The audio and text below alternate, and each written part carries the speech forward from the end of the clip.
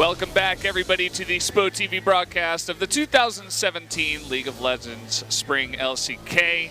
It is me, Valdez. With me is LS, as always, and we got a couple of pretty decent matchups here tonight. We're going to start off with the Afreeca Freecs versus the ROX Tigers. Yeah, and the Afreeca Freecs are really looking to get a win here. This is probably going to be one of their easier matchups that they have coming up. So far, they've suffered losses to the likes of Samsung, KT, and they also lost to Generic Green Wings, and they're just really hard-pressed to find their rhythm and find a way that they can stabilize and try to advance forward going into the split. Yeah, it was kind of interesting when you saw their roster coming into the split. People were saying, okay, you got Marn back, you got Kuru in the mid lane. It should be a pretty decent team when you look at it, but as you were saying, they don't really have their rhythm. They seem very disorganized when they get into games. They might get ahead and then not close it out and then lose eventually. I remember that series against Samsung was one of those where we were just like, I feel like they should have won, but it didn't really work out. But we'll have to wait and see if they can turn that around. Coming into this one against the ROX Tigers, who have also had not too much luck so far in Spring Split. Yep, ROX Tigers haven't had the best of luck so far, and earlier this week on Sunday, the win that they did find was via a split push team composition. And outside of that, they seem to basically be almost the same that they were in LCK Summer when they were previously the Afreeca Freecs. Although some of the members have been changed up, they still do have a tendency to rely on basically smoke and mirror type gameplay in order to secure their wins, where there's other teams in the LCK that are more standard and traditional with their team compositions and don't have a reliance on particular play styles to find success. There you can see Shy in the booth. He is starting tonight for the ROX Tigers. Linderong is going to take another back seat, but we could see that change if ROX Tigers do lose the first game, as we did see that last time around. We'll be getting into the pick and ban phase very shortly, guys. Got almost everybody in that lobby. So get out there and tell your friends that we are on live here on SPOTV, LCK1. Spread that link. And moving into tonight's games, it is 7.2. So the lethality changes are in effect here. And we know that Mickey really likes Jace, and the lethality changes are certainly going to play into helping Jace. And so far, also, there has been a trend now increasing where Red Varus is more contested, but he's also being banned away. And Varus is another one of the champions that have been buffed significantly. I know that a lot of people have been talking about the possibility of Zed returns, but Korea generally has frowned upon Zed in the past, even when he was at a very strong point last year in Season 6. Korea opted out of playing him. Even some of the Zed gods like BDD elected not to play him in opportunities where he would have seemed like a potentially good pick. So we'll have to see if a champion like him ends up showing his face tonight. Also, I just realized I misspoke earlier. They beat Samsung, and now they're on a loss streak. They had lost to Generic Green Wings. Okay, so it was one of those games where they started off the trouble. Season looking okay, but so after that, everything seemed to basically go downhill. Well, I think this is a good time for them to turn around. I mean, we're only in the beginning of week 4 starting today, so still have a bunch of time to get back on their feet and get the ball rolling. Maybe you have a slow start with a newish roster, and then roll that into something bigger.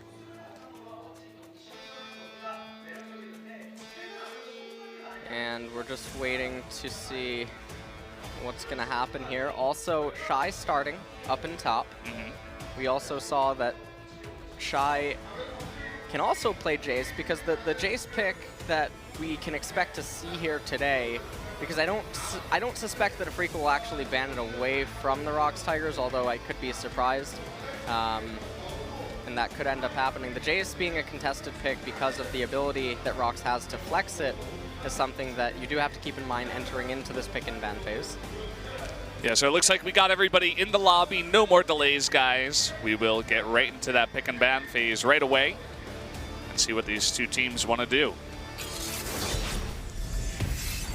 So I don't expect to see anything like what SK Telecom did in their final game, leaving up the big three, Rengar, Camille, and LeBlanc. So I expect that to basically just be ROX Tigers, just traditional red side bans, but with it being 7.2, we'll see if that influences Afreeca's blue side bans, because blue side generally is the color that gets to dictate the pace of the initial draft phase, and there is a Jace ban right off the bat. Yeah, a first ban Jace coming out from the Afreeca Freecs. Do not want to give that over to Mickey or to Shy.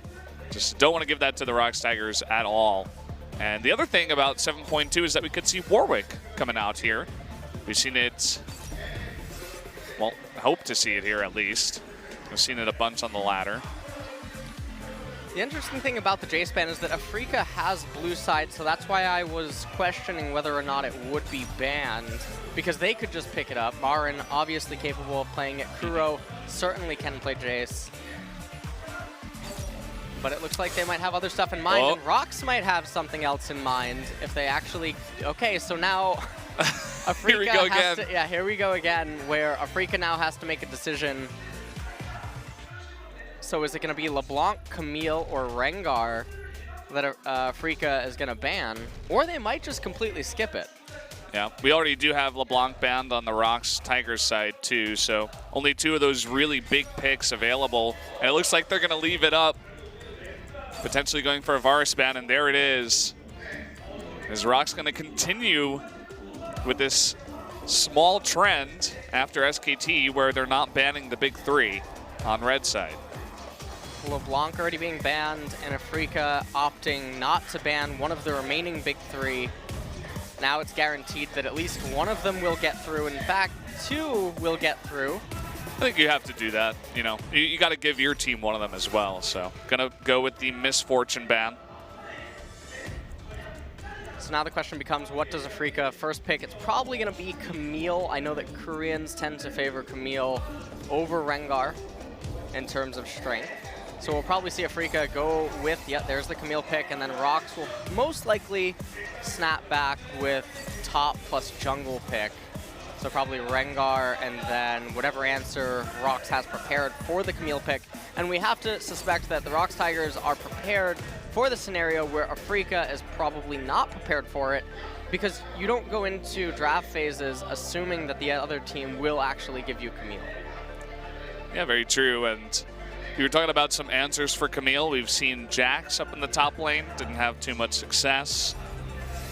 I want to see that 80 Lulu come out. I know you've been playing only 80 Lulu for, I don't know how many games in a row now, like 30, something ridiculous. Seems pretty good.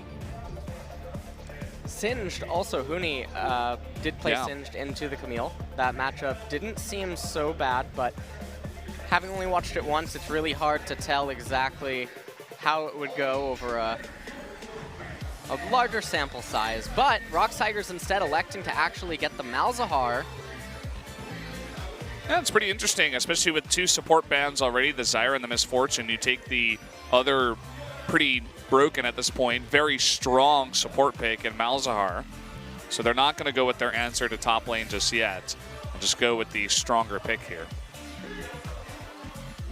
So now Afreeca, knowing that the enemy support's already been picked, they could just respond with jungle support here, or just get their bottom lane out of the way. Caitlyn being hovered and locked in. And that probably means that they'll just finalize this out with a support pick. And if it's going to be Kate, then you probably end up having... Yeah, okay, there it is, Karma.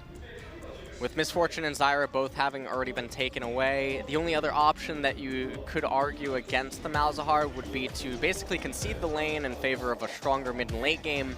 And through that, you would pick Tahm Kench. But Tahm Kench isn't the best pick. We were talking about a little bit of the discombobulation on the Afreeca Freecs side, and we saw them hover Kha'Zix and then pick Caitlyn last second, and then right there as well, hover Karma up until basically the last second, and then pick Orianna. So some indecision on the side of the Afreeca Freecs, it seems. And so with Ori being picked preemptively before heading into the second ban phase, we might just be expecting to see Afreeca try to ban out certain mid laners and force Mickey onto a certain champion. ROX Tigers, though, finalize their first draft phase just by getting the 80 carry out of the way. So they're still hiding their support pick and their top laner. Tahm Kench ban. There's the Tahm Kench ban. That is one of the only other options. And now what this means is that ROX might just opt to ban actually the Karma. So I suspect that, okay, there it is. There's the Syndra ban. And Afreeca will probably just round this out with 2 mid lane bans. Do you expect another support ban out of ROX? Yeah. Just to take away those options. It's kind of the fun we get with this 5 or 10 in total ban phase that we do have in the new pick and ban. The only other option is to ban the Kha'Zix or ban Elite. Yep, Elise. That way, Rengar has a more predicted jungler matchup.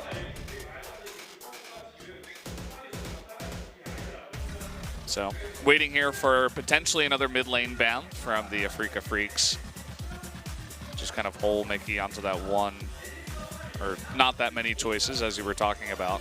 I mean, there's Ryze, there's Talia, Cassiopeia, there's Talia, okay. And this basically limits Mickey's options heading into the second pick phase now. And so if you're the ROX Tigers, you just get your top laner out of the way here. You just show exactly what Camille is going to be up against. Shen. Shen, okay. So they're probably going to lock in the Shen pick. I know that this is one of the theorized counters to Camille in Korea. Although again, I mean, the amount of practice that these players have in the matchup has to be severely limited because the champion, not only is she almost always banned in competitive, she's almost always banned in solo queue as well. So it's very difficult to get proper practice. Unless they're specifically going into scrims and saying, okay, we're going to give you Camille because we want to try a certain matchup. That's basically the only practice they're going to get. So Olaf coming out here, the Afreeca Freecs will be their jungle pick. And now they have to go with that support pick. Only 20 seconds left. It looks like it will be the Karma that is hovered for now. Spirit actually has a 100% win rate on Olaf so far in LCK Spring. He has managed to make a B-tier jungler look like an S-tier jungler and on multiple different occasions so far. And Afreeca does finalize their pick with the Karma.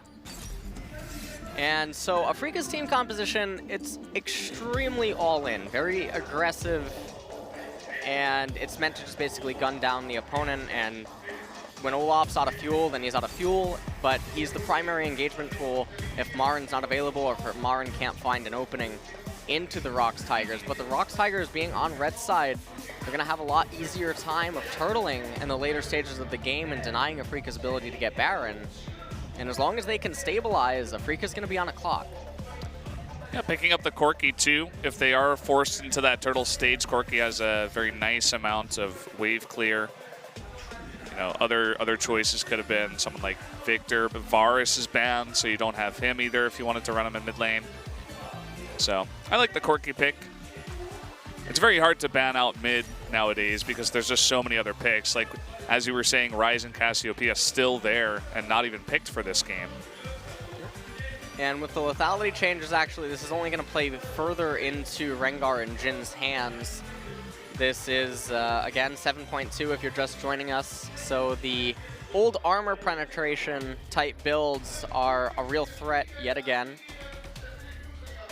And Afreeca, they're looking to have a very, very, very explosive mid-game, and all that ROX really needs to do is stabilize through that and make it to the late game, in which point Afreeca has no answer for their team composition.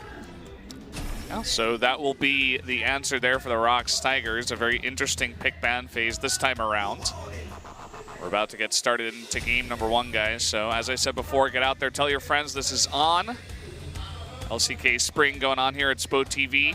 Getting a good look at the all-in comp here from the Afreeca Freecs. We'll see if they can pull it together for yet another game, just as they did against Samsung. They will be going up against the ROX Tigers on the opposite side. They're running Shy this time in the top lane. We'll see if they have more luck with that this time around. We'll see if Spirit's 100% win rate Olaf continues to hold up here in the LCK, or if the ROX Tigers can bring it its first defeat. Yeah, we'll have to wait and see. So let's jump into game number 1 right now.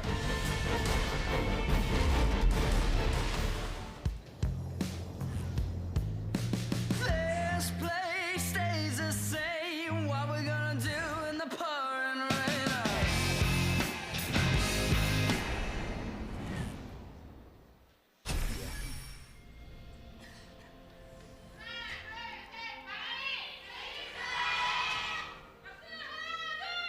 소환사의 협곡에 오신 것을 환영합니다. Here we are starting game number 1 of Afreeca Freecs versus the ROX Tigers.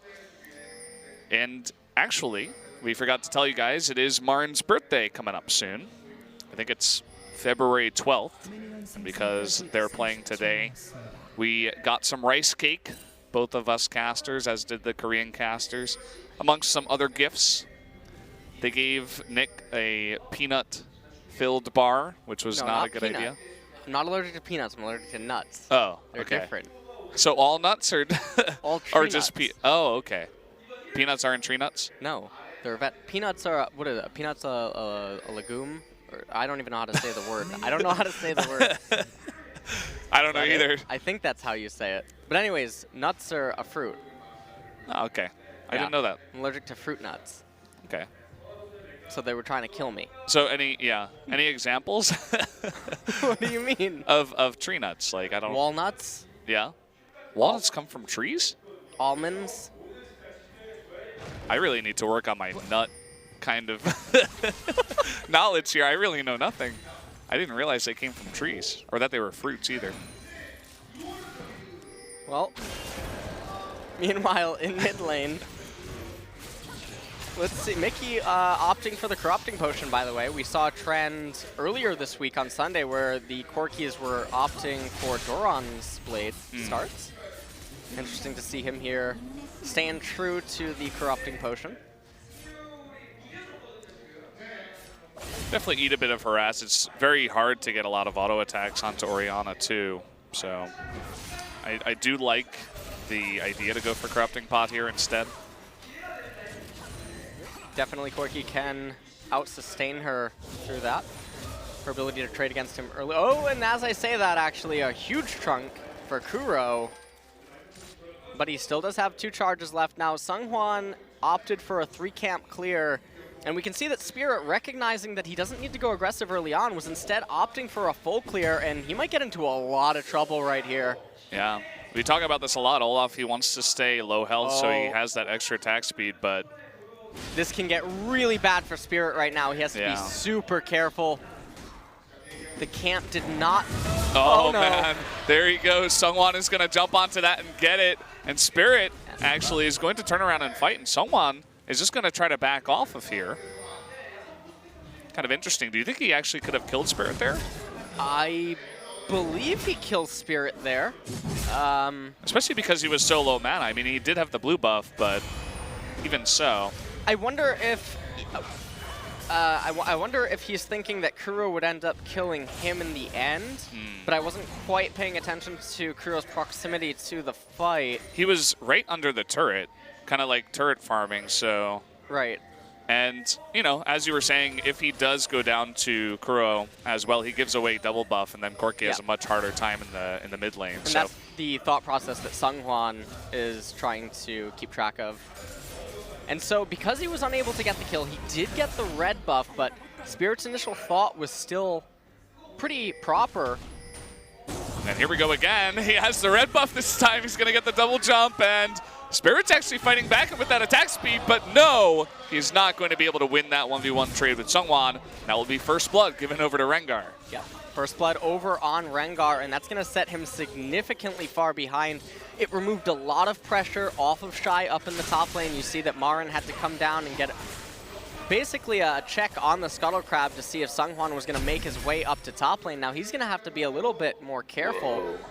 So taking a look at the replay right here, because Spirit missed the undertow axe, Seonghwan using the brush mechanics able to leap in and get on top of him, and this time Kuro's nowhere near in order to provide assistance or try to save him there. So Spirit going down, giving away first blood to Seonghwan, and Rengar's not a champion you want to snowball out of control. He's almost level 6 and we're only 5 minutes into the game. Yeah, it's pretty insane. And we're getting a good look at the top lane trade here too. It looks like Shy has been having a decent time. He's keeping up in CS at least. And you can see that Marin is going lower and lower on that mana with every trade, whereas Shy on that Shen can really just sustain up there in the top lane with that Doran shield. So doing okay so far.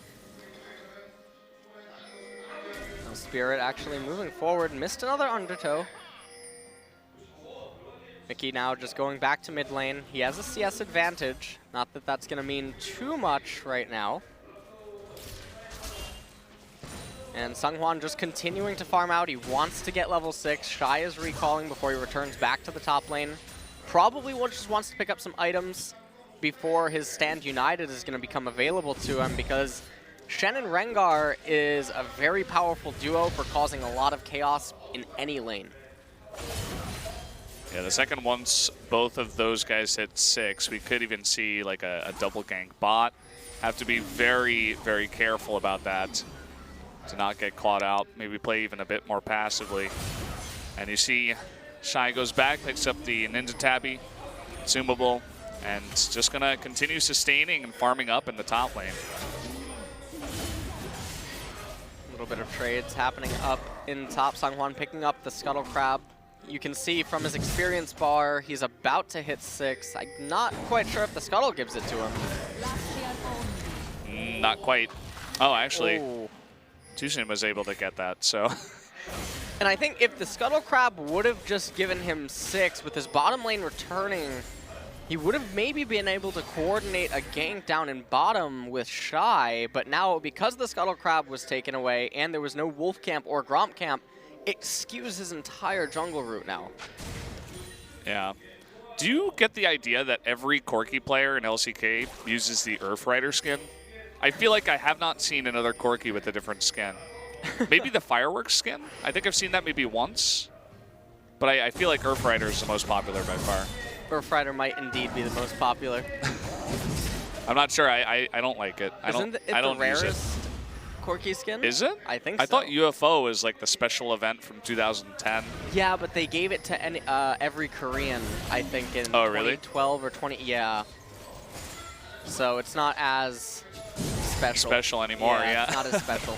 Okay, that makes a bit more sense. So here comes Kuro. He's actually going to go pretty far in onto Mickey, force that Valkyrie back. Does have the blue buff. And that's a really good trade. It forces Mickey out of the lane. He's forced to miss a little bit of the incoming minion wave. It's a little bit of experience, a little bit of gold. Certainly not bad by any means. You can see that the cooldown on Kuro's ultimate, not really that long.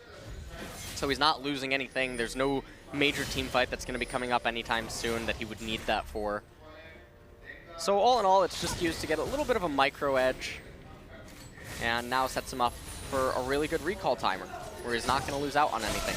Mickey's going to be handed off the blue buff, and now with Seonghwan being on the right-hand side of the map and Shy being completely healthy and full up in the top lane, we could maybe see some shenanigans happen down in bottom.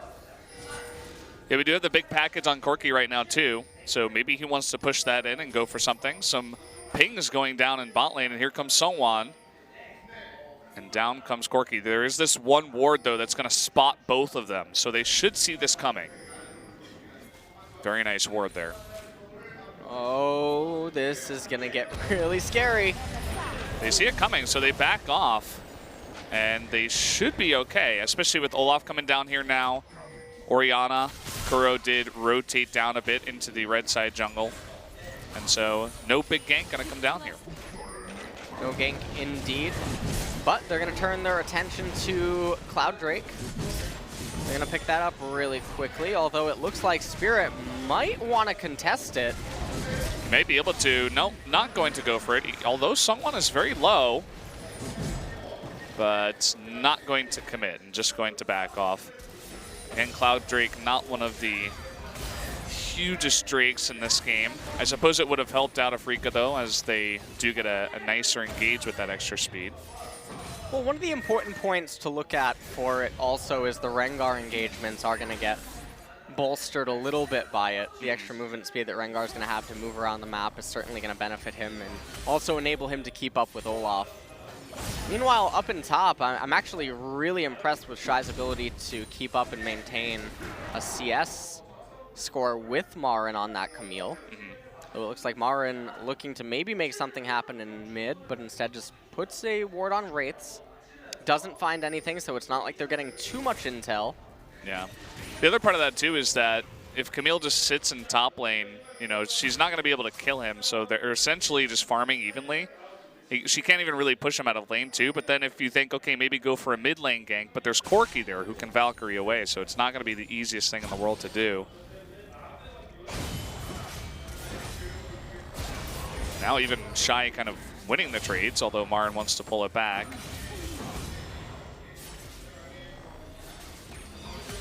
And looks like, I mean, this is the same song and a dance up in top lane, and I'm really surprised that we haven't seen any action really happen. And I think this goes back to something that we talked about in the pick and ban phase, that both of these teams are a little bit uncoordinated when it comes to the macro aspect of the game. And the passiveness that we're seeing early on is very questionable when you look at the champions that have been drafted. I do think that it is extremely strange that we haven't seen any Stand United or On the Hunt shenanigans come out from Seonghwan and Shy. Yeah, I mean, Seonghwan's been over level 6 for quite a while now, and I don't think he's used his ult even once. Same thing about the Stand United. Even Key on this Malzahar. Haven't seen a Nethergrass so far unless we missed it in bot lane and nobody died.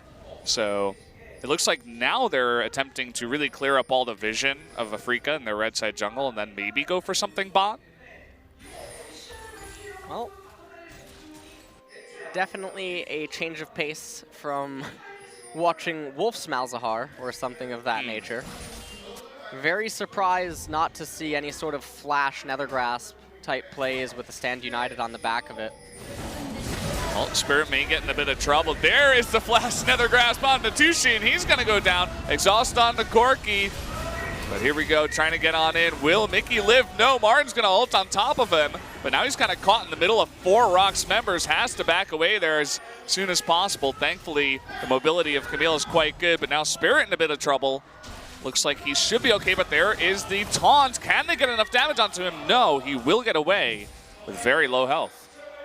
Gets away with very low health indeed, but they're going to be pretty hard pressed to resist the siege in mid lane, and Marin has to be really careful. Oh, nice stun there. Denying that taunt from Shy. But still, as you were saying, a big siege onto this mid turret. That last minion is going to go down, so they will be forced back. But they could continue this push. We'll see what they want to do. And it looks like they do want to persist on with this push. Tushin, the only person remaining that can try to stop it all. Though it does look like they will give it up here. Songyun might just try to get a few more hits on the turret. Mickey arrives as well. Oh man, the burst damage from Corki is quite nice, but he eats a big chunk of damage. So. And all that they're trying to do right here was they were just trying to get the first blood turret of the game. The mid turret is so crucial for the Tigers because with that being gone, it becomes a lot easier to turtle their own mid-tier 1 turret and just shut down the mid-game shenanigans that Afreeca would try to use going forward with that all-in blitz type of team composition. So taking a quick look at the replay, you can see that Seonghwan was set up for this, and Key, being decisive here, able to flash forward onto Tushin, and he went down instantly. The Stand United was on Seonghwan, and then Mickey ended up getting locked up, and then Marin was able to finish him off. And up top, you saw that the fight was continuing to persist between Seonghwan and Spirit, and then Spirit went a little bit too far forward, got rooted by Songyun, but managed to get far enough away. Now Key's pushing in here once again. We do have some, again, just very aggressive vision control in the red side jungle of the blue team. And you could see 3 members now just trying to go for a gank into mid. Kuro might be in a bit of trouble. There comes the curtain call. He is going to hit it, and down he will go. Shockwave is going to do barely any damage to Seonghwan. They pick up another nice kill, and they'll definitely get that mid turret this time around. Yeah, they're definitely going to get the... Oh, never mind. Hold that thought. Stand United onto Mickey. It's not going to be enough to save him. I spoke too soon. Double kill for Karma. A nice exhaust onto Songyun. It looks like they will at least save that turret and pick up a couple of kills on the back foot as well. Yeah, they saved the turret, and that was really big for them right now. Shy going to get some free farm up in the top lane, and I think they were really just underestimating the amount of damage that Spirit and Marin could put out at that point. Although they didn't have vision on Marin, they weren't respecting the flank, and they got punished for it. So let's take another look at that replay. Kuro just kind of gets caught out here. Yeah, Songyun setting this up with the curtain call. Kuro tried to get Seonghwan back away before he could leap on top of him, but wasn't in time. And then when Mickey and Seonghwan were just a little too far forward, they didn't have vision on Marin, and despite the stand united, the damage output was just too much from Spirit and Marin, able to bring down both of them right there. But it was Tushin that picked up the double kill. Not quite the champion that you want that gold to go to, but a nice pickup in the end. And again, the main point is they denied the raising of the first turret. Yeah, most important there. Another small thing also is that Tushin used his exhaust on the back foot of that onto Songyun, and they didn't really convert that into anything. He kind of just walked away, so not going to have that exhaust for about half its cooldown still left over right now.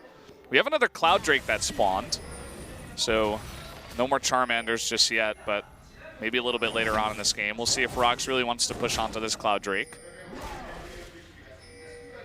ROX would like to pick it up. That when you get two of them, that's when the movement speed, you really start to feel it. They're going to be feeling it now after it looks like they should easily pick up this second Cloud Drake. So many control wards have been bought by the ROX Tigers this game. They've just been spamming them on this side of the jungle. And it's given them some really good dragon control, really good control of just setting up picks in the mid lane. It's worked out for them so far. Just got to be careful about pushing too far after you get a couple of those picks. Spirit here in the mid lane, just clearing out the wave before Kuro gets back. Interesting that he didn't just hold the wave for Kuro. Now he's going to recall while Kuro holds down mid lane, but still no turrets have been taken yet. Baron coming up in less than 2 minutes, and Afreeca, while they're even in gold, they really need to make something happen because their team comp is one that needs to be ahead in gold in order for them to be effective.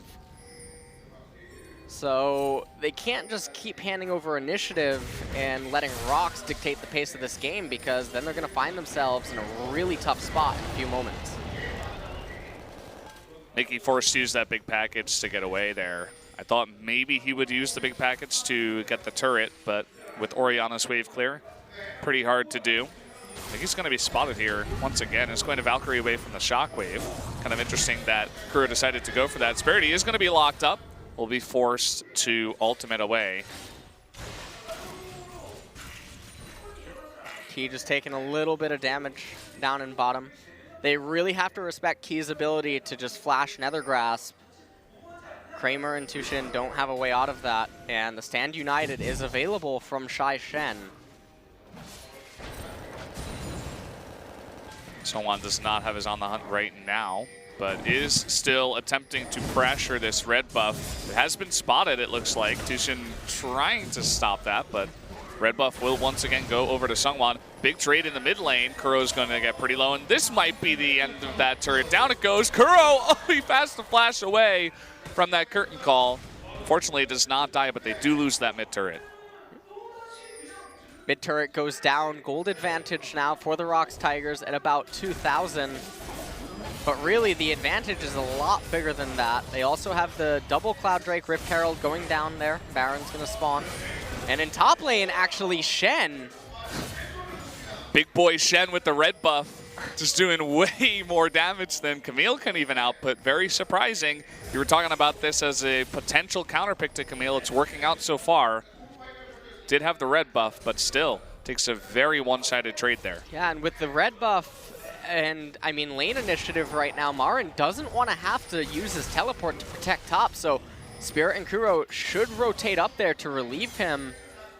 I don't think that they can look for a fight onto Shai, although that seems to be what they want to do. Shai gonna just safely flash away. Doesn't even want to get close to that. And I mean, meanwhile, the rotation up in top lane comes at a cost. They invested resources into going up on the gamble that maybe we can pick up Shai here.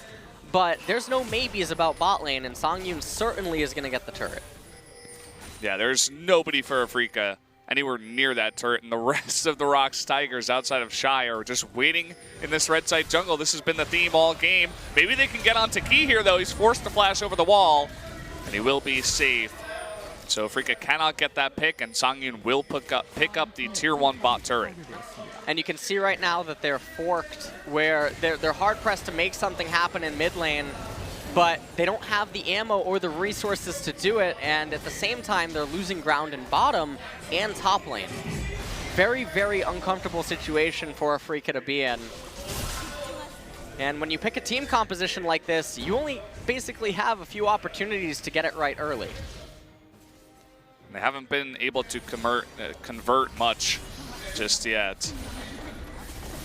ROX Tigers in total control of this one. Marna's had a couple of roams down to help out his team and get a couple of kills, but that's about it. Down he comes again, though actually they don't have any wards over there, so the ROX Tigers don't know they're there, but they do know that he has moved out of top. So I think they'll be a bit more careful this time around. Although as I say that, Mickey's gonna get flashed on top of an ultimated here. The Nethergrass comes down onto Marin, and Mickey is somehow still alive. Finally goes down on the back end of that. Sungwon, though, he wants that kill on the Spirit. Spirit has about 3 health right now. Curtain call coming on in. They need to line this up. It looks like Spirit will get away, but Tushin takes a ton of damage. He's even gonna flash away and get the shield, and he will live as well. That was really close call for Afreeca there. I actually thought Mickey was going to get away, but they managed to get him in the end, and they trade a 1v1 or 1-for-1.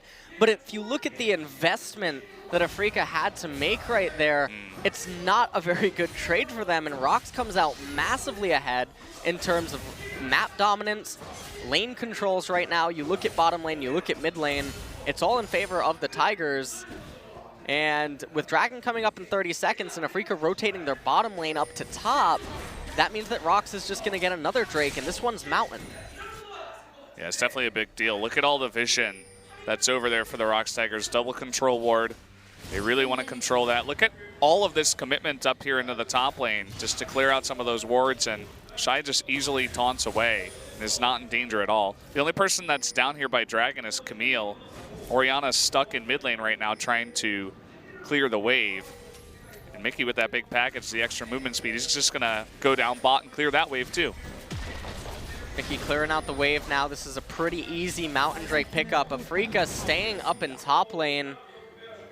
Not so sure about that decision. They should be able to raise the top tier 2 turret, but they're handshaking, loss of control in mid and bottom, and conceding Mountain Dragon.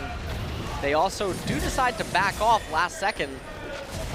And so this is basically the indecisiveness that we talked about earlier on with Afreeca, where it doesn't seem like they really have a clear-cut direction of what they want to do.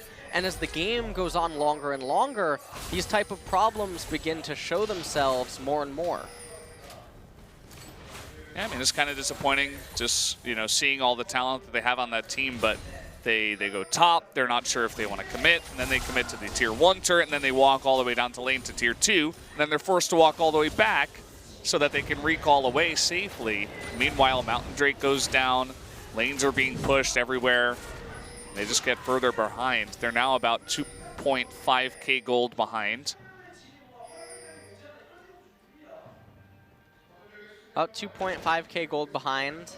They are down 1 turret, potentially about to be down 3 turrets. I don't think that Kuro, okay, well, Kuro might be able, never mind. It looks like he's backing up and conceding this.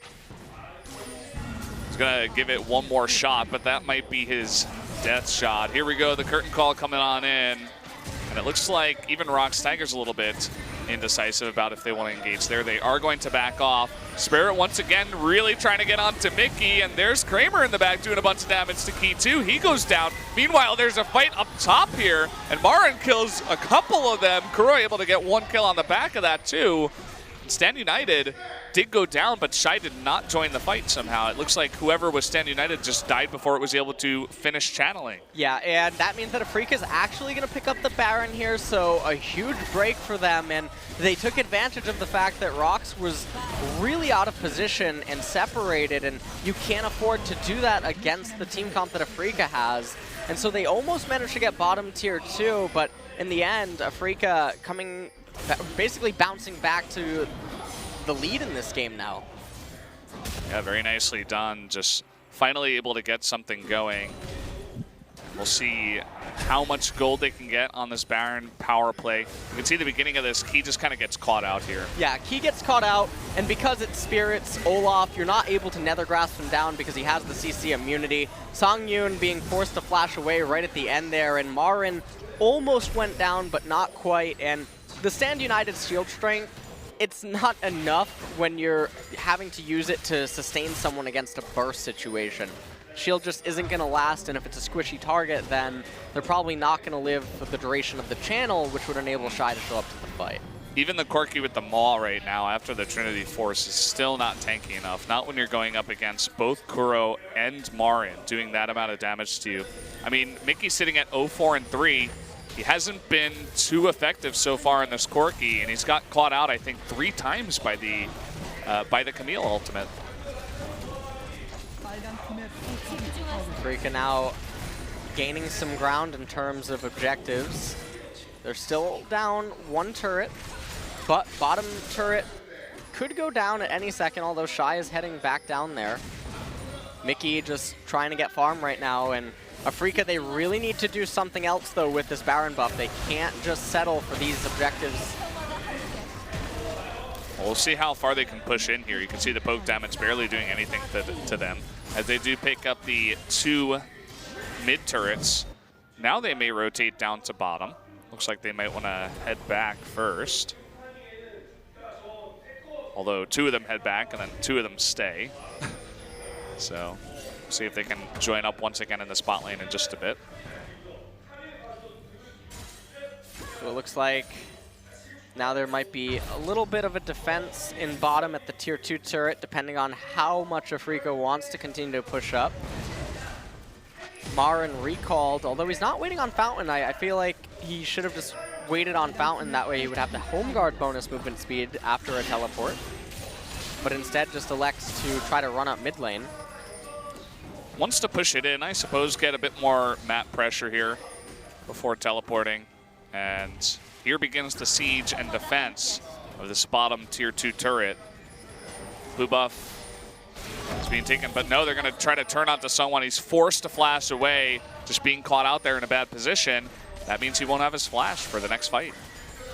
Not going to have his flash, and that's really big on Rengar. And ROX are going to have to give up this bottom tier 2 turret as well.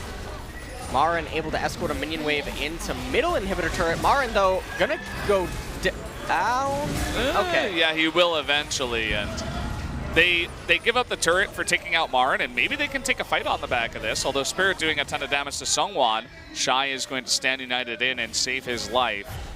And this will actually force Afreeca back, losing Camille in mid lane. So they did lose Camille, but she does have teleport available, and she will come up before the Inferno Drake spawns. So we can assume that they're going to beeline there, because that's going to be a pretty big objective to contest for both teams. Both would certainly like to pick it up. Now you can see that they're moving into their red side jungle, picking up the Wraiths. They need to establish vision control while Seonghwan and the rest of his team are out of position. And basically just fortify that right side river so that the dragon can't be contested. Yeah, and they definitely were out of position. Seongwon deciding to go for the top side river Scuttle Crab, actually, before Baron is anywhere near spawning here. So he does have a late back, and you can see that now Afreeca is all set up here at this Infernal Drake, and I think the Tigers just have to give this one up. Yep. Afreeca are going to pick themselves up a free Inferno Drake. Really quite big at this point in the game.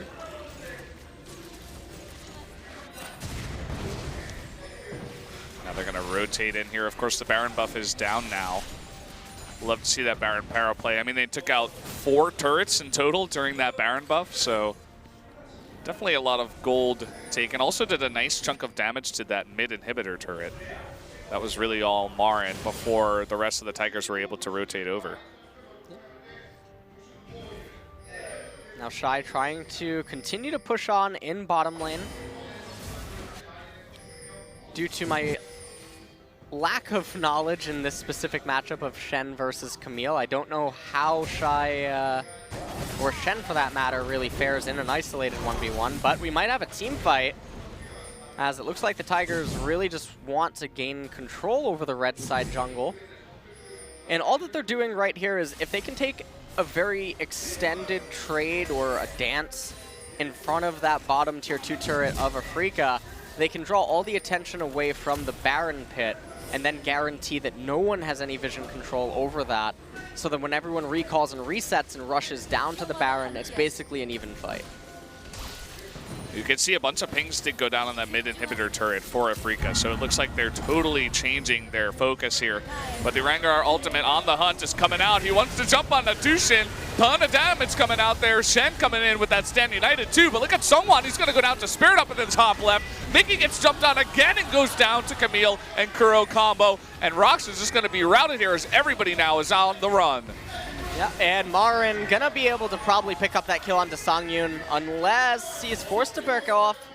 Really giving a lot of respect to Jin's damage and the turret, but they're gonna get this inhibitor anyway.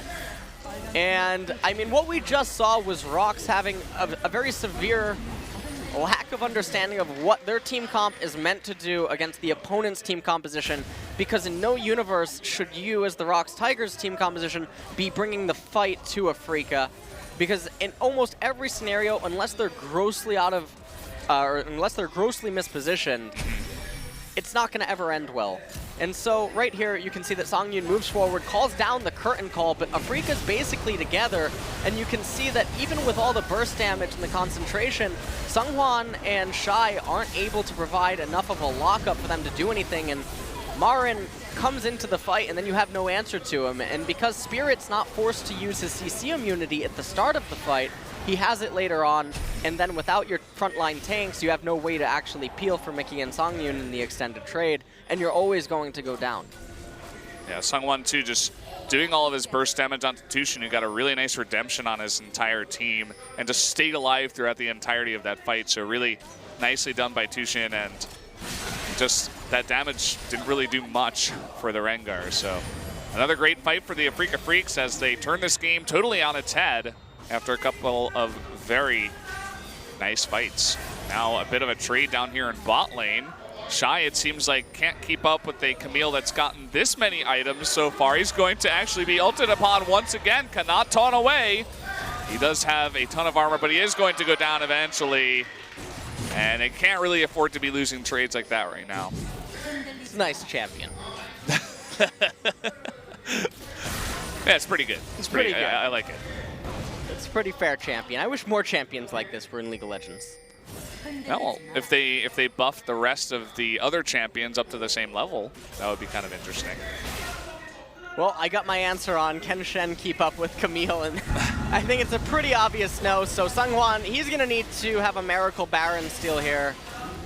And even if he does, he's probably going to die. So you can see that the Afreeca Freecs are just waiting it out. They're not damaging it. They want to go for the fight in their spirit. There's nobody to lock them down. And now they're just so far ahead that there's no answer. And wow, okay. So someone just walks in the back, steals the Baron, and they're going to trade Key for Baron. So I suppose it's not all that bad as long as someone can get out. It would be hilarious. Oh, just barely not. Oh, man. Nicely done by Kuro, too, to find him there. It's a really good read. And also someone burned his flash to try to get that off. Yeah, so that was a really cute attempt. And, I mean, it's the best that he could hope to do right there. Unfortunately, it seemed like the Luden's Echo proc was actually what stopped him. Yeah, it looked like it. But nonetheless, I mean, Key sacrificing himself. I mean, if the ROX Tigers end up winning this game, I mean, that was the key to victory right there. There you go. I mean, we'll have to wait and see. They're going to have to play it a bit more passively from here, as you were talking about. Despite the kill score being 13-5, the gold gap is only 3,000, and at this stage of the game, that's not that big. I thought Mickey was going to be ulted again, and unfortunately it's going to be Key once again, as just a little bit too far forward, not expecting the run in from behind, and just gets totally obliterated. They do have the Baron minions, and Afreeca, their next minion wave's about to arrive. But they do have the curtain call, so... here we go again. Another ultimate onto Mickey, Stand United, but a ton of damage going on to Marin before he can turn that around. Mickey is doing so much damage with the Jhin in the back line. Now they're going to turn onto Tushin and Afreeca Freecs. Oh no! A bunch of them are going to go down. 4 of them, in fact. No, 5. It's going to be an ace.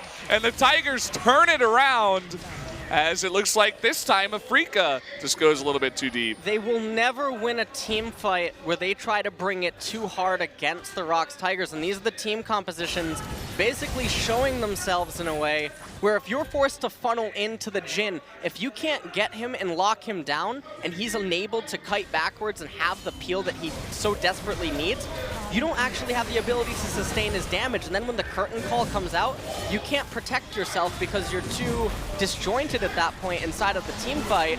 And Jhin and Corki are just going to be able to clean up, and this might be it. I think they're going to go for it. I think they're going to be able to as well. The second those minions get there, look at how fast the towers go down. Here comes Tushin, going to try, but the Flash Nethergrass, they're going to turn it onto him. Down he goes. Now they can just focus down that Nexus. As long as they can focus it, though, it looks like they're going to try to, and there they will. Game number 1 going over to the ROX Tigers. And the end gold score for Afreeca, 666. Oh, boy. So bad omen, man. Bad omen indeed. Spirit's 100% win rate on Olaf is broken. And yeah, the Baron in the end actually turning the game around, because without that objective being alive, Afreeca had to do something. They couldn't just let the game go on for another 5-10 minutes. And so they funneled into this endgame push, and that's what I was constantly talking about, where the Olaf is going to run at them. And if Olaf and Camille can't instantly delete someone, and the ROX Tigers are able to kite backwards and gain their ground and peel for the Jhin and the Corki, they're always going to run out of fuel. Coach is going to report Marin. He's taking a picture. He's going to send that to Riot. He's like, no, no, no. But you're exactly right. I mean, Key was kind of the sacrificial lamb in a lot of those fights where he just died and a lot of stuff was blown on him, and then they would try again and go for the big engage, but they weren't able to get onto that back line. So we're going to take another look at this last fight. So you can see that Marin tries to get in, but this time Seonghwan's acting as a peeler and a defensive front line for his AD carry and AP carry, well, AD carry as well on Corki. And you can see that Songyun and Mickey can just kite all day, because without the Camille and Olaf, I mean, Olaf just runs out of fuel because he's useless the longer that the game goes on. And at that point, when he doesn't have his ultimate, when he doesn't have the ghost up, he can't stay on the targets, and it's just too easy to kite back and kill him. And you saw the damage that Jhin deals to Camille. Jhin, oh man. The last couple of shots, the third one and then the crit and the dancing grenade was just, that was like 1,500 damage in the face of Camille right there. And he just couldn't deal with it. So Camille suffers a loss in the LCK 2017 spring. So guys, we're going to take a quick break before we get to the analyst desk.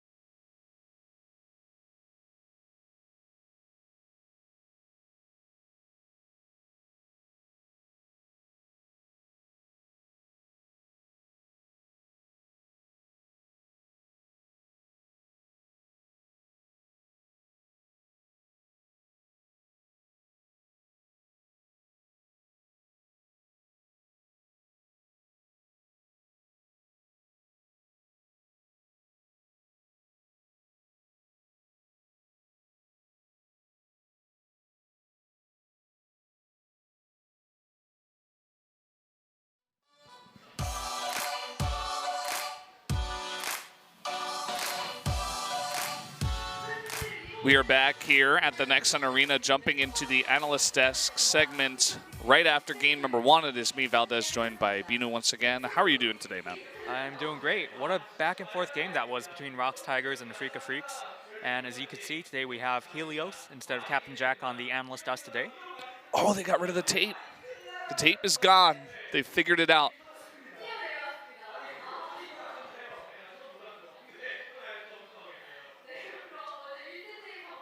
So first we'll be taking a look at the match summary for that game.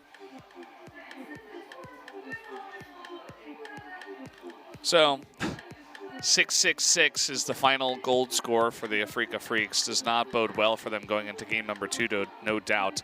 But they were able to turn that around with a couple of great team fights, but kind of threw it there at the end, diving all the way into the base and not able to pick up the kill on either Corky nor Jin.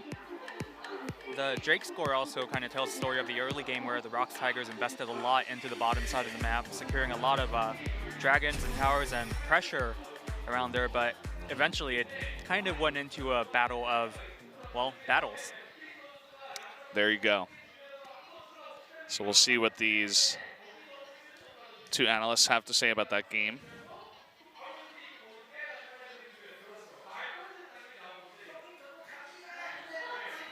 So Helios and Kanata talking about how a lot of those, a lot of the critical moments in the game were determined by engages, right? On the Afreeca Freak side, I believe they had Camille and Olaf, ROX Tigers playing with Shen and Rengar. So it was really up to the top laners and junglers to start making things happen.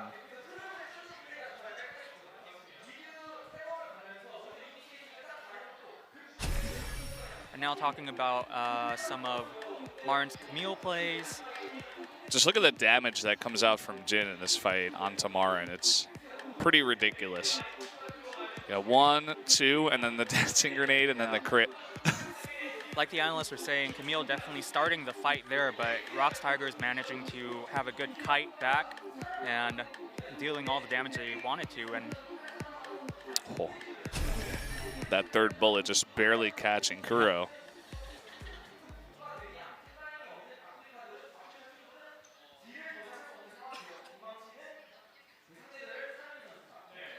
So Helios complimenting Sangyun's Jin being able to kite back, whereas the Afreeca Freecs, well, Kuro, you saw how he died. All the way back there beyond the inhibitor turret. Who needs KDA? It's fallen. It's gotten balanced. That's how I would describe it. It's come down from 23.67. Now it's only 12.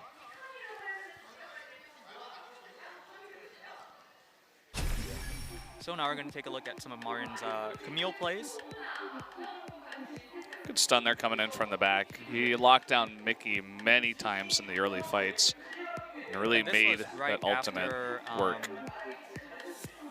Sunghwan used a Rengar ultimate there. I thought that was really significant because for a certain amount of time, the ROX Tigers, I felt like they lost a lot of power, they lost a lot of fighting potential once they used their ultimates, and again, Marin finding his way towards Mickey. That was a really nice play by both Kuro and Marin to set that up. On the right side, too, Spirit going after Key was, well, key in that Olaf against the Malzahar can't ultimate the Olaf because Olaf's just going to turn his ultimate on and keep running at you.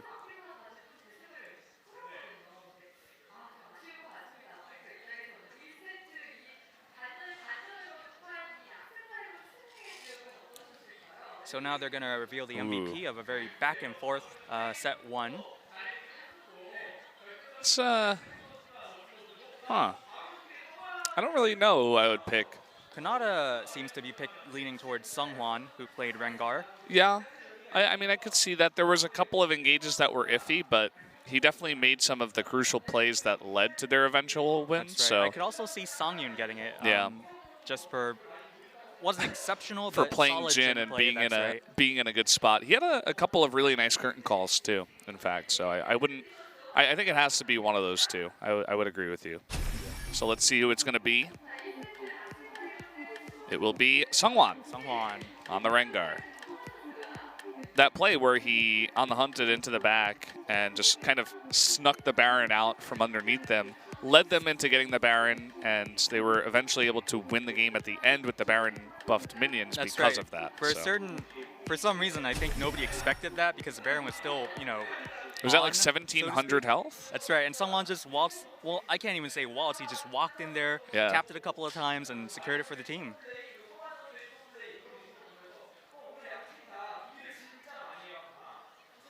And Helio saying he was really impressed with Seonghwan's play today.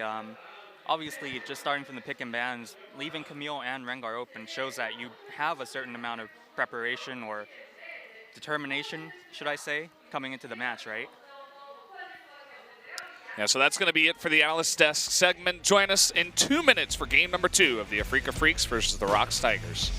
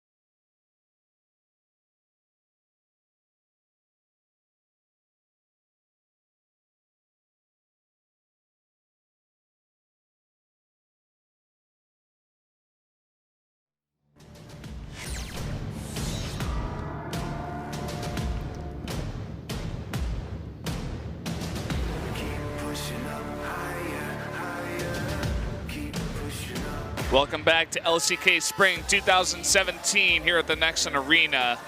We just finished game number 1 of the Afreeca Freecs versus the ROX Tigers, and boy, was that a doozy, going back and forth. Seonghwan with the Baron sneak in a way, coming behind them, and that's what led them to winning that game.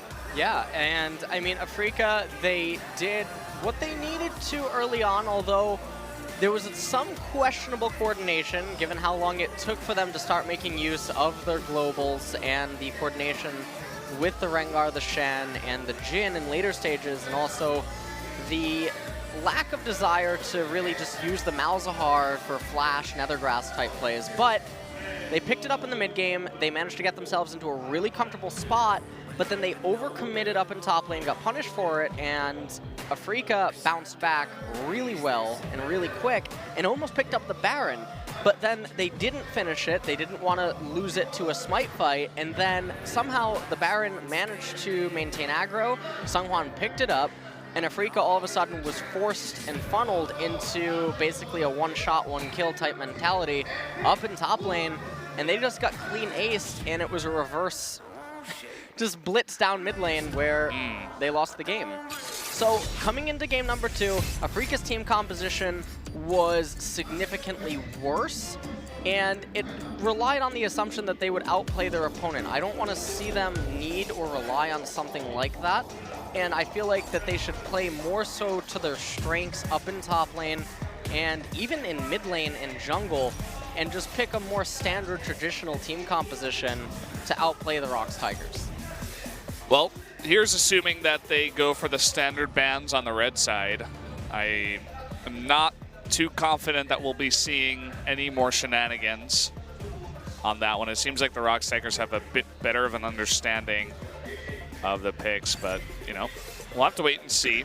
Kazakh's being hovered here for the second ban after the Malzahar first ban. Interesting that the Malzahar is actually being banned away by the ROX Tigers. And this actually might be an instant response to the possibility that Afreeca opts not to ban Rengar or Camille, because then you have to first pick Rengar or Camille, and then you give away Malzahar if you didn't previously ban it. So really nice adaptation moving forward into LCK. Teams are going to have to start considering stuff like this. And so that's why the Malzahar is probably being banned away, because we know that Key can play it. He just played it last game. And it is a extremely versatile first pick. Yeah. The other thing about it is that we were talking about that Jace that the ROX Tigers really like to play. If they wanted to first pick that instead, then even if all three of the big guys, you know, LeBlanc, Camille, Rengar are all banned, you first pick Jace and then you give over Malzahar. So you just don't want to give it away if you're not planning on first picking it. And it looks like there might be some hesitation. They might not ban Rengar. Oh, man. Here we go again. Okay. This did not have a lot of success early on in LCK, and Afreeca may have made a big mistake, although it looks like Rengar is not going to be picked, perhaps. Looks like Rengar is not going to be picked. ROX is basically saying, hey, we're not going to let you get red side Varus, and we're going to take Varus away from you, and this guarantees us the ability to get Jace, unless Afreeca says, okay, no, you're not getting either one of them. And they go Rengar Jace right here. That is I think that's a nice response. Yeah. The only problem with the Rengar Jace is it really dictates how you can then proceed for the remainder of your draft, and it makes it extremely predictable for the ROX Tigers to respond to that, because that's too much of a commitment this early on into the draft phase. So the Rengar pick is locked in. And if they want to play it safe, they just have to go with something in bottom lane, either the AD carry or the support.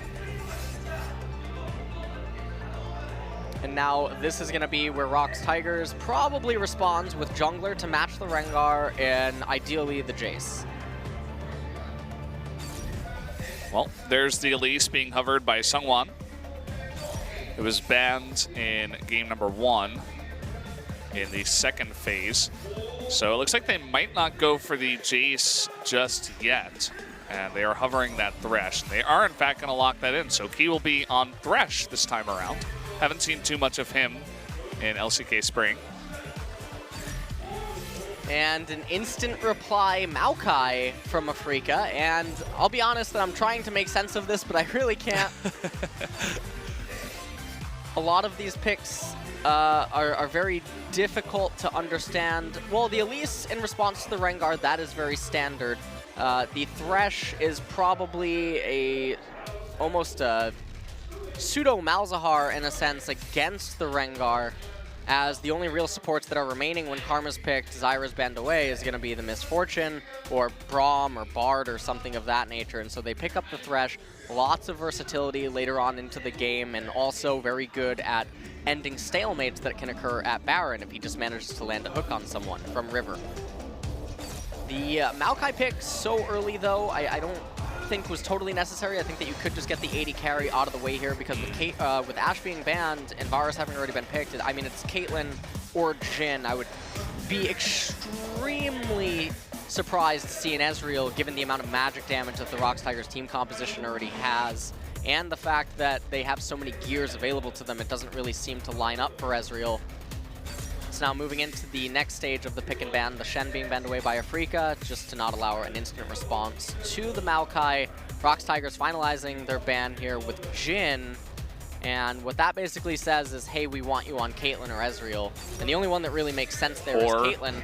Or, I mean, it's Afreeca. Or they're going to throw it out the window and just do whatever they want. Let's just go for suboptimal things. So Sivir coming in here. And the Sivir tunnels their team composition again. So it's basically Olaf all over again, except this time he has a hair problem. He's like one of those, I don't know the name of the disorder. You know the people that just grow abnormal amounts of hair all over their body? That's what it is. So they're completely all in, and this is exactly what I did not want to see from Afreeca Freecs. So, I mean, it's basically an all-in. Yeah, and Corky picked up again for Mickey. He's not going to be locked down by Camille this time around because Camille is banned. Definitely do like that pick. Can just Valkyrie away from a lot of the threats that you do have on Afreeca's side. Poppy, another nice disengage tool. Poppy is a nice disengage tool and will be quite good at actually dissuading Marin's attempts at engagement in the Baron later on into the game. Marin, marry me. I think he has a lot of Farin fans here today. That's the second Farin fan. Unless that's the same person that just put up a second sign. Because the first one was in, oh, hold the thought. Enough about Marin's fans. We're having Aurelion Sol come out here for the Afreeca Freecs. Kuro will be bringing that out. Kuro now with the Aurelion Sol. Now, I mean, the thing about this Afreeca Freecs team composition, I'm not quite sure how Aurelion actually fares into the Corky. It's not a matchup that you actually get to see that often. This is something that would more so be practiced in scrims than anything. I can't see Aurelion having too hard of a time, but I think that the longer that the game goes on, he would definitely begin to lose his edge as Corky does begin to ramp up. And Afreeca, their team comp heavily reliant on summoner spells and a 2-item spike, and everything after that is just going to be the ROX Tigers game. So again, we're seeing another battle of a superior or vastly superior scaling composition versus a comp that is designed to just turn up the heat around the 20-25 minute mark, and then after that it just runs out of fuel. Yeah, as you were saying, just relying on some mistakes out of ROX, out of you being able to outplay your opponents. And I mean, ROX, they were decently solid enough towards the end of that game at least to pull it together and be able to kite the composition of Afreeca in game number 1. So we'll see if they can replicate that coming into game number 2.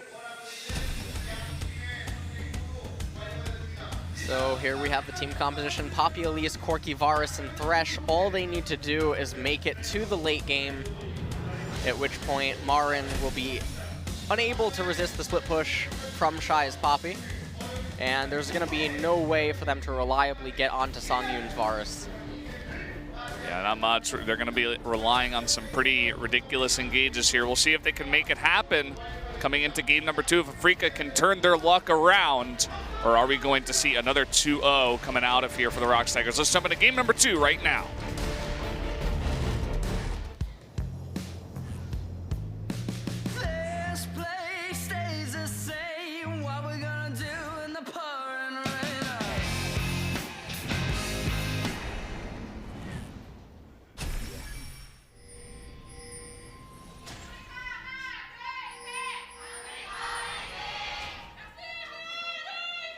소환사의 협곡에 오신 것을 환영합니다. Here we are in game 2 of the ROX Tigers versus the Afreeca Freecs. That is a very cool Aurelion Sol skin. I really like that skin, actually. That's one of my favorite skins in the game. I do have Are you to. serious? I do have to say, Really? yeah, it is. It really Out is. of all the skins, It's one of my favorites in the game. it's pretty cool. You don't like it? Meanwhile, all you do is play Lulu all day.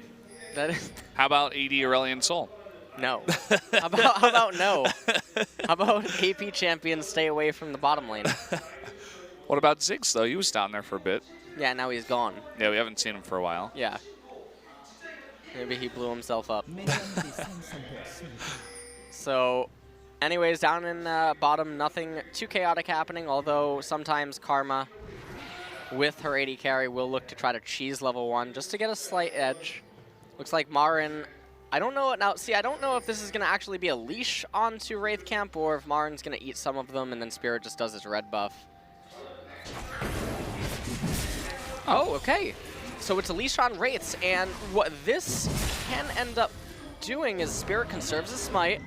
Now they're going to go over to his red, and this opens up some very aggressive plays for Spirit early on that it is super difficult for the opposing team to read.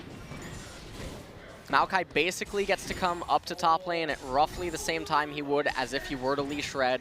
You can't make the assumption that he just light leashed or that he hard lead. You can't do that at this level of play. So the fact that the Wraith camp is gone is unclear for the ROX Tigers team comp, and that can really skew Seonghwan's perception of what routes are available to Spirit.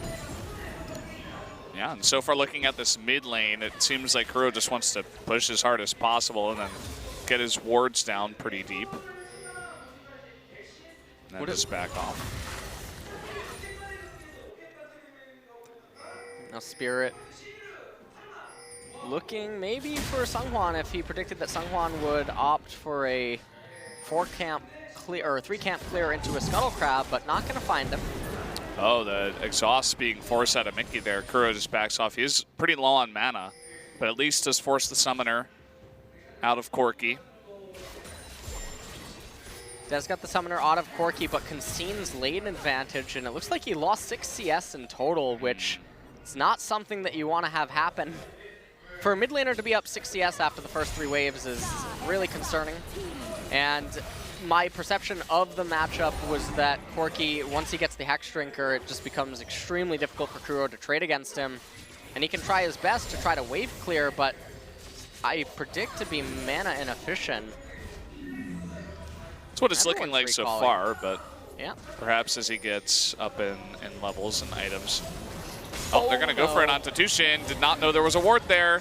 Going to take a bit of damage, but Songyun is also at about half health, but takes a nice trade against Tushin and does stop that recall. Kramer had to be really careful right there, and I'm wondering if this is intentional, actually. So they intentionally take a bad trade, which at this level of play, you have to be aware that that would always be a bad trade, and now it sets up for Spirit to actually come down to bottom, but he recalls instead. So it was not a long con in the end. Kramer was just pushing that all the way through. So here's the trade we were talking about. And just Valkyrie away from the stun and just be totally happy with that. Kuro does push the wave pretty fast, but again gets pretty low on mana. And in order to push the wave against the Corki, he's constantly having to turn on his W, and that just depletes his mana pool very quickly, and he's forced to constantly keep recalling. Now he's not losing out too much on experience. Martin's getting very aggressive, has no wards down here in top lane, although someone is delaying this quite a bit. Delaying, and here he comes finally. Shy just eating more and more damage, attempting to bait Marin in here. And can they convert the kill? Rengar's not around right now, but is moving towards top. So is Aurelion Sol. Interested advance onto Seonghwan, tries to keep them away. There's the flash, but here comes Elise, but no, they're not able to get the kill. Oh, and there goes Kuro, but they're not going to be able to commit. So they get the flash out of him, but yep, as you just mentioned, they weren't able to commit and finalize the kill, and now Spirit looking maybe to try to get some counter jungling down. Not going to find a camp, though. He is up a level. Likely that he will hit level 6 before Seonghwan. And then he's going to look to make some plays happen with that on the hunt. But meanwhile, in mid lane, there's a little bit of a CS gap created by Mickey against Kuro. Yeah, Mickey just continuously takes pretty good trades here.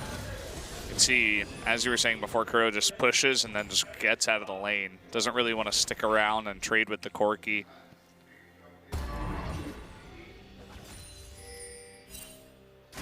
And Varus also elected for the tier. And I think that that even further indicates that he is thinking long-term, but... Look at this, coming in from behind, trying to go onto Tushin. And I think his life is going to be over. First blood going over to Elise. And a very nice play there from the ROX Tigers. Yep, very creative use of the blasting plant. Oh no, Spirit's here. Yeah, nice exhaust onto Kramer, but actually Spirit, he's going to be jumping on in. It's not going to matter. 2 kills going over to Afreeca. Songyun was in the lane farming, and Key should be going down here as well. No way that Songyun can save his life, and a double kill to Rengar at 6 minutes 30 into the game. Double kill over to Rengar. Is going to be able to pick up this Scuttle Crab, and now Kuro going to be able to go back into mid lane. Got a kill, 2 assists, also some stacks on his Dark Seal. Going to be able to handily shove that wave in. And that was a nice turn of events for Afreeca. They were unaware that Spirit was waiting inside of the brush, and the fight just got turned on its head. Yeah, so nice job by Spirit. He's now level 6. Could look to make something happen once he goes back and recalls. And yeah, definitely turning that one onto its head. You see Afreeca's now about 1,000 gold ahead. Let's take a look at this replay. So the blasting plant use was pretty good right here, and then obviously Tushin and Kramer, they were trying to just get some vision control, but being a little bit too overextended, very easy for them to pick up the kill there. Mickey trying to come around to get a flank onto Kramer and just basically kill him, and unfortunately for them, Spirit was just waiting in the brush, and then Kuro able to come over as well with his ultimate, dished out so much damage they can pick up the remaining kills. Kind of an unfortunate place to be there against Aurelian Sol with the amount of AoE that he can put out. And obviously the nice job hiding by Spirit, who's now level 7. Same level as his top and his mid. Right now, where someone is slightly behind.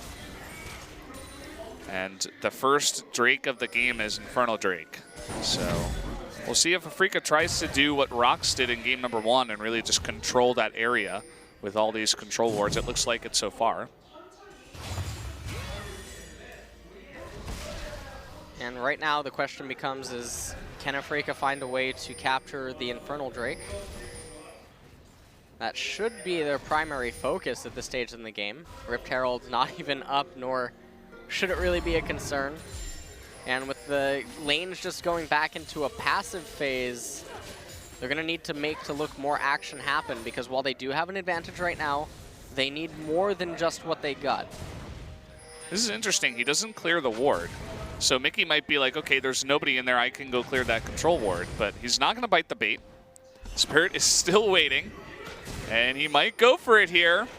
You see Kuro is just baiting him in, but there's that big package. Is going to be able to get away safely. But they at least forced that big package off of them, and now they're going to go for the Infernal Drake. They turn their attention to the Dragon. Mickey not really going to be able to help out with this. It seems that the ROX Tigers are aware of it. Well, they are indeed with those wards. Oh! Not really quite. Close. Yeah. Yep. Good try by Sangyun. Was about all they could do at that point. So first Drake will go over to Afreeca.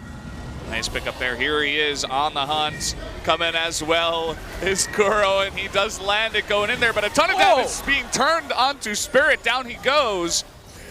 But at least may trade his life for it. No, he's going to grab the lantern, survive as well. So a 1-for-1 trade in the mid lane. A 1-for-1 trade in the mid lane indeed, and I don't think that anyone on Afreeca was expecting that kind of turnaround damage from Mickey. So a nice salvage of the situation for the ROX Tigers, but still Afreeca did come out ahead in terms of map position. You see Kuro still able to stay in mid lane, pick up that wave, and meanwhile up in top lane it was just a noodle fight. So you can see that Spirit missed his enhanced Bola Strike, and that was the real problem right there. Unable to root Mickey and just clean him up right away, and then Key was able to get there and save Sunghwan with the lantern. The amount of burst damage that Elise and Corki can do together is always very scary, especially at this point in the game where people don't have that many resistances. It can just really burst you down, and that's kind of what happened to Spirit here on that trade.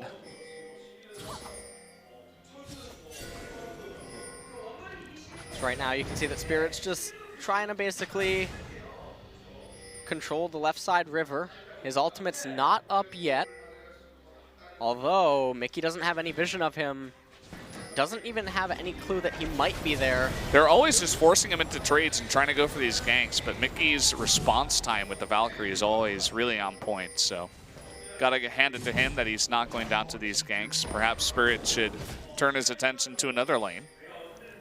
Well, I like what they are doing. Mickey has a tendency to be over-aggressive in lane, and a lot of his deaths and even a lot of the disadvantages that the ROX Tigers have had and experienced so far in LCK Spring has actually been partly due to his over-aggressiveness.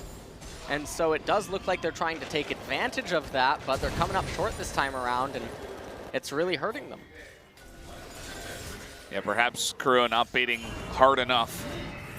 You see Elise now down here in bot lane. They put down a control ward. They want to keep this alive so they can set up the gank, but it's not going to happen. Control ward does go down. And so Elise just moves towards her red.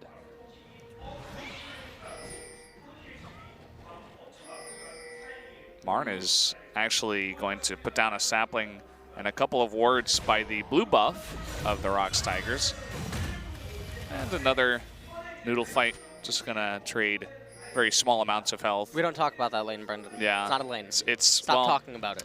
Both, you know, when we had Camille up against Shen, it was actually kind of interesting, but now it's like, well, unless someone really messes up, nobody's gonna die. It really just comes down to minimal amounts of differences in CS. As you can see, Marn is actually, Brendan, stop. yeah, he's slightly ahead though. I'll say that. Slightly ahead. 8 CS. A little bit of a CS lead, but it is Poppy anyway in the end. So gold is a lot more efficient on Poppy than on Maokai. And we're gonna see some action in bottom. Yeah, nice little dive in here. Tucson eating a lot of that turret damage. Nicely done. As Songyun just gets dived underneath his own turret. So picking up the kill on Songyun right there, probably gonna enable the Marn. Okay. They kept that minion alive so he could twisted advance to it. Did not want to go through the jungle. And so they should be able to pick up first blood turret of the game here, and that's going to be really big for them. We'll see if they actually just give all of the gold to Kramer. I don't think that they're really in a race up in top, but they don't. And Mickey's going to get caught. Spirit, though, didn't have stacks available, so the bullet does not root. And meanwhile, Seonghwan and Shy are going to be able to pick up the turret up in top lane. Yeah, so they do trade it. They don't get first blood turret, but in the position that they were in, just deciding to go for that. Uh-oh, the burst damage coming out onto Kuro. And he's going to try to bait him into Spirit, who now comes in with the on the hunt, but Seonghwan able to use that blasting plant to get away to safety. Seonghwan able to get to safety. Mickey escorting him as well, although it looks like Mickey now going to return back to mid lane. And I really like that the pressure that Afreeca is putting out right now.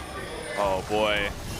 Look at that damage, but they're going to turn it around now. Uh-oh, getting a little bit too aggressive there is Tushin and Spirit. Here comes the teleport from Shy. I thought maybe he wanted to join on in, but is just going to return to his lane. Goes back to his lane. Meanwhile, Kramer in mid able to get another turret, and this is exactly what Afreeca needs to do. Talked about earlier how the leads that they had weren't enough. They need several thousand gold advantage as we move to the 20-25 minute mark. Right now, they only have a 1.5k gold lead. Yeah, maybe if they can secure that mid turret would be a bit nicer. You saw Sivir wasn't even paying attention to the fight, was just pushing the lanes as a Sivir does. And we do have the next dragon about to pop here. It is a Cloud Drake. Picking up the Cloud Dragon would actually be quite good for Afreeca. It would further enable the Aurelion Soul and the Rengar at moving around the map in the later stages to fight back against Shy's split push on Poppy. And to basically just coordinate and secure vision control later on into the game. And here we go, the Sivir ultimate coming on in. They want that dive, but the immediate exhaust on a Spirit who just gets blown up. But a lot of members on ROX are very, very low. Looks like Courtney was actually going up top somewhere. Now he's back in the fight, and here he comes on to Marn. They're going to be able to turn this around as Shai comes on in. Nicely done. That was actually not Corky that got bounced away. I think it might have been Sivir. So someone on Afreeca was not around for that fight. As a nice ultimate from Shai. And the fight basically got completely turned on its head, and it looks like ROX really wants to take this a step further. Oh man, the exhaust is going to go down, but is it going to matter at the end of it all? Double kill going over to Mickey. And here we go. This is where the Skorky begins to get really scary. Now with double buff, and was a part of all of the kills in that fight.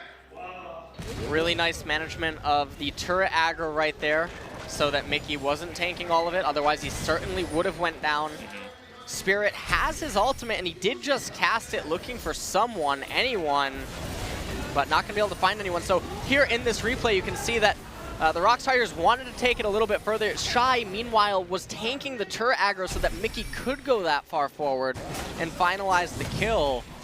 But that was just a pretty early glimpse, basically, of what the team fights will be like later on, where if the ROX Tigers hold a phalanx, then Afreeca's team comp is forced to just charge into it, and if it doesn't have the gold advantage to have superior itemization that would enable them to just plow through them, they're always going to lose the team fights. And there wasn't a lot of follow-up damage. You know, after Spirit jumped in there and immediately got exhausted and burned down right away by the Elise Corki combo, they were essentially fighting a 5v4. I know Shy was a little bit late. There's a teleport coming in from behind, though. Hold that thought.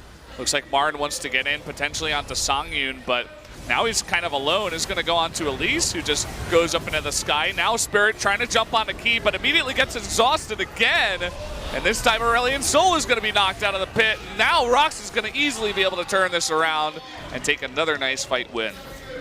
And you can see that Afreeca had initially started that off quite well, but then ROX were able to back up, funnel their way into mid, and then they got back into that turtle posture that Afreeca doesn't have a way to penetrate. They're so heavily reliant on Marin's ability to get into the backline, and if he's incapable of doing so, if he doesn't have flash available, they're always going to lose the team fights over and over. And so you can't just keep doing this. It would be insanity. They need to look for other ways to basically twist the map and force ROX out of position in order to get into the backline. I love how Poppy's job every fight, too, is to just knock Kuro away and to say, you're not going to be part of this fight. You're just going way, way away.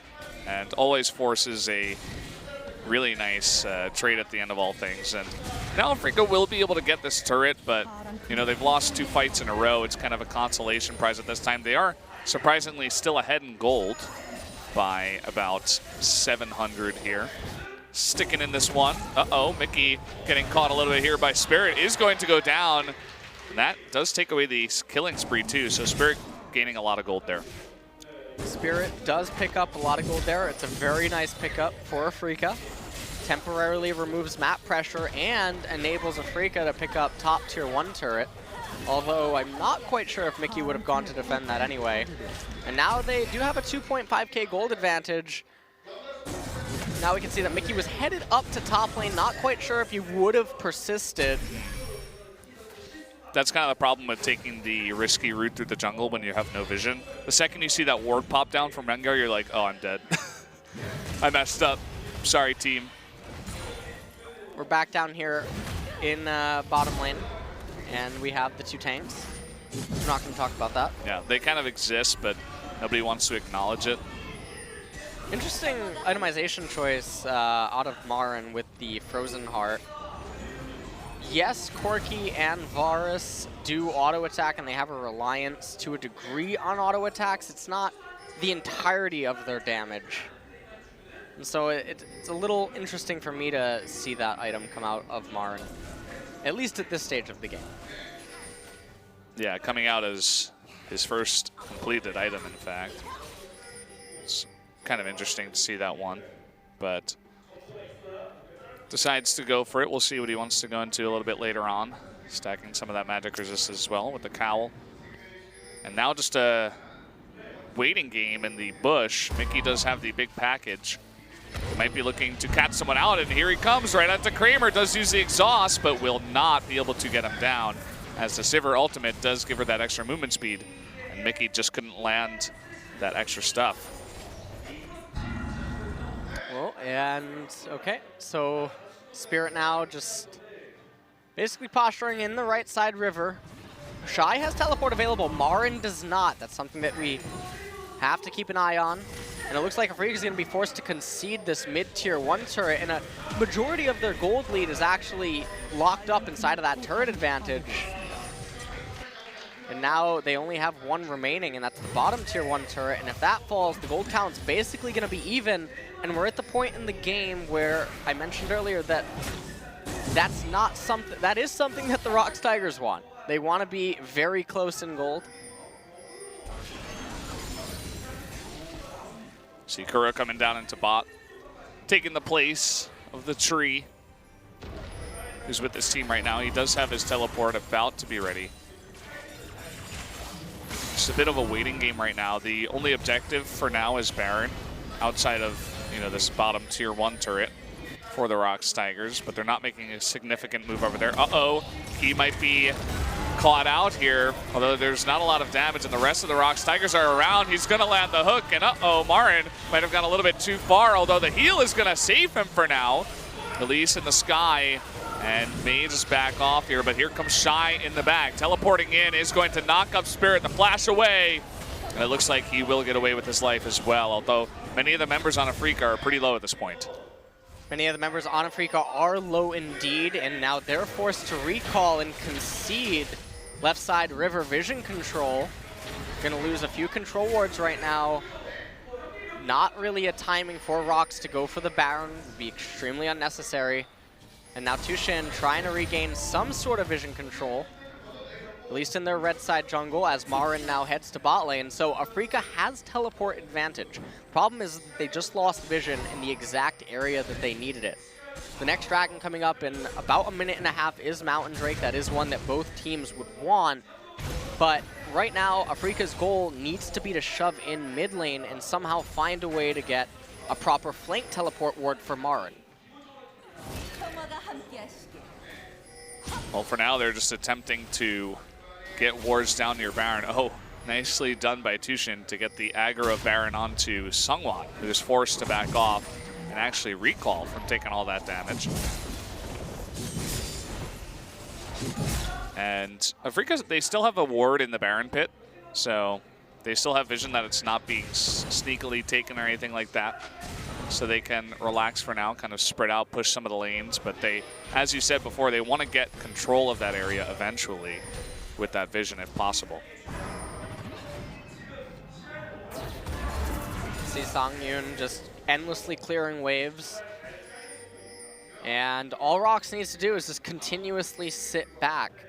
If they make a mistake like they did in game number 1, unnecessarily like just forcing fights for no reason or trying to bring fights to Afreeca needlessly, it could end up costing them. That it could. Thankfully, Kuro's able to dodge that cocoon, or else he could have been looking at a big mistake. It does survive, does back off. And ROX, as you said, they're just kind of chilling in mid lane. They don't want to push this in. Just wants to be safe and keep that phalanx, that defensive posture. And that's all that they need to do right now. Marin still has the teleport advantage, but he's not really making use of it. He doesn't have an efficient way of using the side lanes. He's recalled right now for the home guard bonus, but if ROX holds the turtle, here comes the flank teleport ward. Marin has it. This is the best situation for Afreeca. Oh, everybody from ROX is so bunched up. Immediately, Elise is going to go down. They are going to trade it, though, for Spirit, who does get traded. Mickey, though, is really the key. They need to take him out, but he's turning around doing a ton of damage here. Kuro very low. Shy just does not die. Look at all these super low members in the back line of Afreeca. Can Mickey get the landing shots? Yes, he does. One onto Karma, and it looks like he's going to turn his attention back here onto Marin, but Mickey now getting pretty low, has to be careful, is going to back up himself. That was really, really razor's edge from Afreeca. They got a dream scenario, and it still wasn't enough. At the end of the day, it still is a 2-for-2 on both sides. They almost got Songyun, but on the flip side, almost Kramer and Kuro went down as well. So taking a look at this, you can see the turtle, the phalanx that ROX has right now. Marin able to find his way into the heart of it, locked up Seongwon and deleted him instantly. But the damage output from Mickey and Songyun able to kite in the backline. Kuro can't get in range to do anything, and Kramer was almost deleted from the fight instantly. Mickey trying to kite, playing this very careful. He could basically die to anything at this point, and Marin still struggling in the back to finish off Songyun. Couldn't quite do it with the peeling that Shy's Poppy was offering. Uh-oh, Seongwon might be jumped on again. No, it looks like it's going to turn once again. Big package from Mickey coming in. And so much action in this game as nobody goes down. Seongwon is still alive. And it looks like off the back of that trade, they may just be able to take the Mountain Drake, and that they do. So they get the Mountain Drake. It is certainly going to help them shred that Baron whenever they do choose to go for it.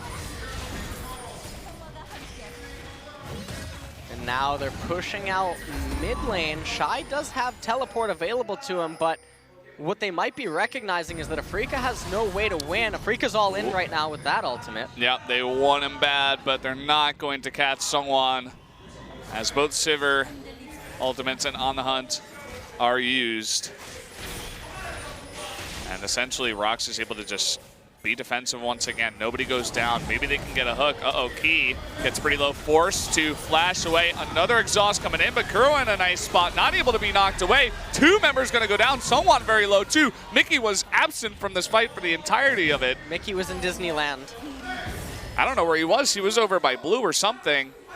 And Afreeca, I think he just got a little bit too aggressive, tried to force the fight and nearly died, was forced to flash away. And that might just be Baron going over to Afreeca here. Yeah, there's absolutely no way for Mickey to try to stop this. Shy can't stop it.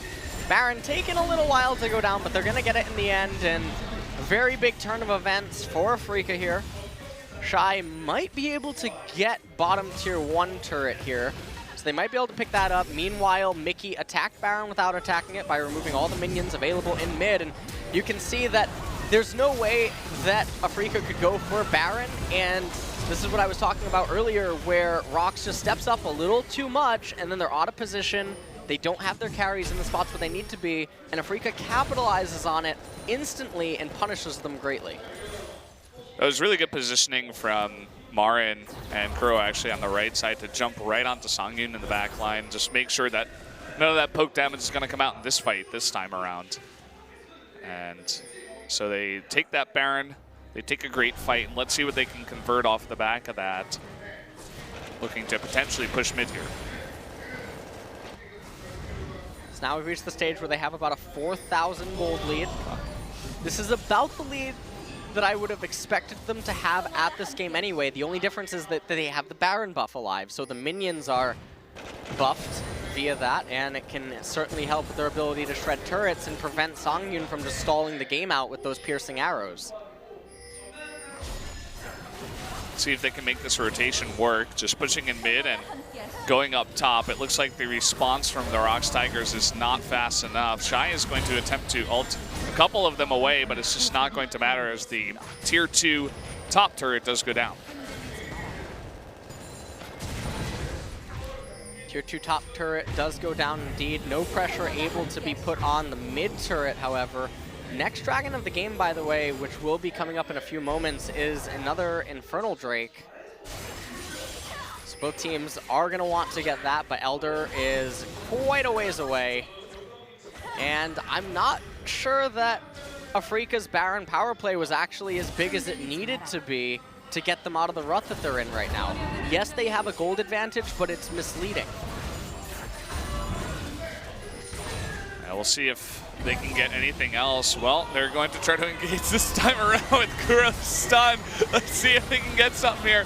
No, it looks like maybe just Key, as he does go down. Sungwon on the run too, and oh, he is going to get bullet up here. And down he does go. That's 2 members of ROX going down, and they should be able to get at least a couple of turrets off the back of this one. Yeah, they're going to be able to get a lot of turrets off of this, and that was beautiful coordination and play from Afreeca, using the Spirit Bomb to dissuade ROX from attempting to protect their turrets, and now they got the openings that they need, and they've made this Baron play definitely worth it now at this point. Looks like they want to head towards the bot inhibitor. Definitely a nice inhibitor to get when you are on red side. As far away from the Baron as possible. They are going to be pushing onto that turret, but Shy is going in, knocking up Dushin, is going to flash away, and in fact, they are going to try to turn onto Kuro, but it looks like Mickey and Songyun not quite able to do enough damage, but still they save the turret for now. Does miss that last missile just barely on the 2 low members of Afreeca. So in the end, though, they still did manage to pick up 2 turrets off of that, and that's really, really big for them. Now they're at almost a 9,000 gold lead. Baron is about to end. However, they're in the driver's seat. They should be able to pretty simply just pick up the dragon that's coming up in a second. 1 minute left remaining on it. It looks like Elise and Thresh are running in there trying to get some vision down, but they may be punished for that one. Sungwon on the run will be jumping onto that lantern and just barely getting away. As you said, this should be a pretty easy dragon for Afreeca to just eat up here. Although it looks like they're going to go for another engage. Immediately the redemption comes down. Mickey trying to come in here. He's going to turn onto Spirit. Down he goes, but gets stunned up by Kuro. It's not going to matter. Still going on to Kuro. Double kill for Mickey. Down goes Varus, though, in the back line. Mickey has to be so careful. That ultimate should kill him. Down he goes. And the rest of ROX are on the run here. Sungwon not able to do enough damage. Kramer critting him for 500 damage apiece. He will be going down. And the last two members not able to stop the onslaught. That is Afreeca. Once Mickey and Songyun go down, there's basically no more sources of DPS for ROX's team composition. They should certainly be able to get the inhibitor here.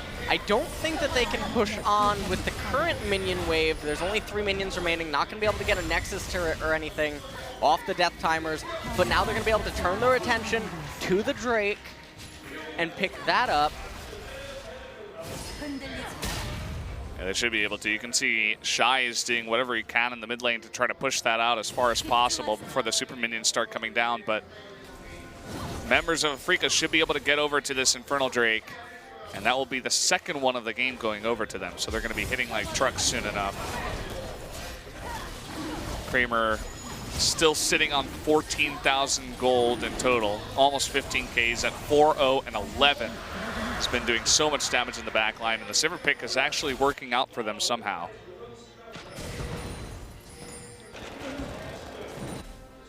Mickey just trying to pick up as much farm as he possibly can. And he has some magic resist inside of that Maw, but I'm surprised to not see him potentially just have an Edge of Night at this point in the game, or be itemizing into it.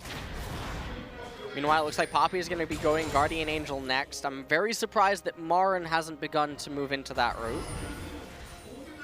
We can see that Spirit's actually going Guardian Angel. Realizes that he doesn't really need that much damage because of who the champions are on ROX that he's going to be hitting. Trying to do a bit of poke damage and catch someone of Afreeca near that Baron. We have about 30 seconds until that Baron does spawn.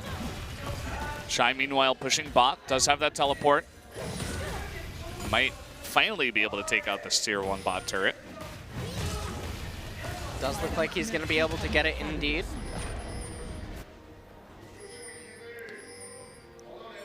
And Scuttlecrab was actually taken there by the ROX Tigers, so they have a nice bit of vision around Baron for now. Not many other wards, though, as they're struggling to put down any of those. They have to be so careful because the onslaught of Afreeca, the engage that they have, it just happens so fast. They can't even get slightly out of position here. Afreeca has, oh, that's a beautiful ward by Spirit, by the way. That is basically the perfect flank teleport ward for Marin. And no vision on it here for the Tigers. And 4 of them out in the middle. Shy still in bot. Looks like Kramer using his ultimate, but not going for the engage.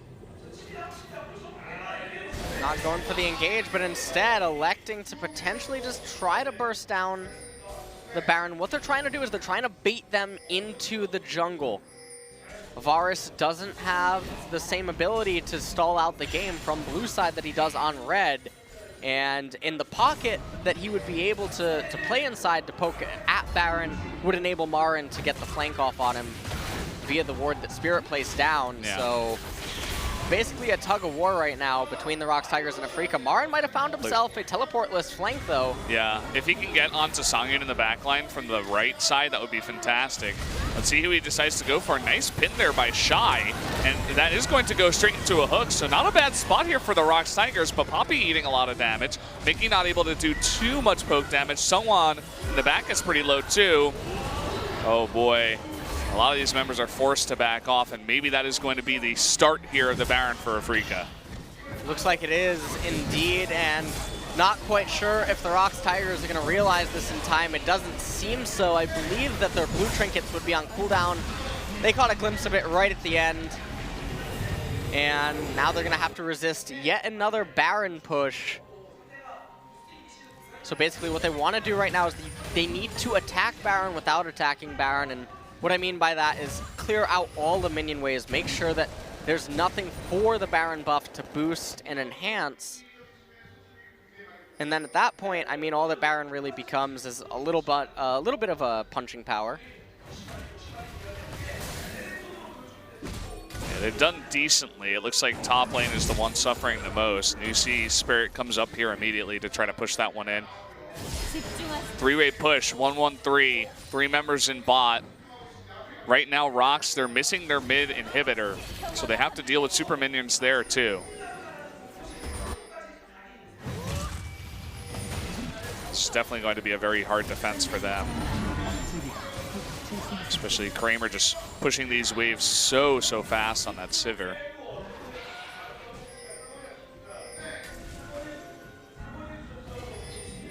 Here we go, Afreeca has Spirit inside of the base, and Poppy's out of position. They're gonna probably be forced to just concede this inhibitor unless something goes catastrophically wrong for them. They'd have to engage right now. And it seems like Afreeca is a bit scared to commit to that for now. Maybe they want to wait for the next wave. A little back off, Spirit getting cocooned, but no follow-up. There's that next wave coming in. Kramer can just push that so fast. Kuro with a nice push in mid too. Then again, not everybody's here, so they're just kind of split up at this point, going for a 0-2-3. And, well, that inhibitors is at about half health. Kramer does a couple of shots to it. Now it's at about third health. And it looks like they're going to lose, rather, their mid inhibitor too. So now they can only really focus on defending this bot inhibitor. Bottom inhibitor probably also going to fall, only going to take a few auto attacks. And now it becomes the great defense. We've seen some pretty crazy defenses in LCK Spring so far. We've had some crazy comebacks. And ROX could certainly do it if Afreeca just commits a little bit too far. See if they want to. Shy already at about half health. That's a bit of a problem. That is Poppy. Look at this from Spirit. He's just kind of threatening the Nexus turrets at the same time and moving some members over so that they cannot defend that turret. It looks like they might also lose that third one, but here comes Mickey, the big package right into the back line, going straight for Kramer. It's not going to be able to kill him. Barn does get pinned up here on the inhibitor and is kind of all alone, as the rest of the members are very low of Afreeca. And are they going to push this in? Still, Spirit is getting to work on those Nexus turrets. Up in the top lane, though, it looks like the inhibitor is going to go down. Mickey's super low, too, and I'm not sure they're going to be able to defend this one. So many low members of Afreeca, though. We'll see if the magical damage can come out here. Looks like Shy is going to go a little bit too far. Will be the first to go down. And with all these minions, it looks like Afreeca will be able to take out that Nexus and win game number 2. Yeah, and in the end game goals again. 66,600. There's a bad omen tonight. Blue side is cursed, guys. You don't want to be on blue side tonight. Blue is cursed indeed.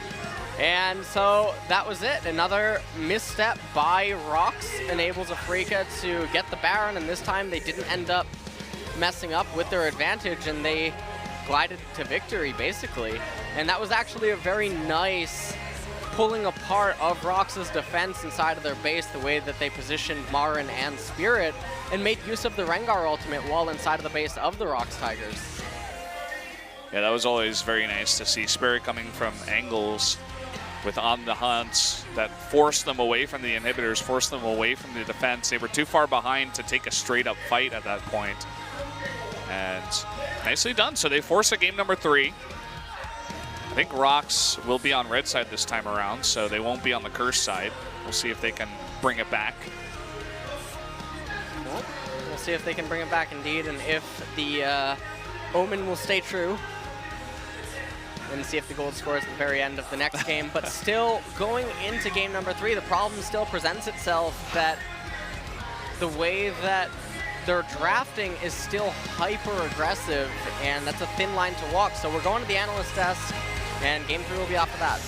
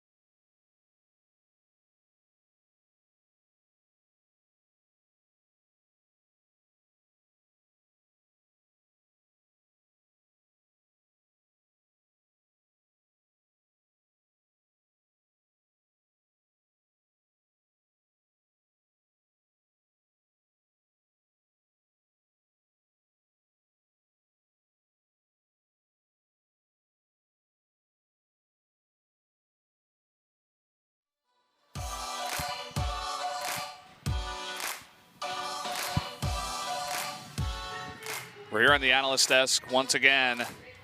We will get to see who will be MVP of game number 2. And just get the breakdown of all that. You guys get to see the 666 gold, 66,600 gold for the blue side once again. That's a pretty bold claim, Valdez. We'll have to see.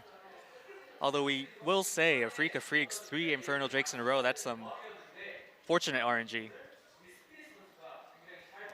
Yeah, Charmander's working overtime for them. So Helios just getting straight into Spirit's performance with Rengar.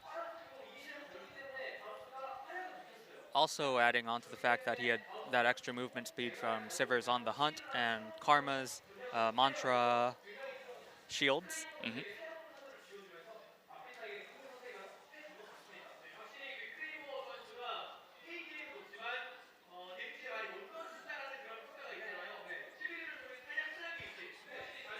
And Kanata saying, you know, Kramer's one of these players that don't have the highest, damage per minute. Sometimes criticized for being a less carry-oriented player, but definitely with the Sivir pick, making himself useful for the team.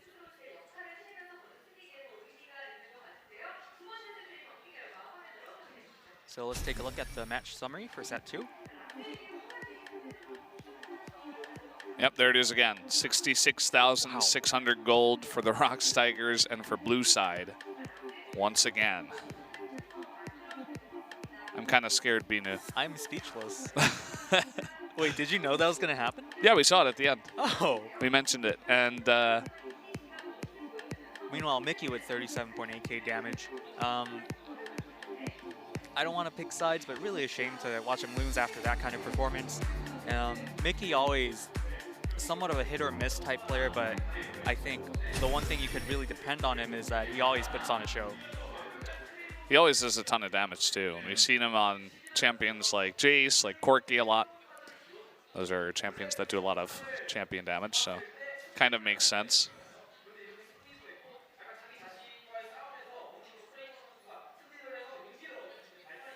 Now we're talking a little bit more about Kramer, again, who seems to have been under some criticism recently. Maybe this one set victory is the catalyst for him to find some extra motivation, start playing with more confidence and turn this series around, but as an extension, maybe their season. So now we're going to take a look at some of the highlights from set 2. Yeah, Key just kind of gets caught out here. And you could see Marin coming from the right side and all the damage coming out from Kuro. That Songyun gets blown up. Mickey's not even in the fight. This is one of the first fights that really gets the ball rolling for Afreeca Freecs. Then you see the giant windmill of power coming out, and Key gets caught again. Almost comedic, but hey, it works. Definitely comedic. Songyun gets caught out. Nice play by Spirit here to pick up that kill too. And that was the second fight that got the ball rolling for the Afreeca Freecs. So Kanata saying ROX Tigers definitely have the tools to somewhat avoid and respond to, the Afreeca Freecs engage ability, but in the end, I guess the speed kind of won out over the tools that they had, and really speaks to what was going on in those replays, because Key was doing such a great job with his lanterns too.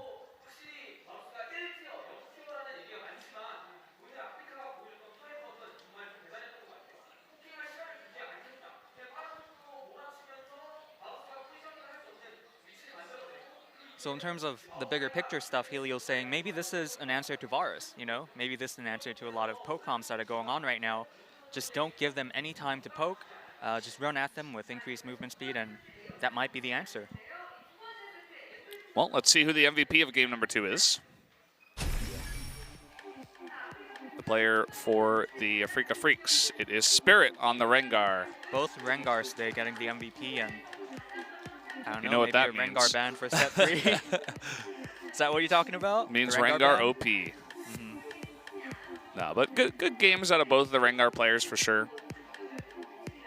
Spirit with his on the hunt and his zoning and just the angles that he came at to engage into the ROX Tigers was quite nice.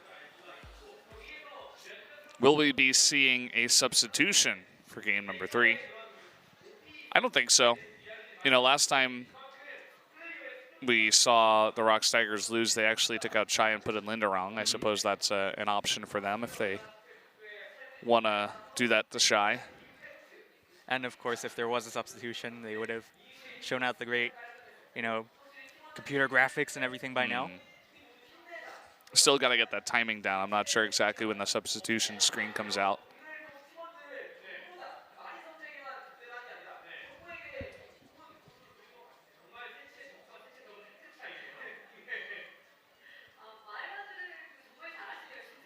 So some final points about Spirit versus Seonghwan, the jungle matchup. Both players had a turn at Rengar, but we'll have to see what they pick in set 3. And Announcer Hyungkyung kind of commentating on the general flow of these games, right? We have a very somewhat back and forth, should I say, very chaotic style in both games. And there are segments of time where it looks like one team is getting ahead, but again, it's just one misplay, one misposition player, and all of that kind of gets flipped on his head. So guys, we are going to be jumping into game number 3 of the Afreeca Freecs versus the ROX Tigers after a quick commercial break.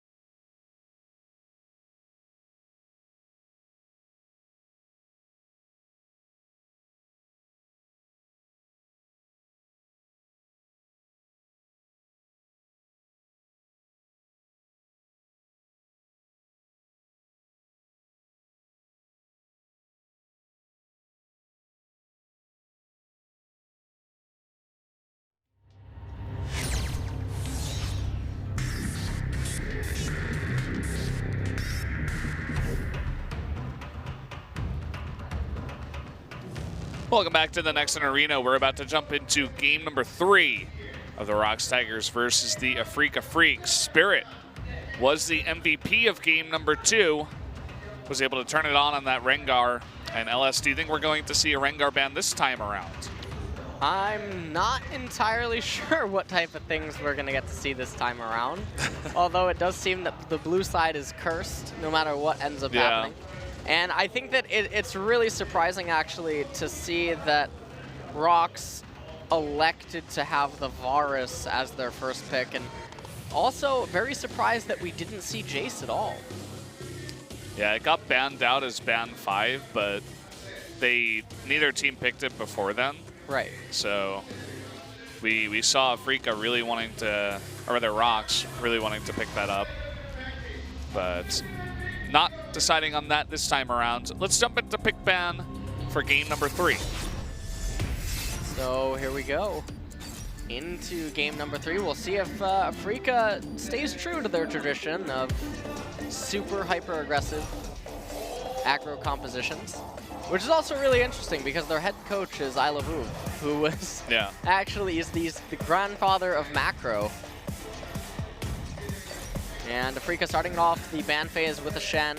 I would expect to see the, LeBlanc, Camille, Rengar from red side, but seems like we'll never know anymore.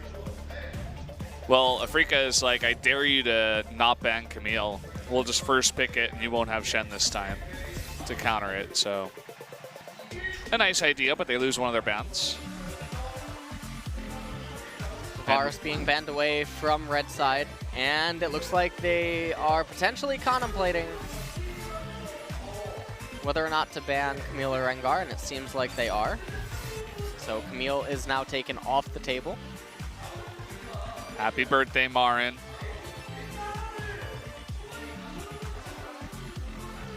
And now the final ban for Afreeca, is it going to be a Malzahar? Because Tushin, and they are on blue side, but Tushin has shown a liking for the champion.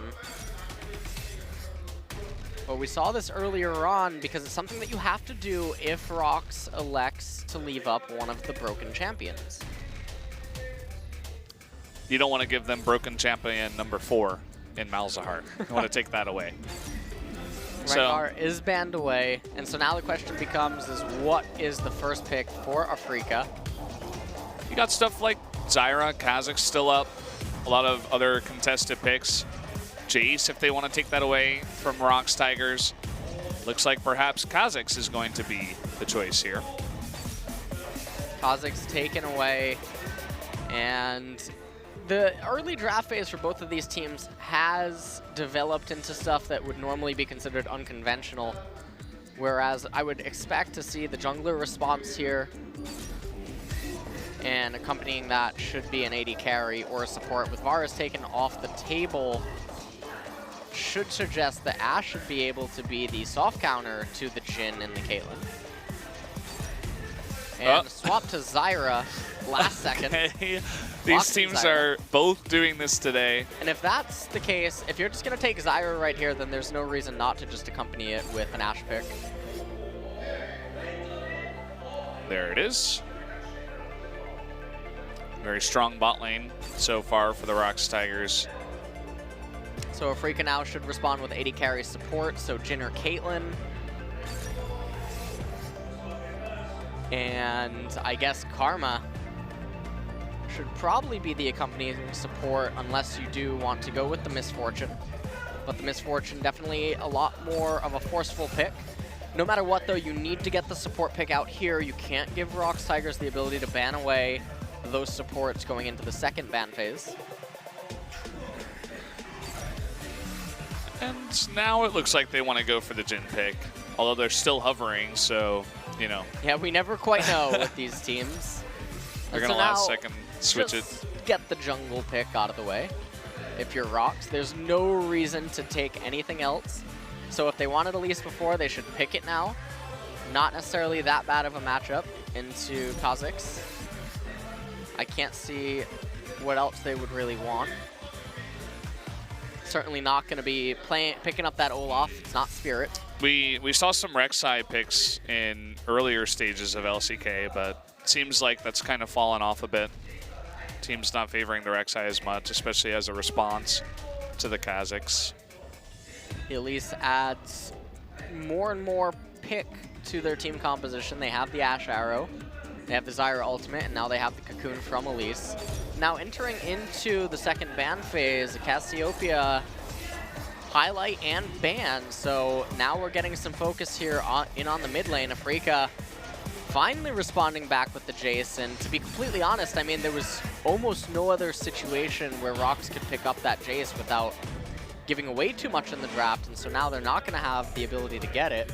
Corki is still available, but if you ban Cass, okay, there is the Orianna, and what this signals is that Ryze will be the pick for Mickey. So expect Songyun there in the champ select to probably just insta-lock that for him if they let it get there. So Afreeca can either ban Ryze or ban Syndra. Okay. As we said, there's just so many mid lane bans. And with Syndra getting banned by Afreeca, that's Corki probably instead. because now that gives ROX Tigers again the initiative over Afreeca. So I'm surprised that that's not just a Ryze ban. I feel like if that's not a Syndra ban, if that's any other champion, if it's focused at top lane in some way, then ROX ends up just picking up the Ryze. But the willingness to ban the Syndra away, I think, is a little bit strange. And you can see that there was maybe some hesitation by ROX because the picks are essentially forced at that point in time. Well, it looks like we may see another Maokai in this game. It does get locked in, and Tushin going to have to pick up the mid lane pick for the Afreeca Freecs. Let's see what they round out their team composition with. Okay. Brilliant Soul being hovered yet again. Now, the one thing about this Afreeca team composition is it is a lot more flexible than every other team comp that they've showed tonight. The problem is that when you do take the tank pick preemptively, you do hand over the ability for Shy to go on to a Gangplank, a Fiora, or some carry champion, and he doesn't need to then pick a traditional tank like Poppy. And as I say that, he switches to Poppy. Honestly, I feel like this is a very big mistake. Gangplank here would shut down Jin's ability to remain in the backline. They have a lot of clump in their team composition, the way that Aurelion Sol coordinates inside of team fights, the way that they're going to be positioned in the later stages of the game. I feel like Gangplank would just completely obliterate that. And then he would open up an outlet in bottom lane against that Maokai. So the Poppy pick might just be more comfort than anything else. You think that's the idea behind it? Just Shy, he feels good on the Poppy. He played a really nice Poppy in the other games. I think in game 2. It has to be comfort, because the Gangplank is a much better pick here. So there you have it. We are going to see that Poppy instead, another kind of laid-back, boring top lane. And we do get to see Corki versus Aurelion Sol once again. But finally get some Zyra and MF action in these games. Some very explosive supports coming out onto Summoner's Rift. And so looking at these matchups, I mean, Spirit's not going to really be able to do too much on the top side, but that's okay because it's a blue side Maokai.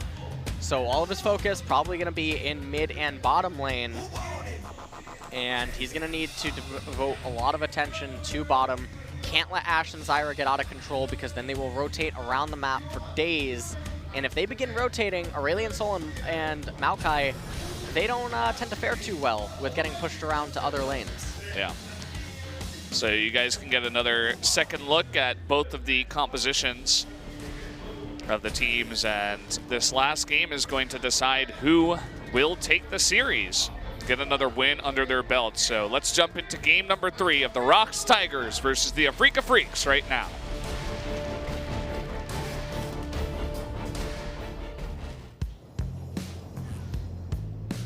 This place stays the same. What we're gonna do in the pouring rain.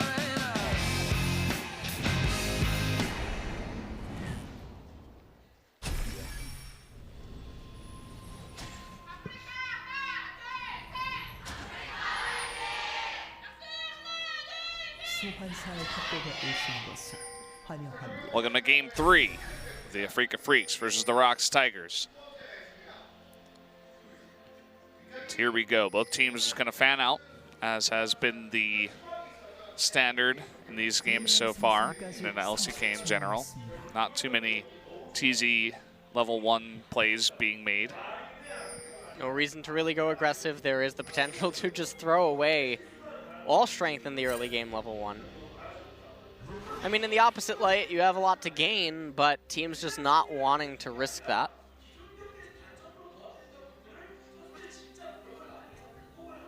And we're just seeing everyone spread out, and Marin and Kuro might actually just share a little bit of the small Raptors. That'll actually let them get level 2 off of just the first minion wave. Always an interesting idea, although Spirit's coming over here now. Spirit's coming over here now. Not entirely sure what exactly is happening. It's just another little unique route. That's actually very nice. Spirit's able to just clear that instantly, and now he's going to be able to move over to blue buff. And Seonghwan can't react to this, going to lose his blue buff for free and get triple buffed. The other problem with this is if Songyun and Ki get too aggressive, the blasting plant is going to come up and enable Spirit to root down immediately. In which case, Seonghwan is basically caught between a rock and a hard place where he's forced to go into a suboptimal 3-camp clear, well then Spirit can then go into a 5-camp defensive clear of his own jungle. What do you think? Is Ilavuv a jungle player? Is he the one bringing out the strats? Well, bringing out the builds. Yeah, perhaps. Hold that thought. Kuro is going aggressive, forces a flash out of Mickey, even with the exhaust. He's not able to win that trade.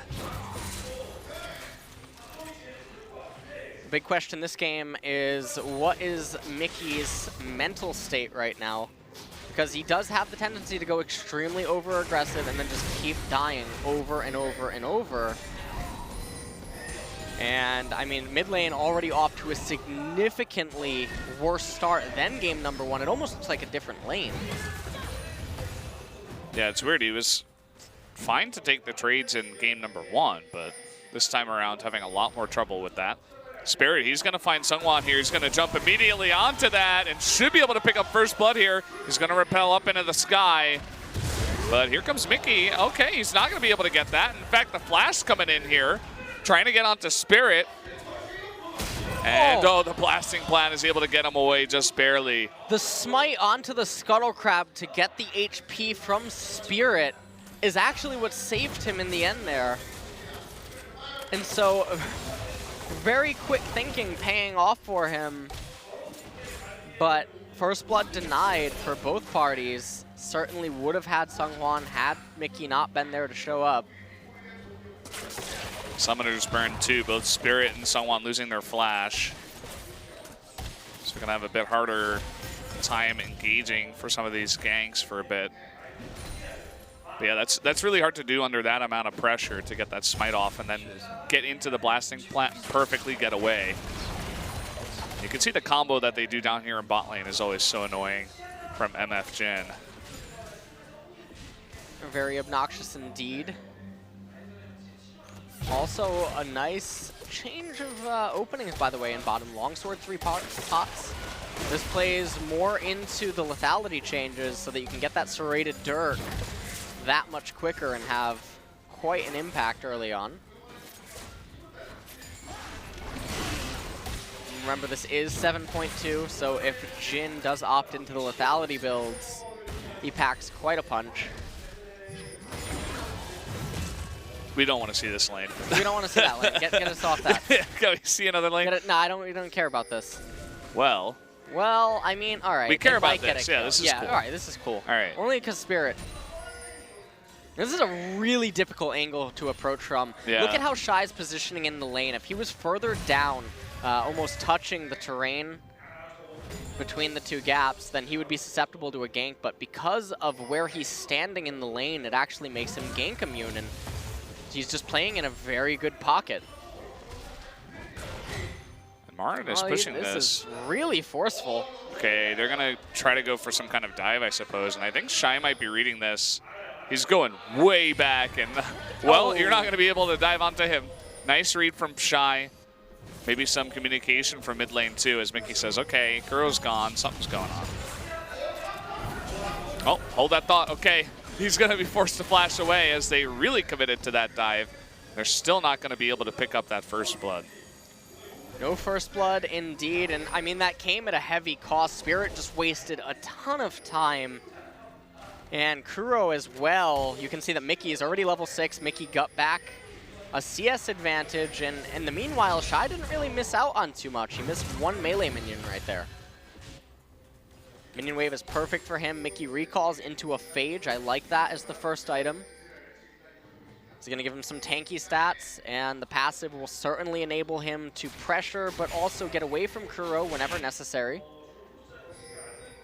And meanwhile, in the jungle, I mean, Seonghwan with the green smite already, going to be able to establish vision control and protect his laners. And Spirit finds himself in a really awkward spot right now. He's kind of just forced to go back and farm from behind. See if he can catch up in just a bit here. But mid lane, Mickey having the experience lead at least. Crow not falling too far behind on the farm. Just going to clear out this wave. Mickey actually not going to recall for now. That may be his demise, as it looks like Kuro wants to come in here, force that trade. Here comes Kha'Zix from the brush. Mickey very low on mana and no Valkyrie, but Spirit being spotted by that control ward, just going to sweep that up. Yeah, Marin not going to be able to go in onto that one, but does delay the recall. Delays the recall of Songhwan indeed, and Marin has a nice little CS advantage up in top. You can just see that on the mini-map. Marin also has teleport advantage, and they are able to take the blue buff. Taking that away from Mickey. I don't know what we're looking at right now. Don't need to I don't know what that is. Doesn't look like anything to me. Well, nice stun there from Kuro. Okay. Afreeca now going to recall their bottom lane, and this lines up with Spirit now moving on to the left-hand side of the map, so everything is actually... They're basically playing in harmony. Yeah. It was kind of weird that dive up and top worked because Spirit lost a bunch of farm and XP. He essentially took farm away from Poppy, but he lost it himself. But I feel like, and correct me if I'm wrong, I feel like Kha'Zix is going to need that farm a little bit more than Poppy here.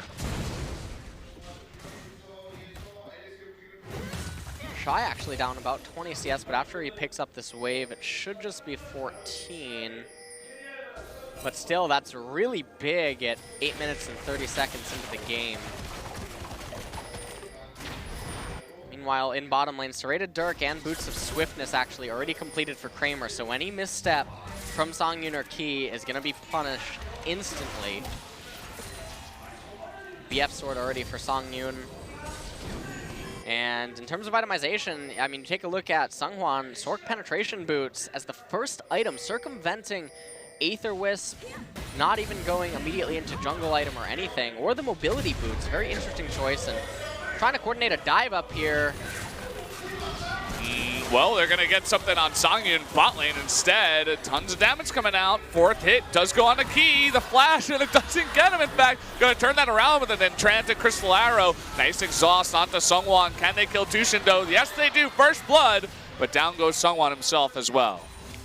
Down goes Songhwan as well, but they called in a teleport from Marin, and now they're going to lose their teleport advantage. So nice turnaround by the ROX Tigers. Afreeca ends up salvaging it with a kill themselves on the enemy jungler, but they lost their teleport, and that's really big. Mountain Drake is on the table. Corki has the package.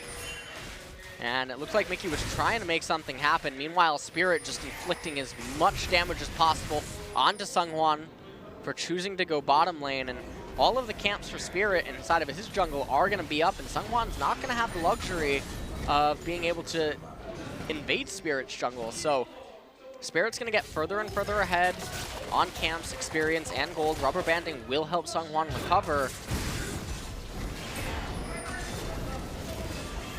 Nice pickup for Kuro there, gets the blue buff, will be able to push that mid wave in even that much faster. And they took the blue buff away from the side of the Tigers, so gonna have a nice little advantage there in the mid lane. And here comes Maokai too. They may want to convert this into something if Mickey goes a little bit too aggressive here. Is going to Valkyrie away. Won't fall for it again. Now Tushin just clearing out some vision. Spots out Songhwan. And Mickey really not in a position where they would want to start a Mountain Drake attempt. Probably needs a recall right now, needs to get the Sheen, get the components of Trinity Force. Kuro probably recognizes that at this point, constantly just shoving him under, denying his ability to recall. And it looks like Songhwan trying to make his way down to the bottom half of the map, and there's absolutely no vision control. Spirit in the meanwhile just endlessly farming. Trying to catch up, and that he has, is almost 10 CS ahead of at least this point in time. And does have level 8 ahead of her. Definitely not as much of a focus down in the bottom side with the vision control. They go for the curtain call onto Songyun and do a nice bit of damage, but someone's waiting. They have to be so, oh man, right through the goalposts. And that is going to deny any kind of engage here for the Tigers.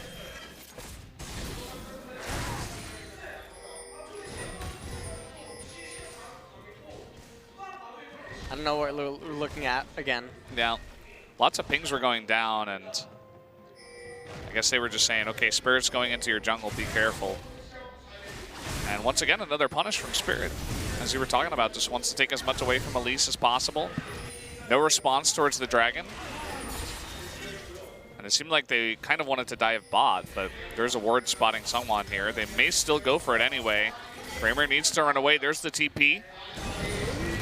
Oh, and this time the Valkyrie coming out for Mickey in mid. So much action right now. Spirit trying to get onto that as well. There's the teleport from Shy this time around. Are they going to turn anything onto Kuro? No, it doesn't look like it. Shy using his teleport. Now they have to make use of his presence. I feel like it would be very strange to just have him go back to top, but it seems like that is what he's doing. Seonghwan, though. Oh, but no leave to get over the wall, but here comes Kuro. Can he actually land anything? No, it doesn't look like it. Spirit using his ultimate there, too, to try to get that kill. At least he does push Seonghwan way, way back, and it looks like they want to go for the dragon now. So it looks like Afreeca going to be able to pick up the Mountain Drake. It's a big pickup indeed. And meanwhile, Kramer probably just going to shove in this last wave and then look for a recall. And now Marin comes back to top lane, and they didn't accomplish anything off Shy's teleport, and it ultimately just completely wasted.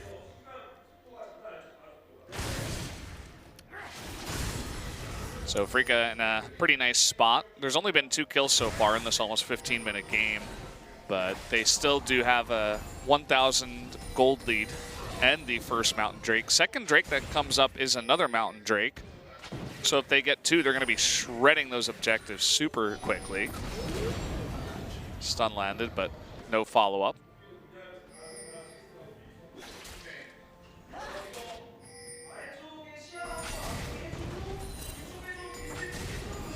Right now, they might look to make something happen with a dive here. And this would give them first blood turret as well. Oh man, nicely done. Just the flash into the twisted advance. No response for Mickey, nowhere to go. Nicely done. There's that kill. We'll see if they can turn that into a turret here. Shy going pretty deep into the jungle. Just going to be walking by. They know they can't kill each other, so not going to take the fight. Just going to go back to lane and try to get that farm. And so in the replay here, we see that Marin's basically just going to be able to get onto Mickey. He has absolutely no way out, and I thought that after this, they would be able to stay for one extra wave, hard shove it, and get the first blood turret, given the damage that was already inflicted. But Seonghwan actually made his way over to mid lane and locked himself up there. Nonetheless, this is really bad for the ROX Tigers right now. Yeah, ROX Tigers really eating a ton of damage there from the curtain call. One more push and they might be able to get the turret, but Mickey coming in is a bit scary. He does have the big package. Are they going to commit? That is the question. It's 4v4 down here. Marin does have the TP, whereas Shy does not, but it looks like still Afreeca is just going to back off for now, just leaving Jin down there in bot. Key and Seonghwan trying to get some sort of vision control around Spirit's red side jungle, misses the cocoon.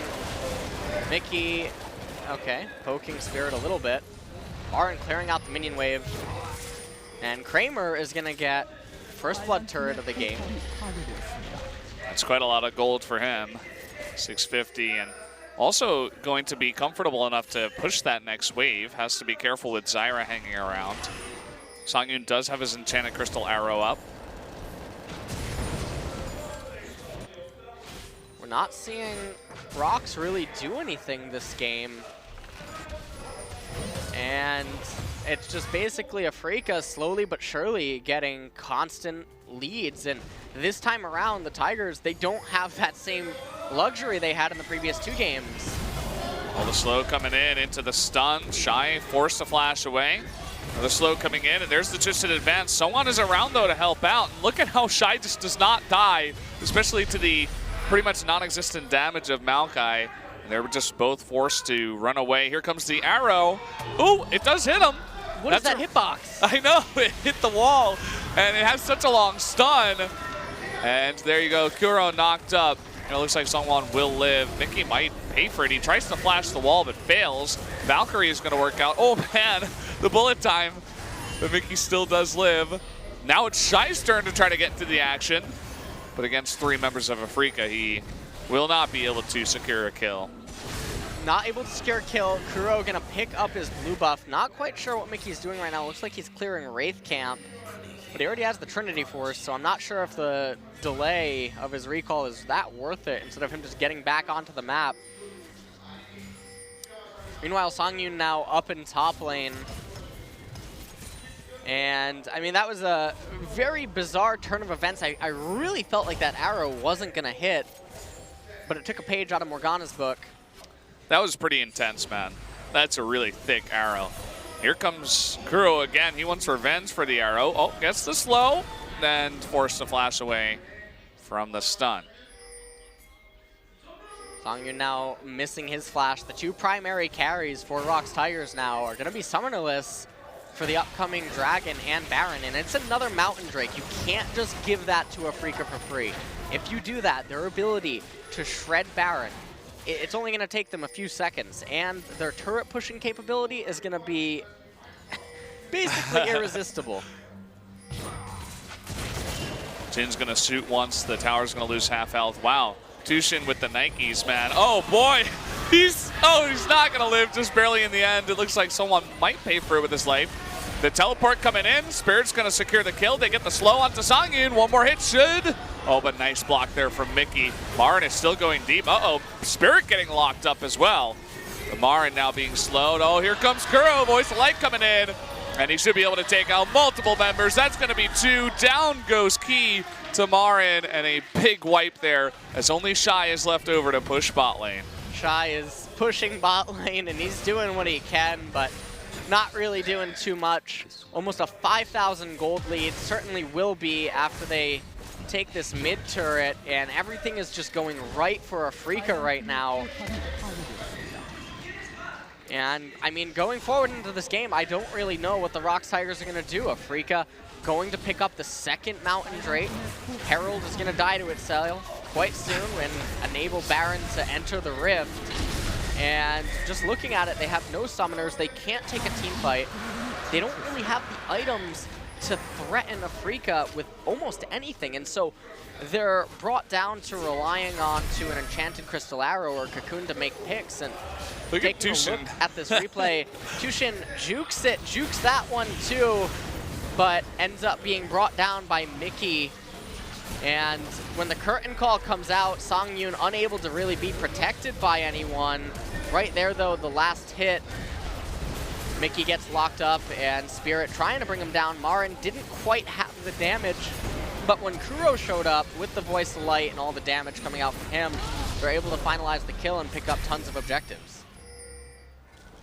Kuro with the cleanup crew coming in with the mop, wiping them up, and it was pretty enjoyable to see. Tushin, he didn't really get to get his ult off or do too much damage, but he baited ROX into an unfavorable position. Some Faker level psychic knowledge coming out of him. Shy now kind of getting caught in the jungle, going to be stunned up, forced to knock Marin away. 6K gold lead now for Afreeca, and they can basically do whatever they want. You know what's going to happen is Afreeca's going to win the game with 66.6 thousand gold. The Devil's going to show up and be like, I am the master of Summoner's Rift after all. Devil Teemo. Comes up from the Nexus. And right now, it's just going to be a little bit of a fight over vision on the left-hand side of the map. Dragon not coming up for a very long time, and even if it does, it is the worst Dragon in the game. Bulbasaur himself. Poor Bulbasaur, man. Water Drake actually does look kind of green. Nothing is ever really accomplished. They're like, oh, my mistake. Yeah, I got to get out of there. We see Sungwon actually going into the Leandries for his build, but it's not really going to accomplish too much as there's a lot of magic resistance on Afreeca already. Oh, nicely done. He does have the cleanse, but oh boy, a huge amount of damage and stun coming out there. Is only going to trade for Zyra, but Sungwon and Sangyun, they are on the run. Teleport coming in.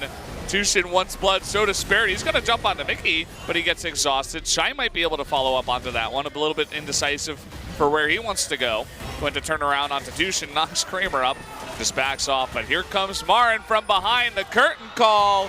Oh man, Shy with the big block there at the end, but it's just not going to matter as many of these members go down. Spirit's going to pick up the kill in the back.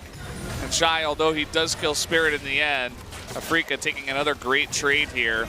They might be able to pick up Shy here too. Hoppy just doesn't die. Kramer unable to get the 4th bullet onto Shy. Shy flashed away as it was ready. And while they do sustain and live, Mickey gets away. He played a very big part in turning that fight around. Afreeca still comes out ahead, able to secure vision control now around ROX's red side jungle. And they're going to be able to reset off of this. And I mean, that was almost a best case scenario. They landed an Enchanted Crystal Arrow and they locked up Kuro, but as soon as he was basically freed, the damage output that came out from him and Tushin was just enormous. And we can see this again. So Kuro gets locked up. He cleanses that immediately. Cocoon comes out. And just look at the damage coming out from Bullet Time and Kuro. Sangyun and Sungwon barely escape, but Tushin and Spirit were basically hot on their tail. Mickey was coming up, and he did have the cleanse, so Spirit couldn't quite kill him. Shy coming in, but unable to really find something that he could do. Snapcast his ultimate, but his teammates were out of position. Meanwhile, back in live, Kuro somehow found a way to die in the middle of the lane. It just looked like he was out of position. And speaking out of position, looks like Spirit almost got out of position and almost killed Sungwon in the meantime. Just both junglers getting extremely low.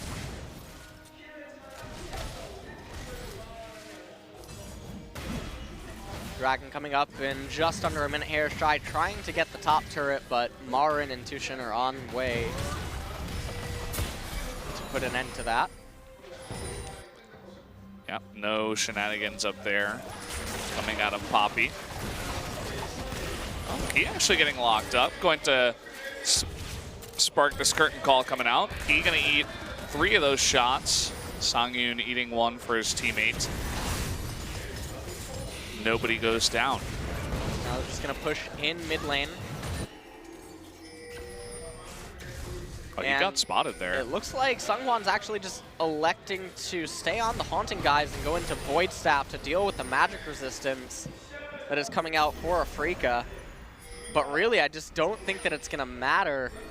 But he doesn't really have anything else to do because Shy's not going to offer any sort of damage. Yeah, he's not going to do much. Mickey trying to come in here and poke, and actually Afreeca is going to back off. They don't commit to the Baron. Marin coming from the right side. Kramer eating a bit of damage though on the left. Look at that poke from Corky. This is going to force Afreeca back. And they cannot take that one. Meanwhile, Bot Wave is able to clear up the tier 1 turret. Minions doing more than Shy ever did. Very true. As they managed to take the turret. And it looks like Marin, he's got that home guard bonus. Can he find a way? Unless he wants to 1v4. Nice read there from the ROX Tigers. So we have Ocean Drake here. They're going to reluctantly take it. And they do take it indeed, and that will make one more dragon spawn, another Mountain Drake. So the next dragon of the game being Mountain, I mean, ROX can't let Afreeca have 3 Mountain Drakes.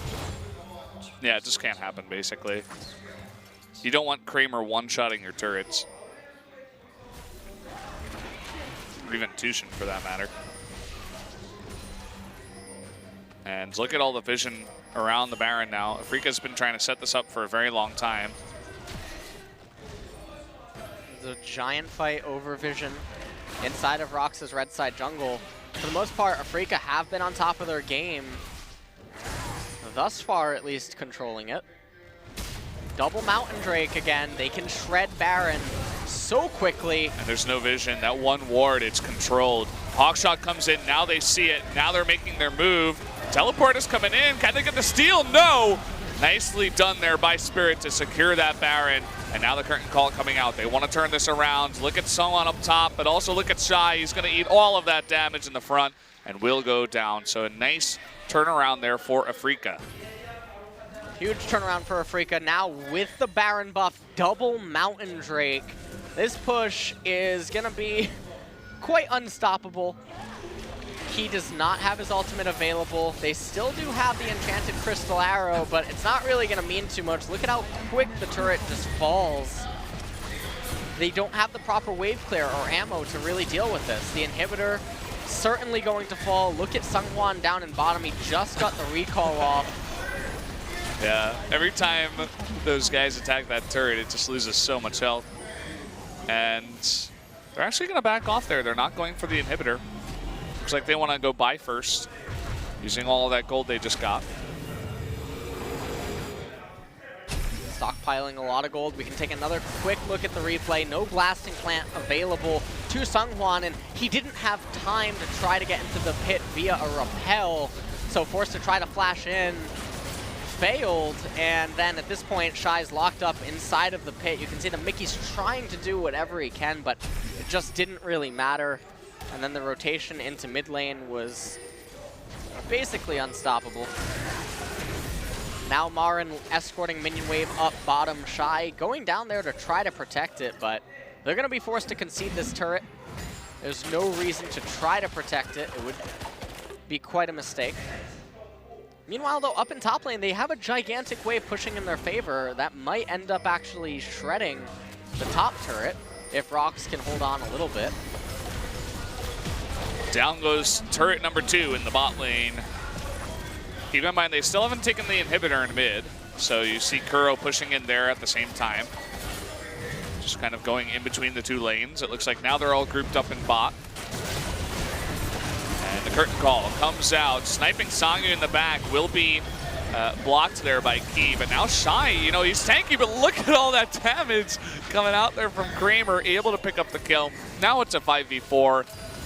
And it's going to be increasingly just that much harder to stop this push. And now Afreeca have their eyes set on the inhibitor. They destroy that really quickly, and now Marin threatening the ability to basically go on any of the carry. Songyun and Mickey cannot call. This is what the Maokais always do. Uh-oh, someone getting, oh boy, he's gonna go down immediately. Jin takes out the turret too.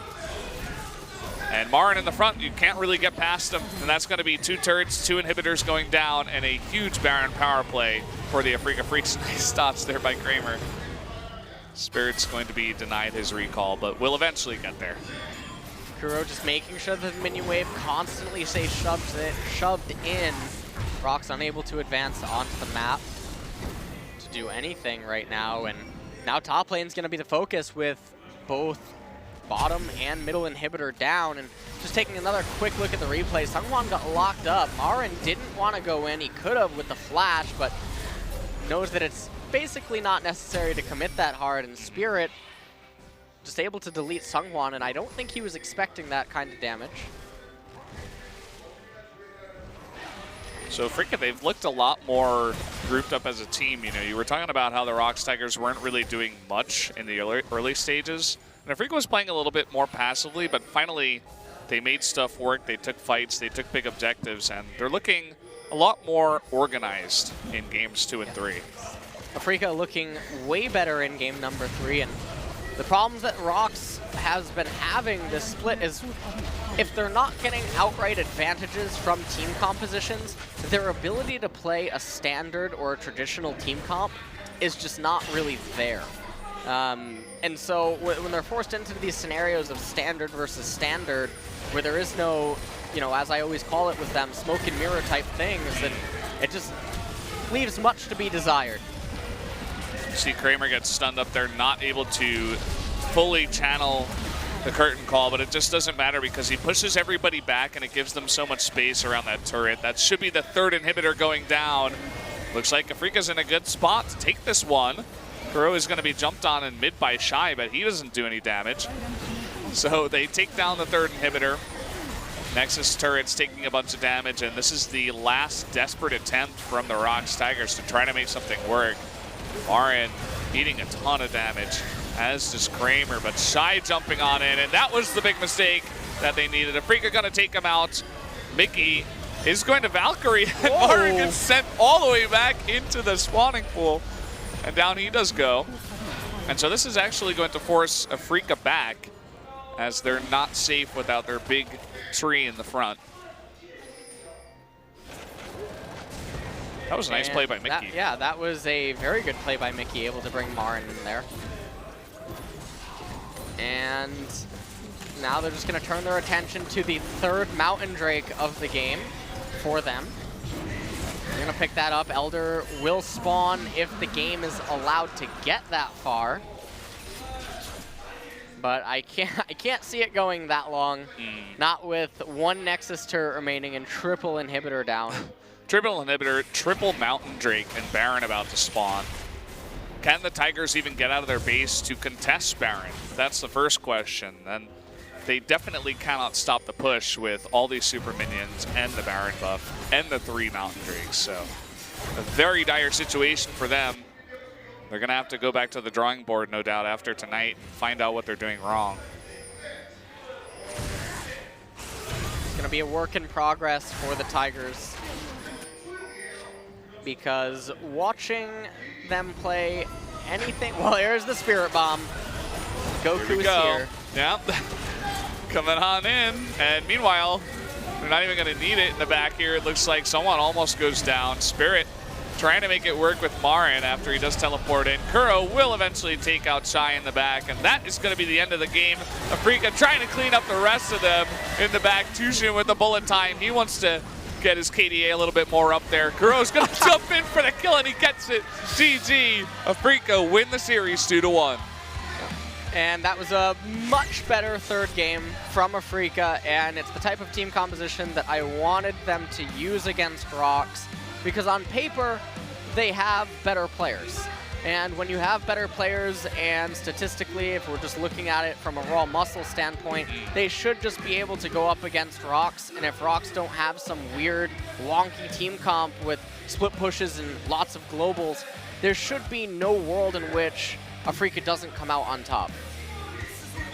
So Afreeca suffers another loss, and just watching their games, it basically, you know, as I mentioned earlier, it's a lot left to be desired, where they can't play normal team compositions without just looking like one of the teams that is going to go into relegations, and they really need to get it together. We're in week 4, we're almost halfway done with Spring LCK, and they need to change a lot. Yeah, ROX Tigers definitely struggling a lot so far. A pretty disappointing loss there. They got close, but game 3 specifically just did not go their way. So back to the drawing board with them.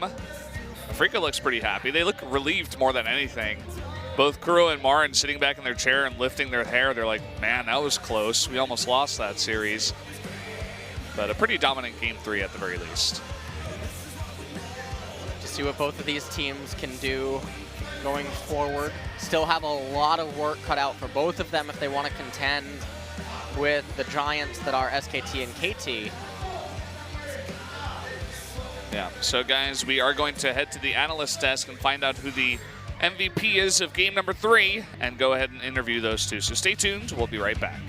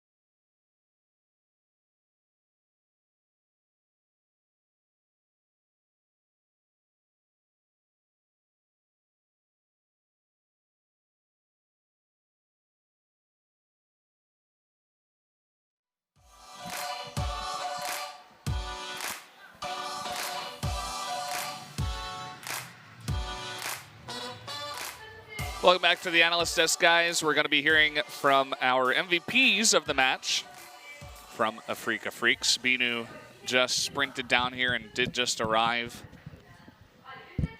Hopping. He is alive. Hopping down here Yeah. today. You break your foot or something? What happened? Well, decided to choose a different route coming down here today. I don't know if it was an improvement, but let's head back to the Analyst Desk. And Kanata, again, you know, complimenting Kramer for his performance on Jin this time. And this is a big win for the Afreeca Freecs because Afreeca Freecs and ROX Tigers both currently coming into today's match stuck in the somewhat middle to the bottom half of the table.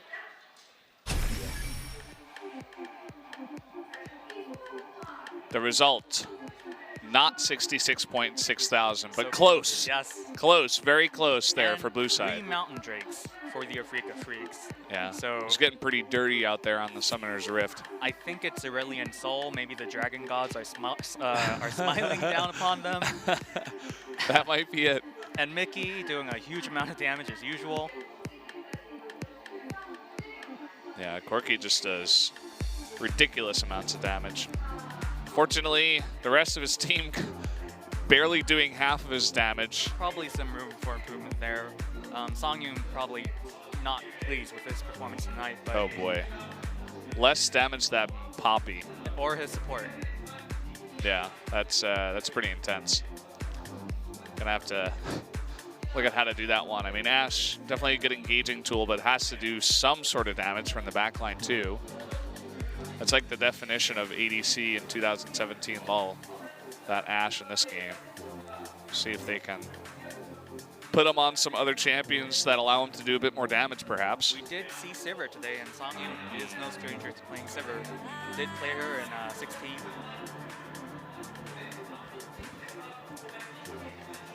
So really going over a lot of this. See that Misfortune on the other side actually did more damage than Kha'Zix even. Kha'Zix was kind of just farming for a lot of that game. So heading straight to our MVP announcement for the final set, it's Kuro.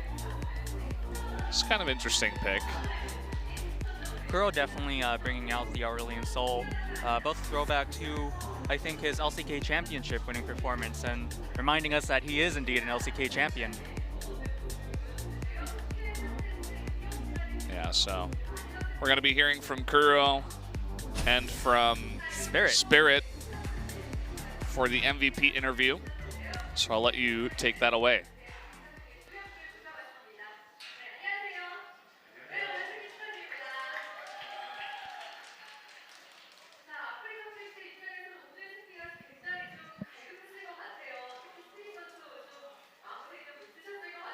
So the Afreeca Freecs desperately need a win, and Spirit, you especially, you know, wanted this victory.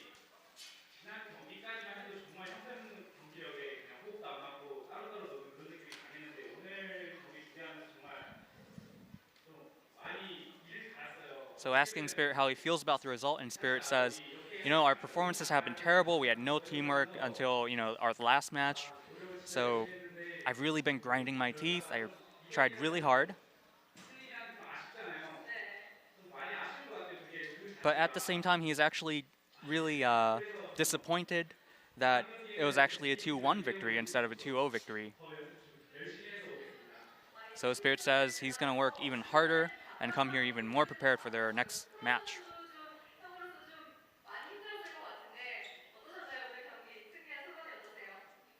And the same question to Kuro.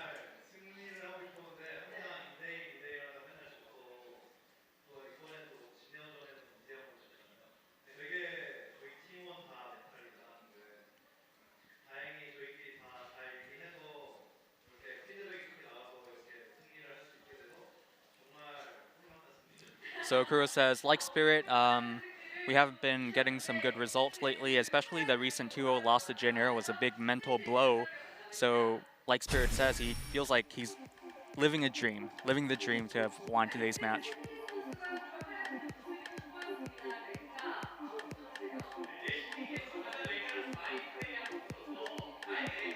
So we went over this fight the last time, but kind of getting out of position where Key in them, Sangyun, but just really good engages from Freecs too. So Their Kanata composition saying, really Spirit, worked. you're no stranger to Rengar.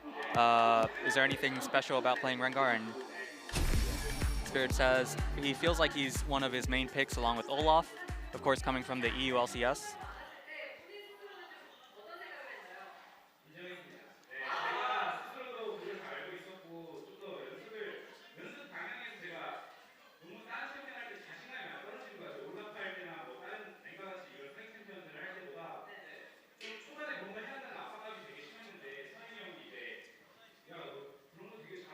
And to elaborate on that point, Spirit talking about, he's really, again, been grinding his teeth in practice, especially because he feels less confident when he's not playing OP champions like Olaf or Rengar. Yes, he did call Olaf an OP champion. Interesting. Okay. I feel like Ellis I'll might tell debate Ellis that. about that later. Yeah. We'll see what he says.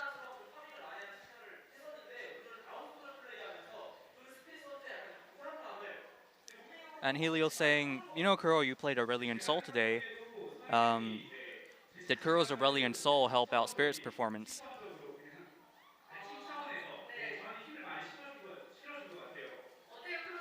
And Spirit saying, yeah, I definitely feel like Kuro's Aurelion Soul helped out the team.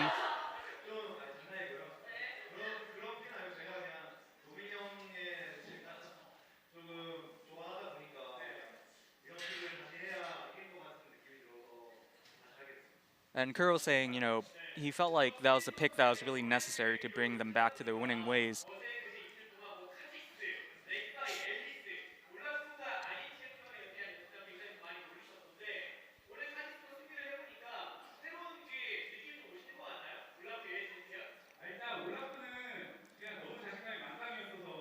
So asking Spirit what it feels like to win with Kha'Zix as opposed to some of his other picks.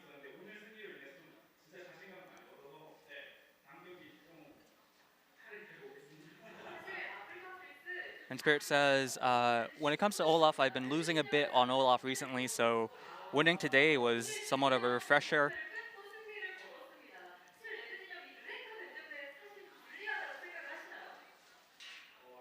And the next question is, do you feel like it's a disadvantage to open LeBlanc, Rengar, and Camille?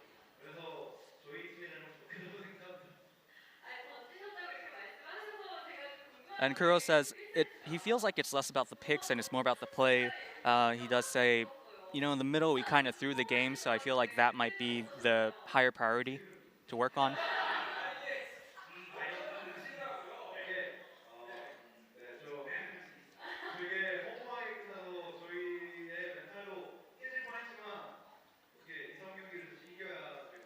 So the next question was, what was the most critical or, tense moment in the game? And Spirit says, right now.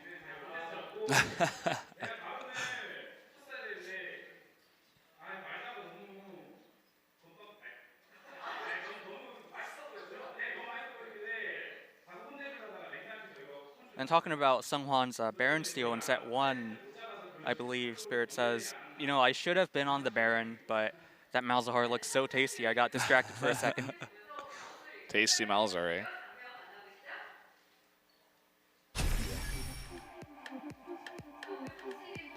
So, going over some more highlights. The jukes are real out of Tushin. He still dies, but he takes so much to kill him. Then the engage here was quite nice. Spirit going in there. You see Marn with the teleport, they exhaust him so that when eventually Kuro comes in, everybody's super low and there's no response for it. Marn re-engaging too. And asking Kuro about his play here, were you certain that you could get all of them when you flash forward here? And Kuro says, yeah, we knew that their summoner spells were down, so I was pretty confident in my ability.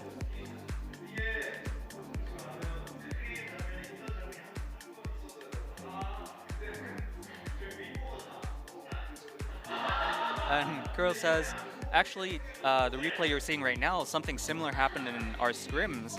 Only difference is our Misfortune didn't follow up to me, so that didn't end well, but definitely a better result in the actual match today.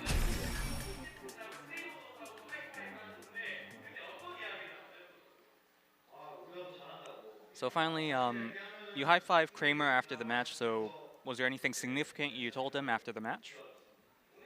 And Kuro says, I just told him he did great, he's a great player.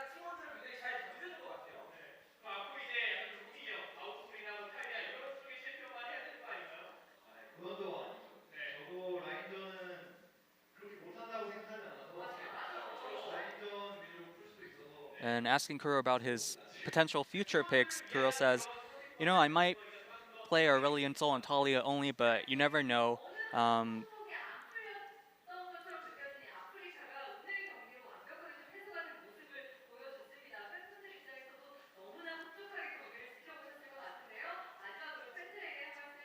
So finally, what would they like to say to the fans?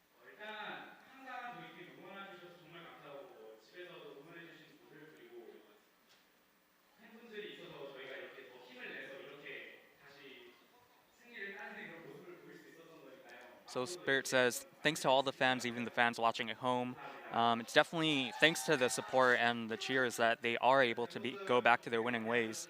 저희 끝까지 보내주셔서 감사하고 무엇보다 마음고생 제일 심했던 거는 저희 팀원들과 코치진 감독님, 사무분들이라고 생각해요. And Kuro also says, you know, the biggest people who are struggling right now are everyone involved with the organization, including the coaching staff and the front office. So he would also like to thank them.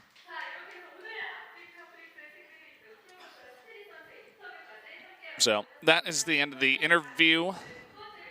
And guys, you do want to stay tuned for Samsung versus Kongdoo Monster. We will have game number 1 after about a half-hour break, so we'll be back then.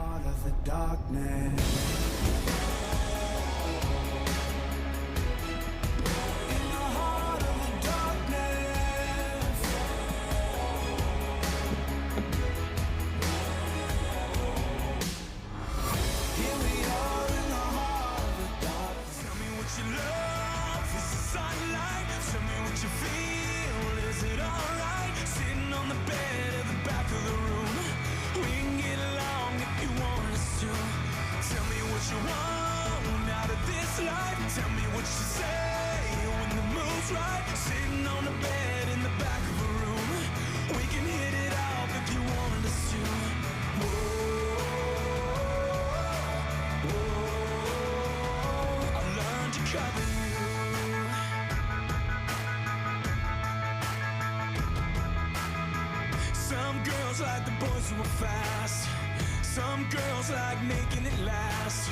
Who are you? Some girls got so much to prove, but those girls got nothing on you. Who are you? Who are you? Won't you tell me now? Won't you tell me now? Tell me what you love. Is the sunlight? Tell me what you feel.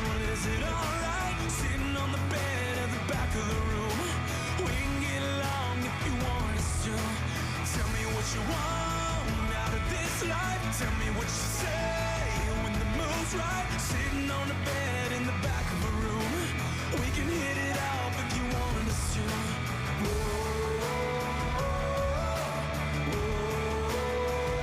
I'll learn to cover you. I'll learn to cover you.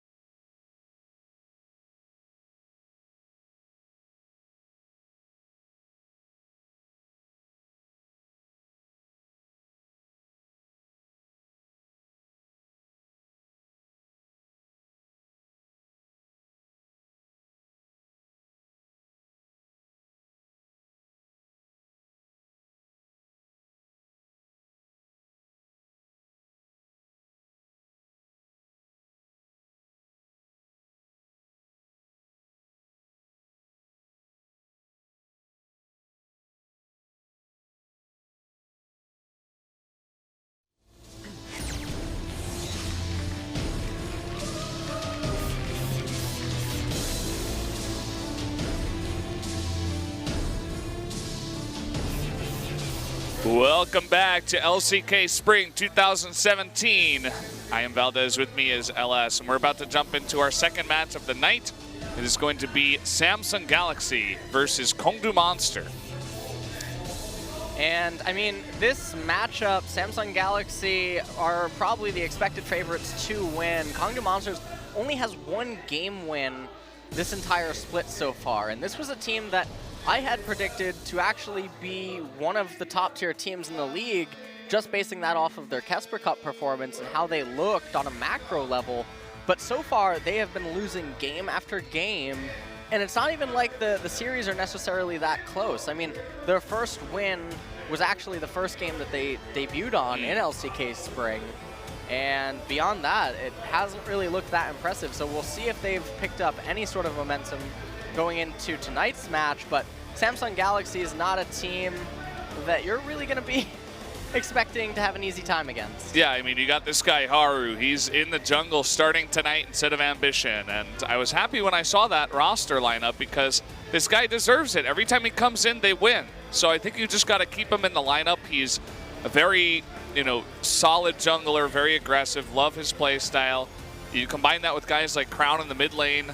You got a really fantastic bot lane too. I like the Samsung team right now. They're definitely like middle top of the pack underneath SKT and KT for sure.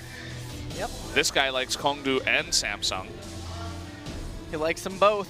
Yeah, he goes both ways for sure. Yep. Although he's sitting on the Kongdoo side, so I don't know. Maybe he leans that way. Maybe, yeah. He's definitely divided. So does not want to show his face, no matter how much SPOTV wants it. He doesn't want to reveal that he's here. Yeah. And all right, so we're about to jump into the pick and ban phase and see what tonight has in store. And we'll see if Kongdoo Monsters on the red side is going to try a similar gambit that we've been seeing trend occur, where Camille and Rengar end up getting left open. Well, when you're in this position as Kongdoo Monster, you're not having that much luck. Maybe you want to try to mix things up. But then again, if you're not comfortable against those picks, maybe just try not to mix it up too much. You do have the Malzahar and Jace bans here for Samsung. It looks like Kongdoo Monster is going to go pretty standard here for the first two bans. Malzahar being banned away with Jace, and there's the Kha'Zix to finalize it. And for Kongdoo Monsters, all right, there's the Rengar. And now, what does this mean for a first pick for Samsung Galaxy? Varus, so that should be responded back instantly with Ashe, and then one of the accompanying support, Zyra, MF, or Karma.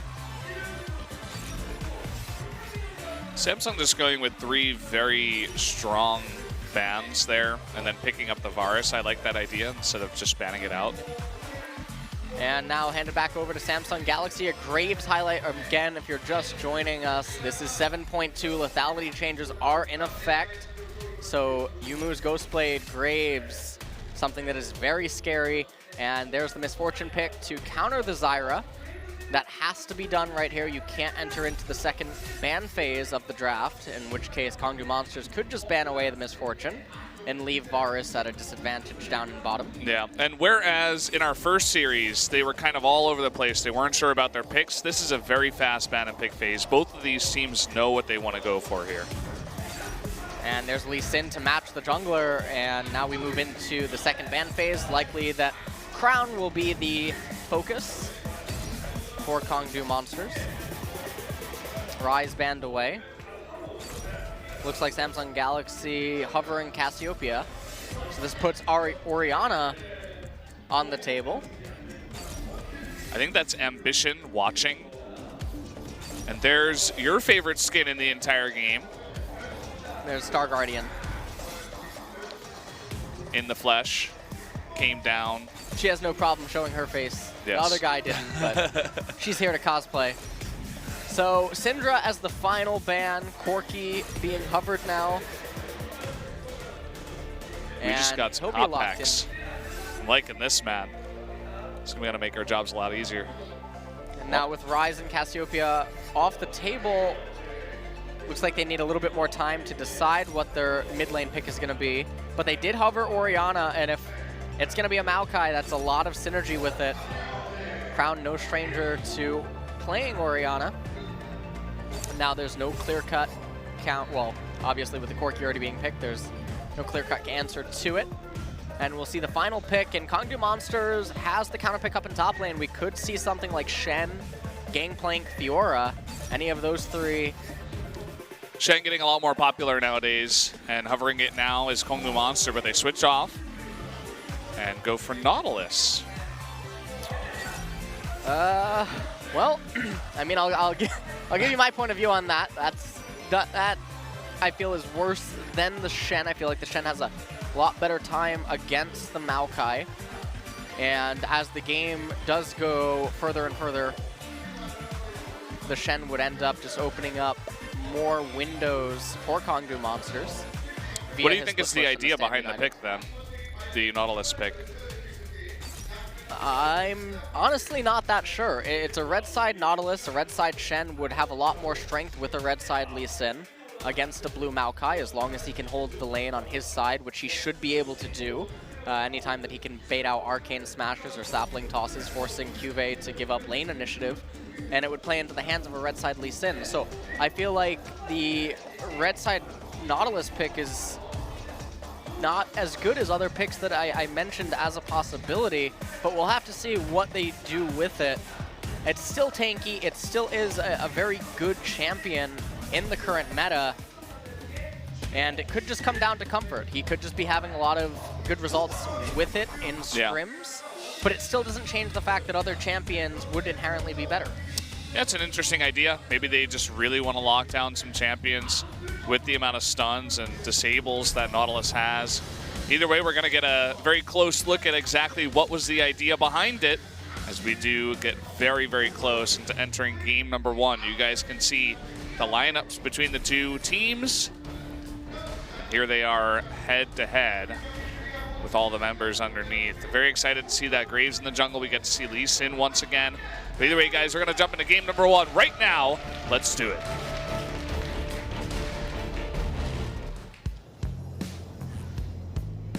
This place stays the same. What we're gonna do in the pouring rain.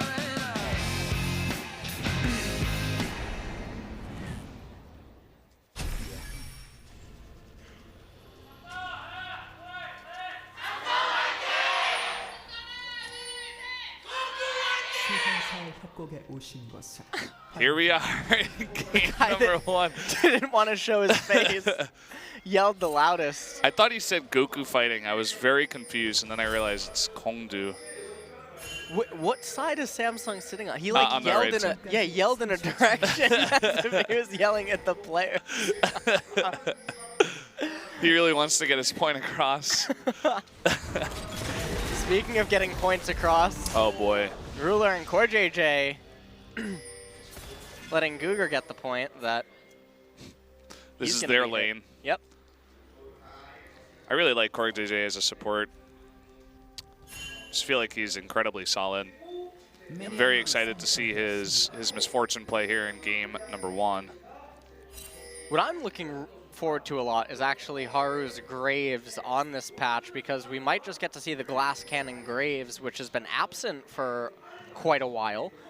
Traditionally, the Koreans would opt for the Yumus with Black Cleaver, but with the changes to the lethality, we could end up seeing a comeback with the Yumu, Edge of Night, and Duskblade on Graves. Would be cool to see, for sure. You can see KDM getting a nice bit of harass off. Very harass-heavy lane for both of these teams. Sol and Googer not doing too good of a job at trading early on, and Haru looking to go aggressive very early on, just has his red buff. Before Valkyrie, there's going to be no Valkyrie here. Here he comes. The flash comes out, and the exhaust as well. That might be able to save him. There's the flash, though, and first blood going over to Crown 2 minutes into the game. They weren't expecting that gank. They were not expecting that gank indeed, and because of the chunks that happened early on in bottom, we're not looking at the lane, but just look at Sol and Googer's HP and mana. It's going to be unlikely that Punch can find his way into the bottom lane, And Haru is now free to literally go from top to bottom and clear his entire jungle, and Punch has to make something happen. Man, who is this guy? He's just exploding onto the scene with his aggression, kind of in the way that Peanut did. Uh-oh. Look at this, Ruler, not in the best spot here. He's going to flash the wall. Looks like Punch is not going to flash this yet. Going to rely on the Zyra, and that he does the heal, though. Oh, but he lands the Sonic Wave and flashes away. But nice job by CoreGJ to follow up with a kill onto Zyra. Looks like she got a little bit too close, trying to lock down that kill. They trade 1-for-1, and the lane is actually pushing into Kongdoo Monsters, and yet Soul is just hard shoving it. So a little bit surprising lane management. Punch now moving into Haru's jungle, and he's just waiting for something to happen. They look like they're trying to set something up here onto Crown's Orianna. He still does have Cleanse available. He's got Cleanse, no flash. And it looks like, oh, they're just going to give up on it. Going to go for the Raptors here, but Haru's waiting. Maybe they want to bait in Edge into a fight and then come from behind once again. Oh no, Edge. He does have the Valkyrie. Has the Valkyrie, Might not but that even red matter. buff. There's so much damage. Oh, will the red buff tick? No. The Corrupting Pot will be enough to save his life. Edge under enormous amounts of pressure right now. Can't really afford to recall, but the problem is that his lane is shoving into Crown, and this puts so much pressure on Punch, because even if Punch comes here to help him shove this wave, here's the problem. He's already down in levels, and it's going to get worse in oh no, Cuvée. Cuvé's here, and he's got his flash. He didn't use it before. That's going to be another kill going over to Samsung. So much focus on this mid lane. They do not want Corki to be farming at all. And, I mean, the edge that Crown has been given in this mid lane matchup here is just absolutely enormous right now. And, I mean, taking a quick look at this replay, this is something that happened a few moments ago. Kongdoo Monsters got really fortunate in the timing in which Rulu was trying to go to get a ward, and they were able to actually get a kill onto him, but you can see all the minion aggro in the back from all these Spellcaster minions and the Cannon minion early on. They just deal too much damage, and Zyra, a champion that doesn't actually have armor seals, just takes even more damage than another support would. Yeah. And you can can turn that on her. Look at Haru again. He has such a great knowledge of just understanding where Lee Sin is on the map at all times. You know, when Lee Sin was going into his jungle, he was in Lee Sin's red side jungle, taking the Raptors, coming from behind Corki. He takes the Wolves. Oh. He does lose the Gromp, unfortunately. But still, that did go undetected for quite a while. Wow, Punch actually finds the pink ward. Crown level 6, Edge is level 4. Yeah, it's not supposed to be that way, guys. Oh man, he's going for it too. Gonna try to force him out of lane even more. He's not gonna be able to get that kill, of course, but... And then, I mean, the problem that presents itself is, okay, Roach is gonna come down to try to add some sort of pressure relief, because you can't just throw your mid laner to the wolves. So he's trying to come down, but this is compromising top lane. The amount of attention that Crown is demanding in mid in order for Edge to find a way to stabilize is attacking Punch and Roach so much because of the amount of time and resources that they have to commit into escorting Edge to safety. I just get this feeling that Ambition is watching this game like, oh boy, this does not bode well for me. And, I mean, you know, I'm putting a lot of focus on Haru, but it definitely is the three of them, Cuvée, Crown, and Haru, that have been doing quite well to gather this lead so far for Samsung. Almost 2,000 gold ahead already, just 7 minutes into the game. And I like what Haru is doing and how proactive he's being. You notice that the majority of Samsung's wards are actually placed inside of Kongdoo's jungle. They're just keeping tabs on Punch, and it's enabling Crown to just constantly keep getting further and further ahead.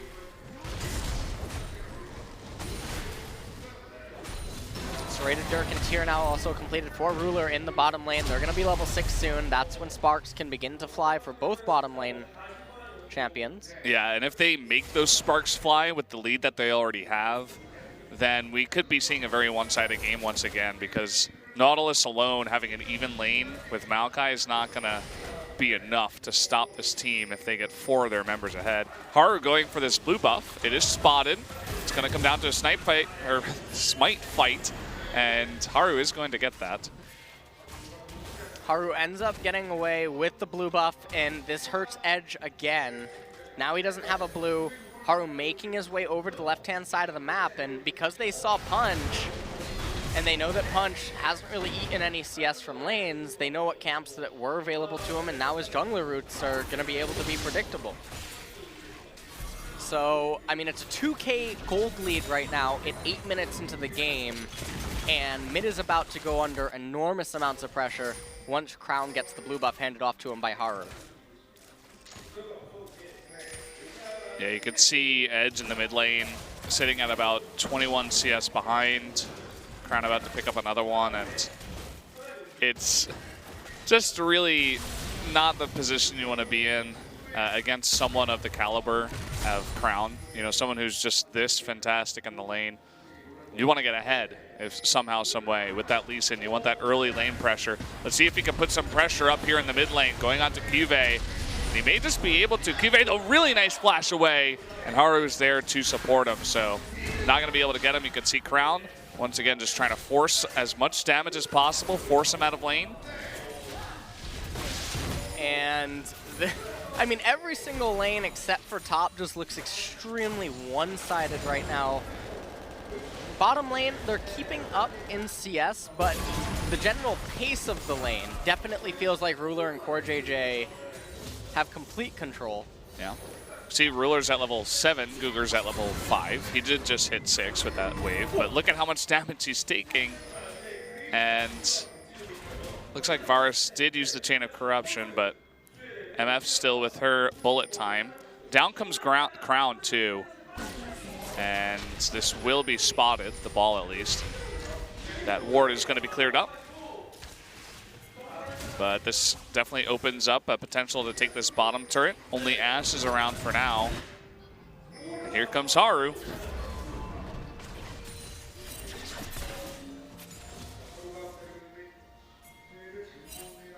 They're waiting here.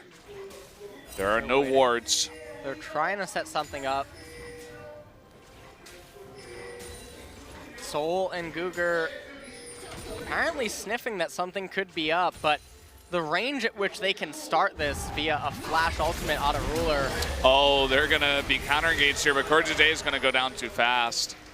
And just a nice set of ultimates there from Kongdoo Monster. But uh-oh, going to force the exhaust out here. Ruler doing a ton of damage too, and Guger almost going down to the Graves ultimate, but does get away.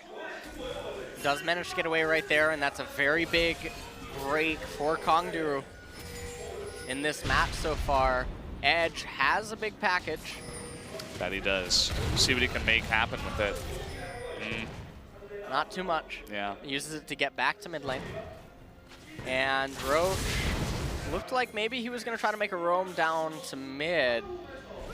And right now, all that Punch is trying to do is stabilize around that mid lane. Edge is recalling right now, counter-jungling Haru a little bit. Punch actually ahead in levels, never mind. Haru just leveled up as I said that.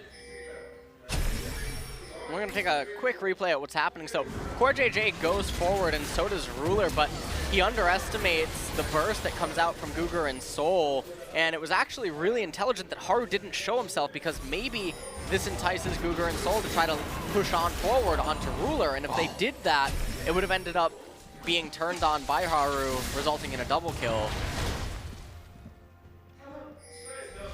Looks like the Graves ultimate actually missed in that fight too. It was very, very close. Might have been able to take out Guger if that landed.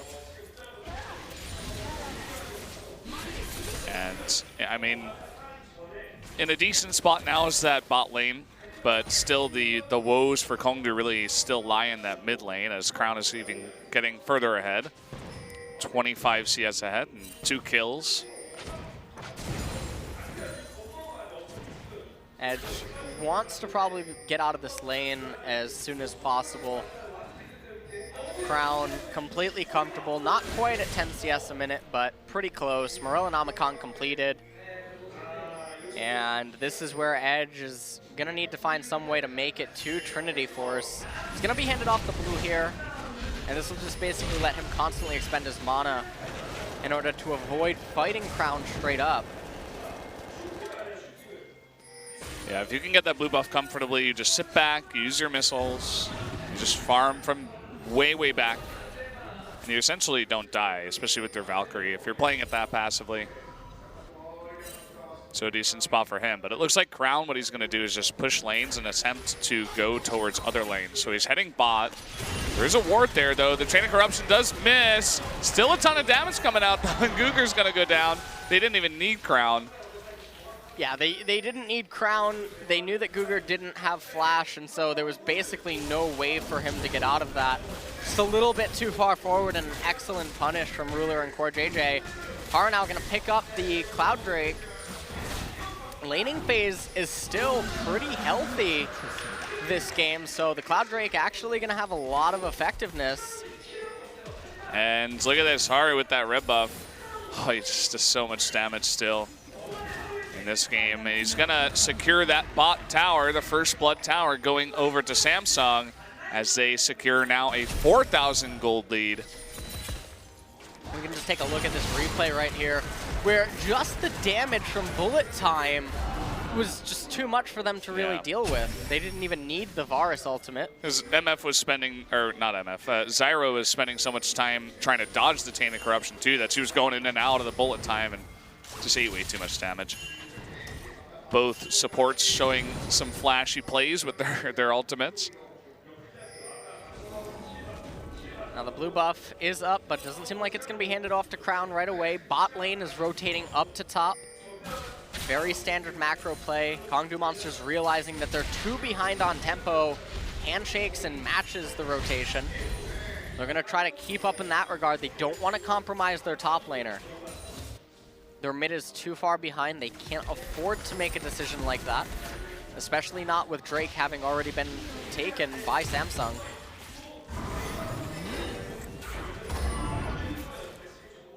Here comes Edge with punch up top too, and the control ward they just put down. It looks like they're looking to make a big play, but actually they just back off, as I do say that.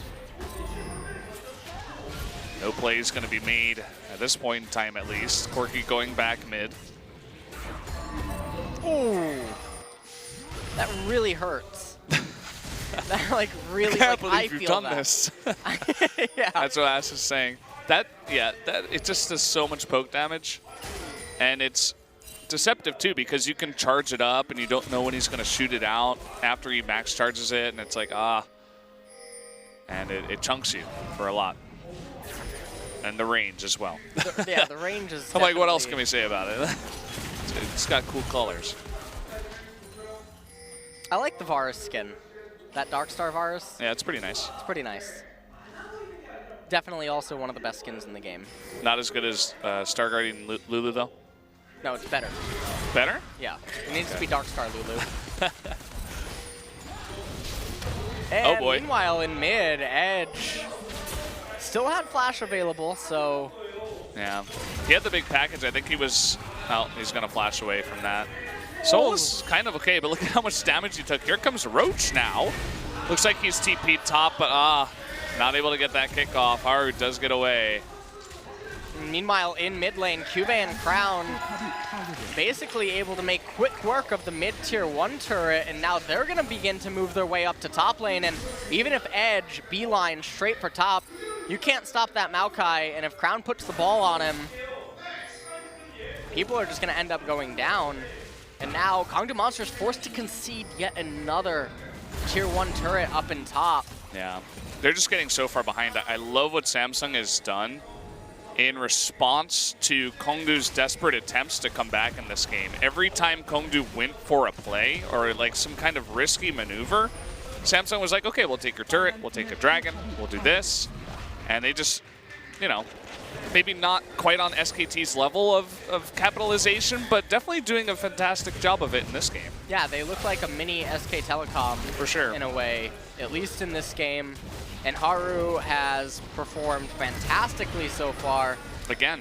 This is going to be an 18-minute Herald as well, unless Punch can say something about it. Oh, he actually missed. Oh, no, he didn't. He got that onto QV, but he's not going to go. This will be given over. to Haru. Juve eating some of the plants, restoring himself, so tree eating plants. Great. And now Crown, okay, he does actually elect to push the entire wave. Doesn't just hold it there and wait.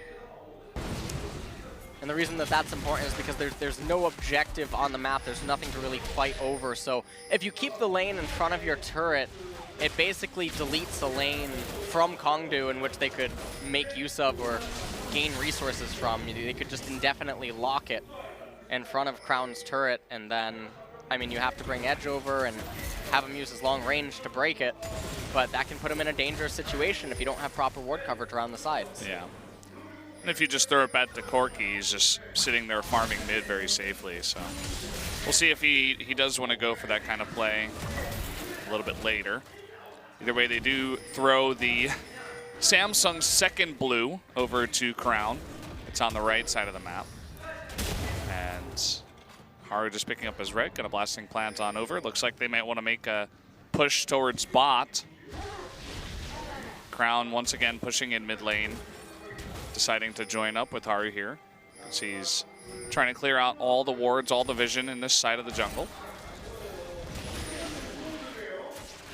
But they are spotted with the wards and the plants. So you can see Kongdoo now moving on over. Haru actually getting rooted up here, and here comes Lee Sin. Down he goes. And just getting caught there is Haru. Yeah, Haru making a little bit of a misstep, pinned against the wall there, didn't have his flash available, and they were able to just pick him off. So a little bit of breath of fresh air for them. Another Cloud Drake actually is coming onto the Rift, and Samsung would definitely like to pick that up. 2 is better than 1. Maybe the next one will be the third one. That'd be pretty nice. Look at how fast Core JJ moves. It's like he's ghosting or something. It's crazy. Yeah, he's moving so fast. His movement, oh, what is his movement speed? 443, I believe, out of combat. It's pretty quick.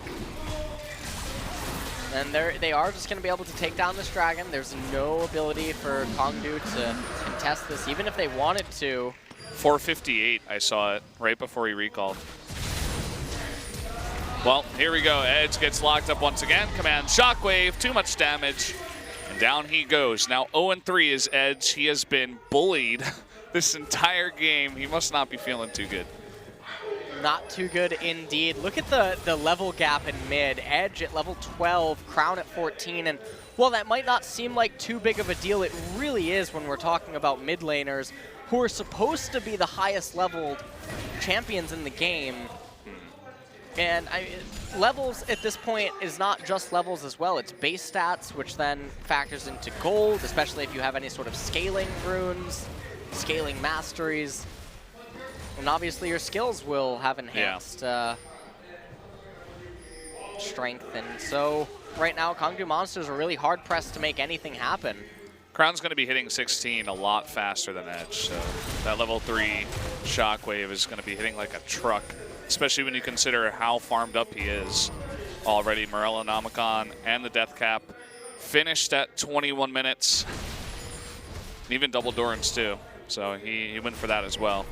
He has 230 farm at 22 minutes. I mean, I'm not so impressed. I feel like Faker, maybe 300 at 23, but nonetheless, absolutely demolishing Edge. But I do have to give Edge credit. For all of the difficulties that he's been faced with this game, he still does have 200 farm. And that's actually quite impressive. He's caught up when you consider everything that he's had to deal with throughout this game for sure. And yeah, a rough spot to be in. So we'll see what Kongdoo wants to try to do here to come back from the 7,000 gold deficit.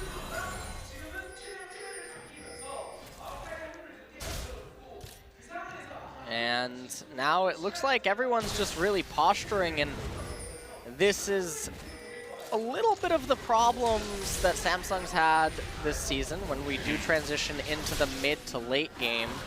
They're definitely no strangers to the late game. One of the best teams in LCK at it. but getting there, things can definitely slow down even when they have gigantic advantages like they do have in this game. Yeah. Like, you look at a team like SKT, they'd be getting picks, they'd get Baron, they'd be getting more turrets, whereas Samsung, they're really struggling to find something here. Now, they're definitely still very far ahead, and Haru, he wants something, but he will be kicked away. And, you know, with that, they do chunk down a bunch of the health. Maybe they can transition into something here, but unfortunately, Haru's going to get picked off again, going just a little bit too aggressive, and doesn't matter how low punch is if he doesn't go down. And losing Haru means that they're going to lose a lot of pressure there in that jungle. No, we didn't ask to see we didn't ask to see this lane. Like, they don't even touch each other. There's nothing to look at. Someone tell the observer to get off. Oh my god. It didn't actually do any damage. We don't ever need to. This is actually more interesting. Let's talk about the control ward. Yeah, the controller, great positioning there. They see if anyone goes up to farm. It's nice. No. Yeah. I don't know who's controlling the camera, but they're a sicko. Well, right. that, yeah, okay. You get the blue over to Edge. He can farm a bit more. Crown's about to hit 16. It's getting close. The highest level in the game currently at 15. And now they're just trying to clear out vision control around Kongdoo Monster's red side jungle. They do want to... Oh, never mind. The beauty that is the new control wards. They have no idea that they're starting this Baron, and they might not even believe it, but now the hawk shot's coming in. It reveals that they are, in fact, on the Baron, and this is very, very risky. Samsung wisely decides to back up because they won the teleport advantage. Yeah. And Kive eats it. He eats that Enchanted Crystal Arrow, and he's like, okay, that's fine. Now they could try to go into something, but you see Kive moving forward, and the rest of them not really following up, and a good disengage from Kongdoo. As Samsung, once again, is just going to clear out all the vision that they can and try to convert something here. I feel like Crown must be sitting on a lot of gold right now because he's still on the same items, but I think he got about 50, 60 extra CS from here. Yeah, he's sitting at 280, so could be waiting for another needlessly large rod. I'm not 100% sure, but it's going to get even more farm here in the top lane. Well, at this point in the game, I feel like the decision that he wants to make is either do you get Luden's Echo or do you get Void Staff, because Punch already has some magic resistance, Roach has it as well. Leandri's Torment could have been gone as a third item if he didn't opt into Death Cap. If he went a route like Morel and Omicron, then Luden's Echo, and then Leandri's, I think that it would be a little bit more acceptable, but at this stage, I feel like it would just be very standard to go straight into the Void Staff. So you may see him do that in just a minute. We do have another Cloud Drake. Did just spawn, so these guys are going to be speeding across the map. And yeah, this is going to go down, and I'm so excited to actually see their movement speed. I want to see how fast Misfortune moves. All right. So now everyone basically has mobility boots. Went out of combat. And that's really look difficult. at this. Oh boy, Core JJ recalling on a ward. That's pretty unfortunate. Now it's 5v4 around the Baron, and that means that Kongdoo Monster can definitely clear out all the vision and just take control of this part of the map. Kongdoo Monsters have won themselves control of the river, looking to steal away this blue buff from Crown, and this would be a really big time to do it. Even if they forced Haru to eat it, that would still be a victory. I love how Haru pushes it out of the range there and forces it to leash back into the pit there. Punch not able to sneak it away. Infernal Drake is next. We've had enough of Cloud Drakes here. And both teams are just constantly eating wave after wave of minions. But no, there's almost no proactivity coming out from Samsung despite their advantages. And while it's okay in this game, and it's probably a fine choice, they know that they're better at the late game, it still speaks to the problem that against a different team like KT or SKT, this type of play and decision could end up actually costing them the games. Yeah, and part of the problem is that Haru's gotten caught twice. They've been almost trying to force it when stuff hasn't been there. Kongdoo's playing very passively and really using that hawk shot to their advantage. Look at how fast these guys are moving. They run through the scuttle crab too. Absolutely bonkers how quick they are right now. Looks like Graves' next item will be Black Cleaver.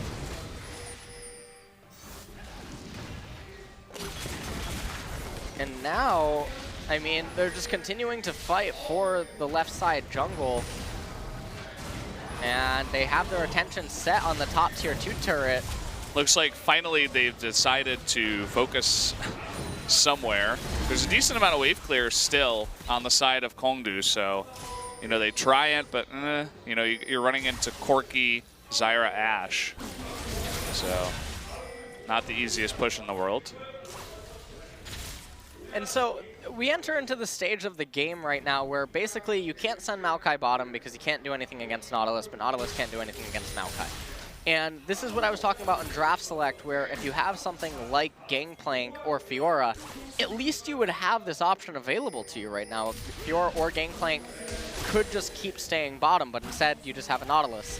And even in that regard, Poppy could be semi-considered a mistake. And as the game continues to just draw on, you know, both teams are just continuing to get farm and everything's fine and dandy, but Samsung, the only reason that we can view this as a positive thing for them is because of how comfortable they are in the late game.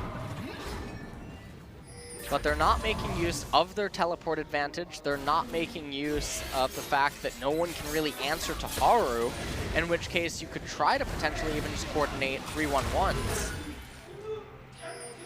And there's just a lot of options that are actually available to the Samsung team, and it's a little bit concerning to see them not make usage of them. Corgate JJ chunked down as they try once again to go for this push at the tier 2 top turret. And the wave just gets obliterated before, I think there was one auto attack against that turret. Haru jumping over the wall, trying to make something work. He does have the red buff. Here comes Cuvée. And that now Roach coming in. Maybe they can make something work against Maokai. There's 3 members. Cuvée kind of in a rough spot. At least they do get everybody's attention away from the turret. There you go. Finally an objective taken by Samsung. They finally do manage to get that turret. They're unable to actually bring Cuvée down. He is extremely tanky. And all that Samsung really needs to do is find some way to get a proper flank teleport ward inside of Kongdoo Monster's red side jungle, and then go for a Baron bait like we saw earlier on, and then take a fight that way. Dragon's coming up in a little bit over a minute here. We can probably assume that Samsung will be the ones that get that as well. They have 1 minute to mess it up. Can Haru get caught? That's the question. I think they're going to play it pretty passively until that does come up. Just clear out the waves, sending Maokai top. He does have teleport. So does Roach, who is going bottom. You know, that control ward has still been there the entire game. That's the MVP, yeah, by the way. I'm glad we keep getting a look at that control ward. Yeah. As long as we don't look at Nautilus versus Maokai, I think everything will be all right. So this is an interesting play. They see a bunch of people going to other lanes to farm. Nautilus going bot, Corki in top, and Crown just able to push this in and get a ton of damage to that turret.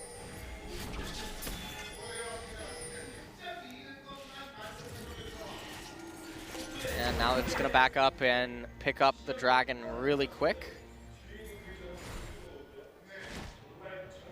Interesting that Orianna and MF moving towards the Baron, as all of Kongdoo Monster are now over here And all of them will be spotted outside of Corki. And they're just going to leave it to Ruler and Haru to take out this Infernal Drake. So what Kongdoo Monsters is trying to do is just clear out vision control around the Baron, and potentially if Samsung Galaxy invests too much into taking the Dragon, like 3 or 4 members for some reason, Kongdoo Monsters can potentially flip a, I don't even know, a 20% coin on getting a Baron.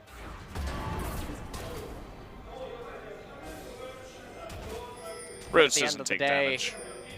They are 8,000 gold behind right now, and things are not looking like they're going to get better anytime soon.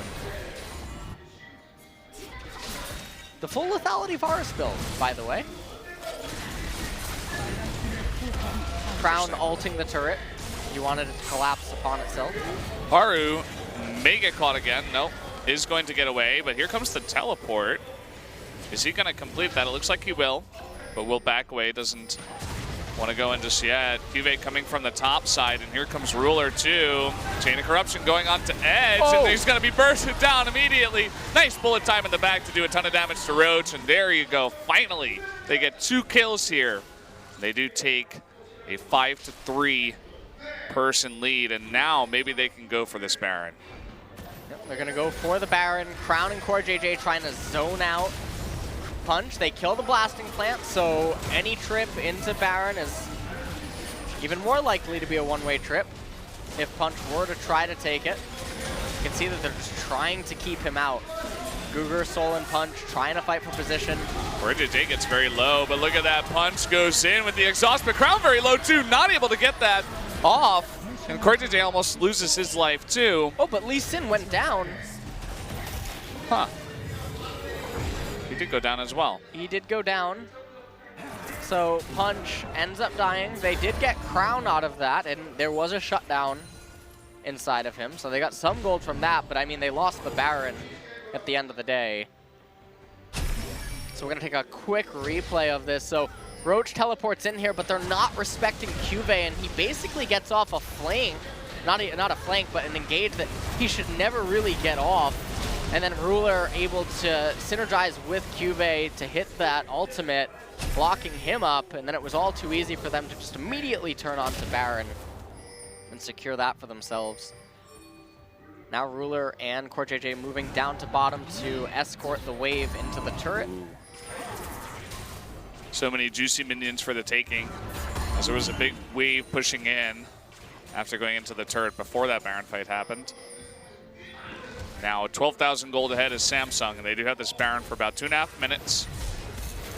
Crown just respawning, trying to rejoin his team here for the push. He won't have Baron, but the rest of his team will.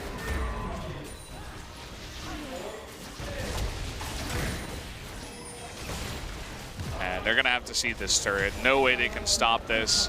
Not even grouped up. They're just going to try to stop at the inhibitor turrets. Try to clear the waves as much as possible. One arrow does so much damage.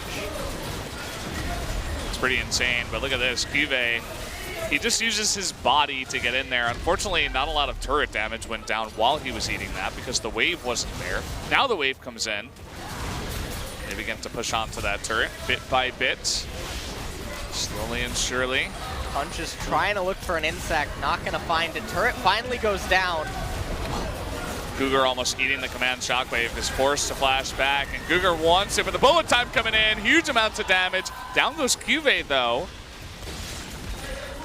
And they do get that turret, but not the inhibitor after Maokai does go down. They do open up though the inhibitor. They did kill Cuvée, which is very good for them. I feel like that fight went a lot better for them than most people would have expected. Crown shoving in one final wave, but he's out of fuel now, no mana available. And we can just take a look at this replay. So Cuvée, to start things off, doesn't have his flash available, so it's not like he can go in on the back line. You see Guger flashes away from the command shockwave.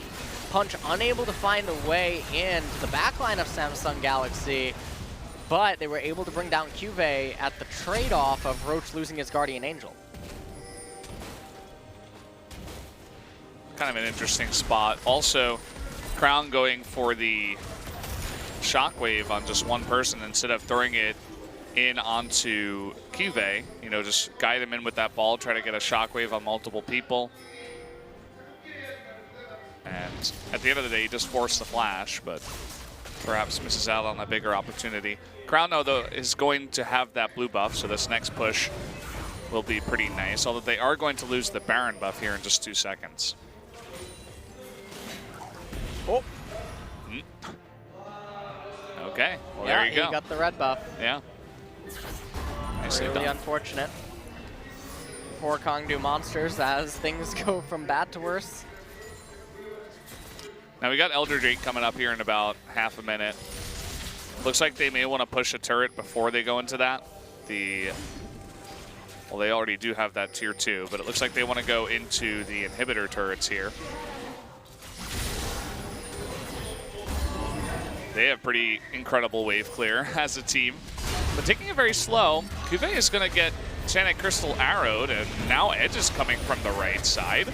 Not sure if he's going to be able to get out of this one as Nautilus joins the pack, but the bullet time is going to try to get everybody away. Now Punch is going to go down right after Zyra, and the big bait play, not sure if it was intentional, but Cuvée kind of gets everybody on his, or rather the people on Kongdoo in trouble as they go for that kill, use so much for it. Cuvée has teleport, and when it's called in from that location, that should signal that they're wanting to end it. 30 seconds on Punch, 20 seconds remaining on Guger. They're gonna rotate down, get this inhibitor as well.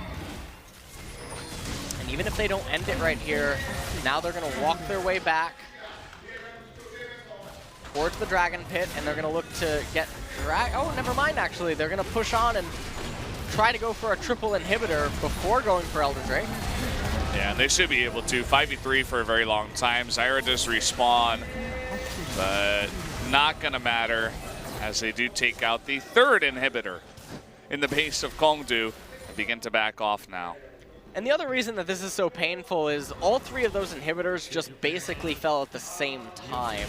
So it's not like you have to just hold off for a minute or a minute and a half before the oncoming double super minions would stop. It's going to be the entire duration. And so now all that Samsung Galaxy actually has to do, they don't even need to start Elder Dragon. They just need to stand in front of it and then wave high at Kongdoo Monsters. Yeah. Because the super minions will do the job for them. Especially Cuvée with the Guardian Angel and being a tree, being Maokai. He just doesn't really take damage. He's so confident that even if they blow everything on him, it doesn't matter. He's just going to respawn and be super tanky once again. Now he wants to come in from behind. 1v5 as Ruler pokes. Nice dodge there with the Valkyrie. But as you see in the multi-view, we got a massive push going in the main base. And everybody from Kongdoo Monsters not going to be allowed to get back. A big flash there from Soul to get away. The bullet time on the left side, but look at the base. The Nexus is now open, and this will be game number 1 going over to Samsung, no doubt, as they take down the last members of Kongdoo Monster before taking out that Nexus. And there you go, GG. Down goes the Nexus. Game number 1 going over to the Samsung. Game 1 going to Samsung in a very, very decisive victory. A little bit of slow tempo in the mid game, but eventually they bring it around and Kongdoo Monsters couldn't keep up. And heading into game number 2, I mean, I don't know what you really feel as Kongdoo right now. Edge got gutted early on. He never really was able to recover, and Punch basically was kept on a leash all game by Haru. That he was. You can see that Edge was not looking too happy there. Roach on the Nautilus, kind of not too much use for him in that game, I have to say. As you were saying, he was kind of just there. Well, the Nautilus pick was bad. We don't know exactly why maybe it's picked in terms of comfort, but we know that Roach can play other champions. And if you look at his solo queue accounts, then you know that he can play even some of the non-tank champions like the Fiora, like the Gangplank. And that was just a perfect situation for it, and yet they didn't elect to do it. So, I mean, change up the draft a little bit, but we're heading to the analyst desk, and game 2 will be up next. You're the reason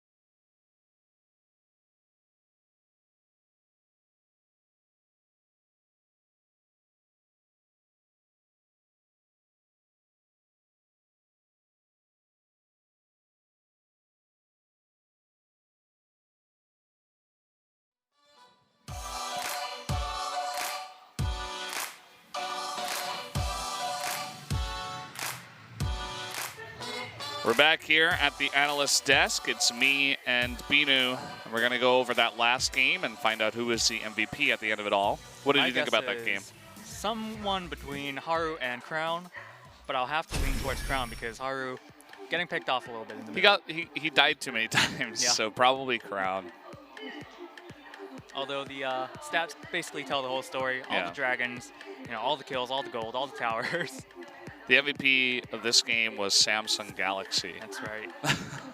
They did have that lull in the middle, but maybe just to speak a little bit more on that, if you've noticed, you realize it's Haru and Core JJ going down most of the time, so when you have your support and jungler who are mostly in charge of the vision going down all the time, you kind of have to expect a lull in the shot calling and maybe the macro play of the team. Yeah, it's pretty unfortunate. You can see just how much damage Varus does with his poking, essentially, just all game long. A couple of nice chain of corruptions, but huge damage.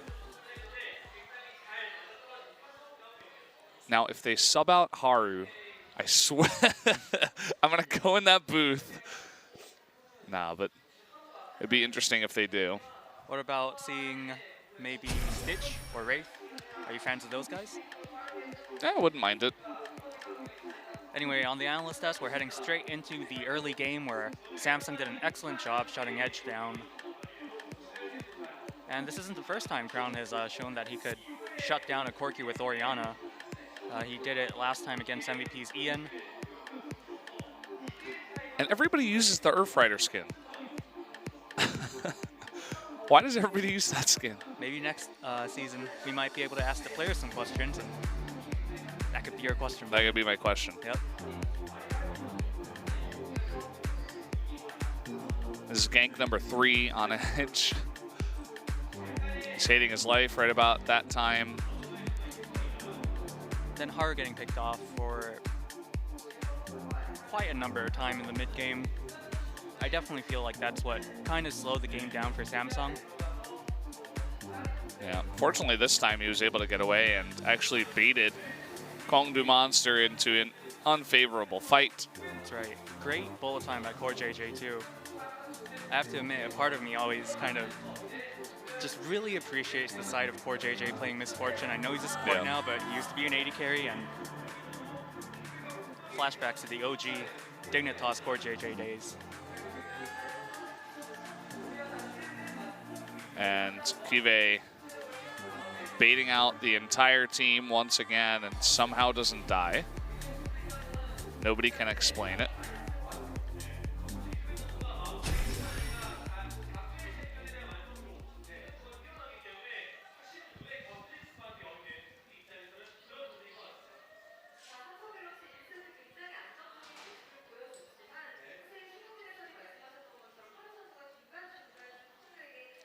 And Helios criticizing Samsung as well in the mid game.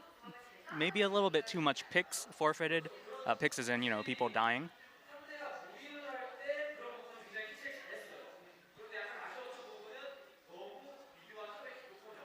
And on the other hand, props to Kongdoo Monster for being able to capitalize on those opportunities.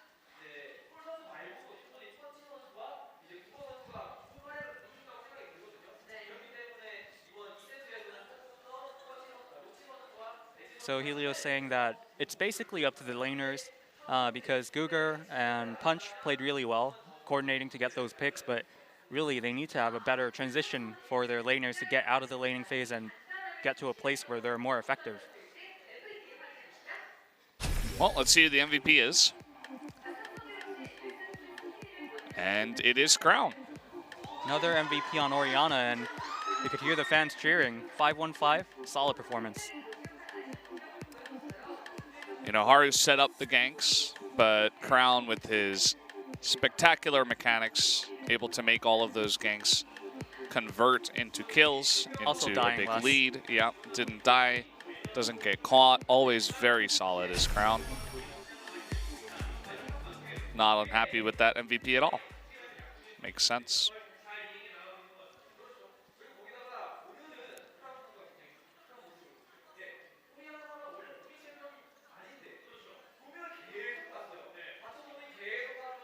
Helios saying he was especially impressed with Crown's roaming today. Orianna not the most mobile champion around, but being able to exert his influence in the bottom lane and the top lane all over the map.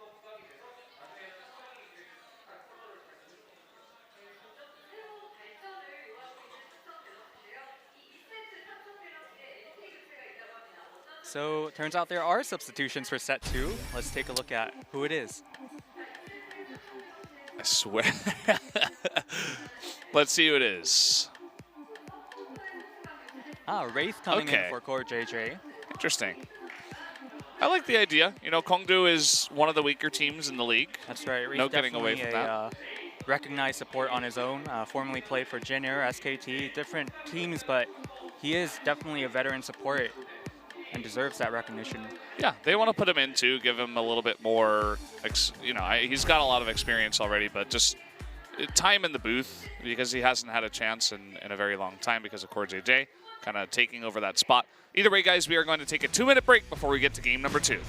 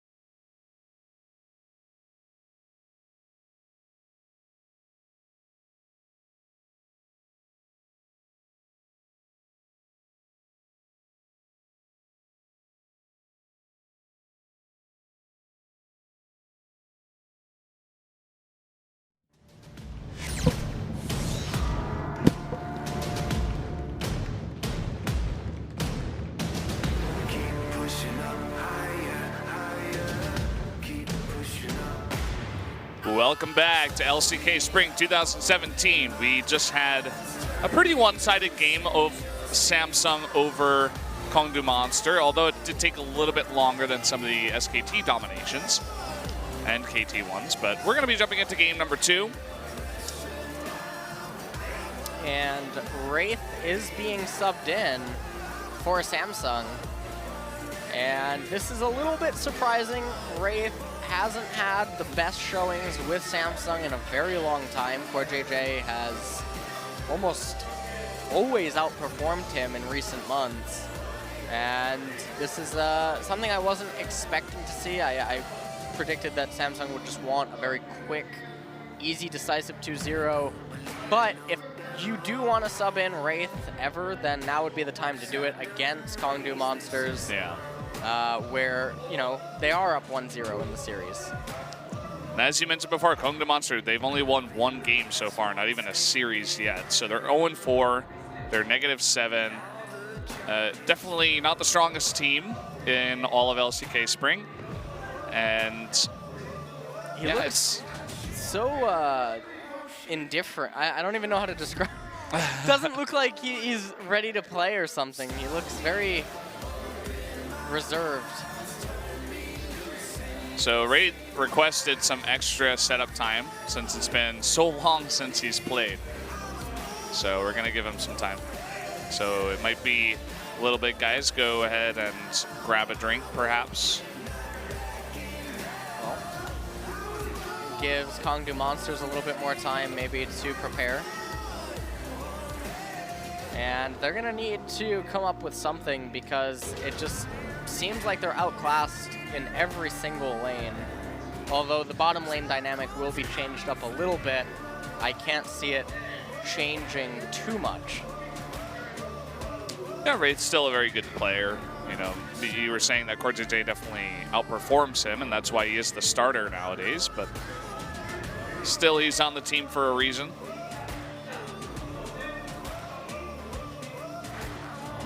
Some of these punch looks really sad.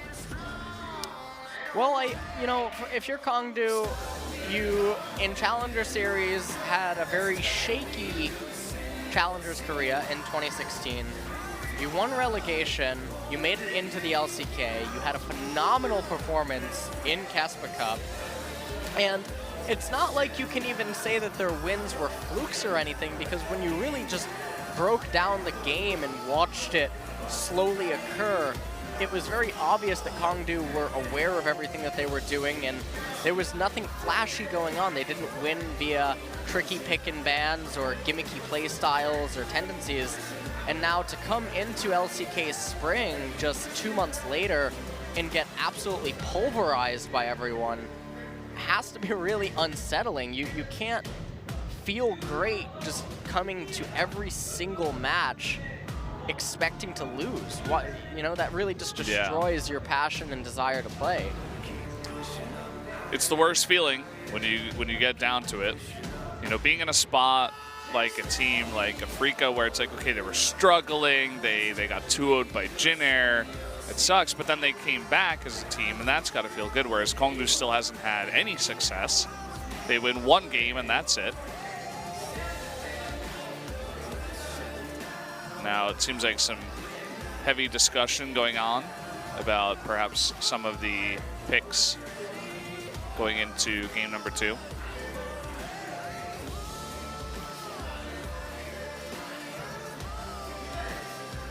He's apparently very hot. Ruler. Yeah. We're freezing, but he is apparently very hot. I'm like, dude, I don't know where you are, but you're not in the same building as us.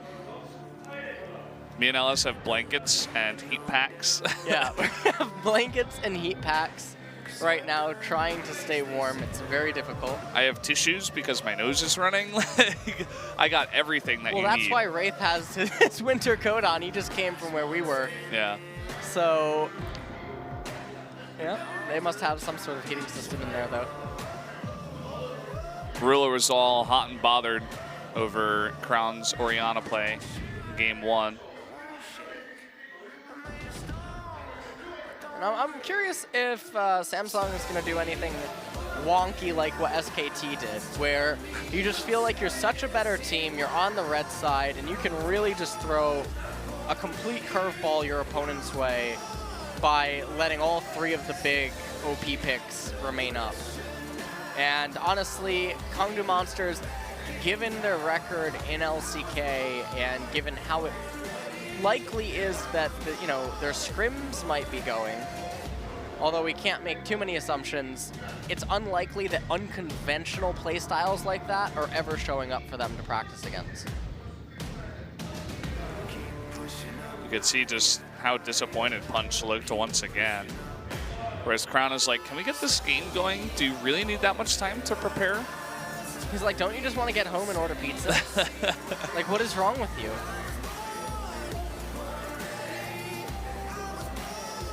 So, yeah. So just to remind you guys, if you guys are coming in a little bit late, Wraith requested some extra time to make sure that all of his settings are correct. And His rune pages. yeah. And there is a fan sign, Samsung Galaxy. Yeah, before Star Guardian Lulu, she was taking a nap. I don't know if you saw that one. But she was. Waiting for game 2. The This is Rate, the culprit. He's in the lobby though now, so. Yep, he is in the lobby. He has joined the game. He could still be doing his rune pages though. So, waiting for the game to start.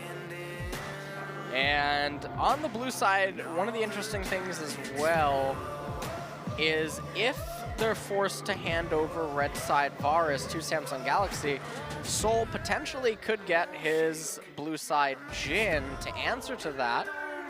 Soul is one of the more notorious Jin players in Korea, not just in competitive, but also solo queue. Yeah, and they were going over his stats actually in the analyst desk before it all started, the one where we don't have the Korean or the English translation rather. And Soul was like number 5 in damage per minute and number 4 in damage percentage damage for his team. So, whereas his team is down at the bottom, he's somewhere in the middle. The little girl's phone says Soul fighting, or like Soul fighting, like good luck Soul. Well, there you go. Maybe that's his sister. Maybe it is. Could be. Could just be a fan. Who knows? We'll never know as we go into pick ban for game number 2. See if anything crazy ends up happening, or if Samsung just chooses to play it super safe.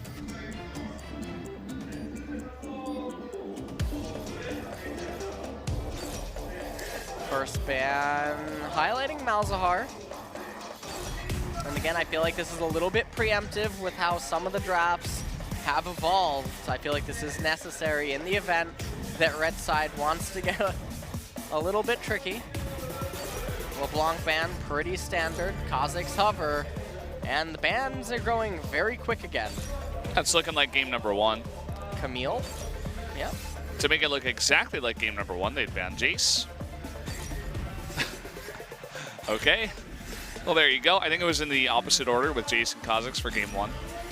And there's Rengar. And now Kongdoo Monsters might be the ones that first pick Varus.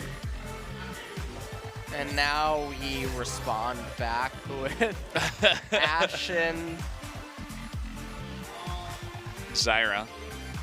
You could go. Kongdoo fan is begging for the first win on the fan side. Huh. Graves. Yep. Graves is now selected for Samsung Galaxy.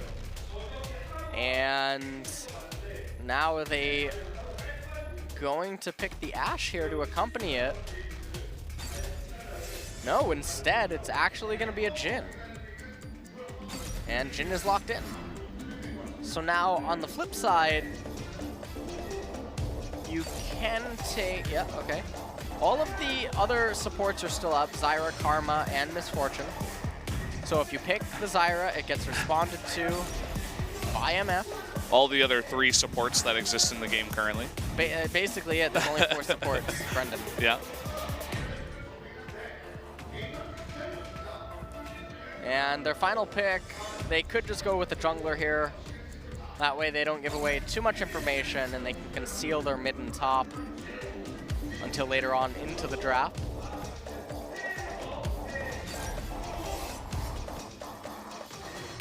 So you think we're going to see a support pick here? We should probably see a support pick here if Samsung is choosing to play it super safe. I'm learning as we go through these ban phases. Don't want to get it banned out. Leona. All right, so Okay. this is actually something I just mentioned a moment ago where maybe Wraith would pull out something unconventional. And so Leona does show her face. And with Zyra having already been picked, there's no ability to just take a Morgana or a Thresh against that. So now Cassiopeia targeted, and probably going to see a lot of mid lane focused bans again to skew the matchup into Crown's favor. Put him in a matchup that he's comfortable with or one that he wants to go up against. Waiting on this 4th ban. Oh, they want to take the Maokai away. The Maokai is super tanky. Doesn't die, basically. Samsung using that on QV to great effect in game 1.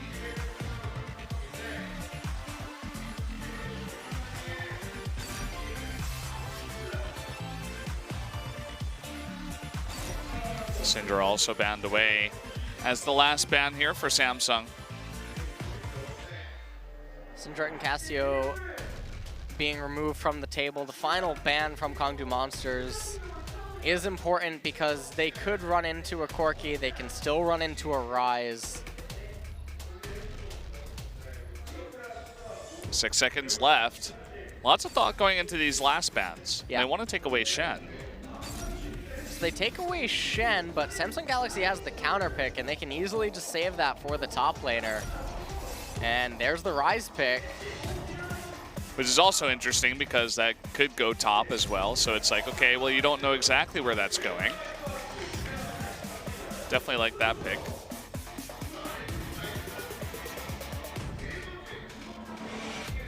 And now the final response from Kongdoo.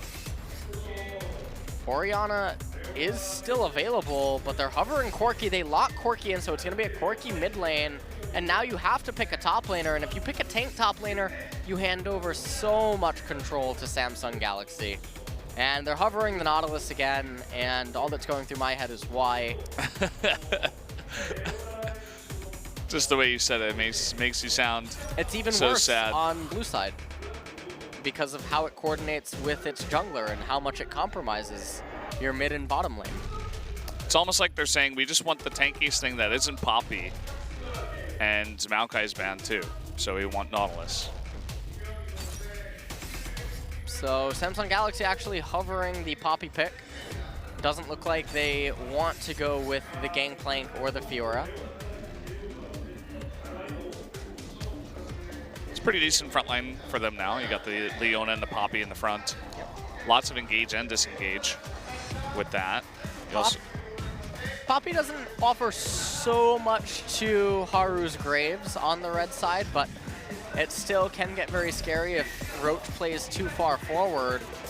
Shouldn't really expect to get too much aid from Punch in this, and mid lane's really scary, especially if Edge doesn't elect to take Cleanse against Crown's Rise, because he doesn't want to fall behind, because Rise will take an inch and run it a mile a lot better than Orianna could hope to. and it looks like both Crown and Edge are going to be running Cleanse here. Funnily enough, maybe Crown is saying, okay, he goes for Exhaust, I can cleanse that off. Not reading the Cleanse of Edge. At least I think those are our finalized summoners. We're about to move into the game here. The Cleanse on Crown will also serve more purpose than just the Exhaust. The Cocoon, the Snare from Zyra. There's a lot of things that he could cleanse off, so he's just thinking towards the later stages. And Edge also going to be able to cleanse Leona later on. Very true. So the players are into the game. Let's take a look at the compositions once again. This time Kongdoo Monster end up with that Corki and Varus. So a bit of poke on their side. And over here, we do see the Leona, the big question mark, and Wraith coming in as well as the substitute for Core JJ. We'll see if he can make that Leona work for him. Going into game number 2, Samsung, they definitely want to get as many points as possible and get the 2-0 tonight. See if they can do exactly that. So let's jump into game number 2 right now. Samsung Galaxy versus Kongdoo Monster on the big stage.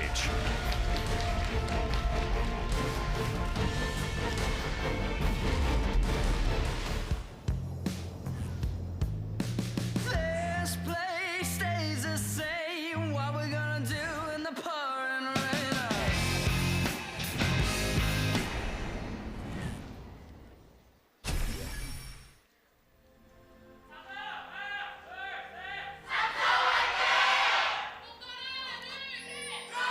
최강사의 협곡에 오신 것을 He's back.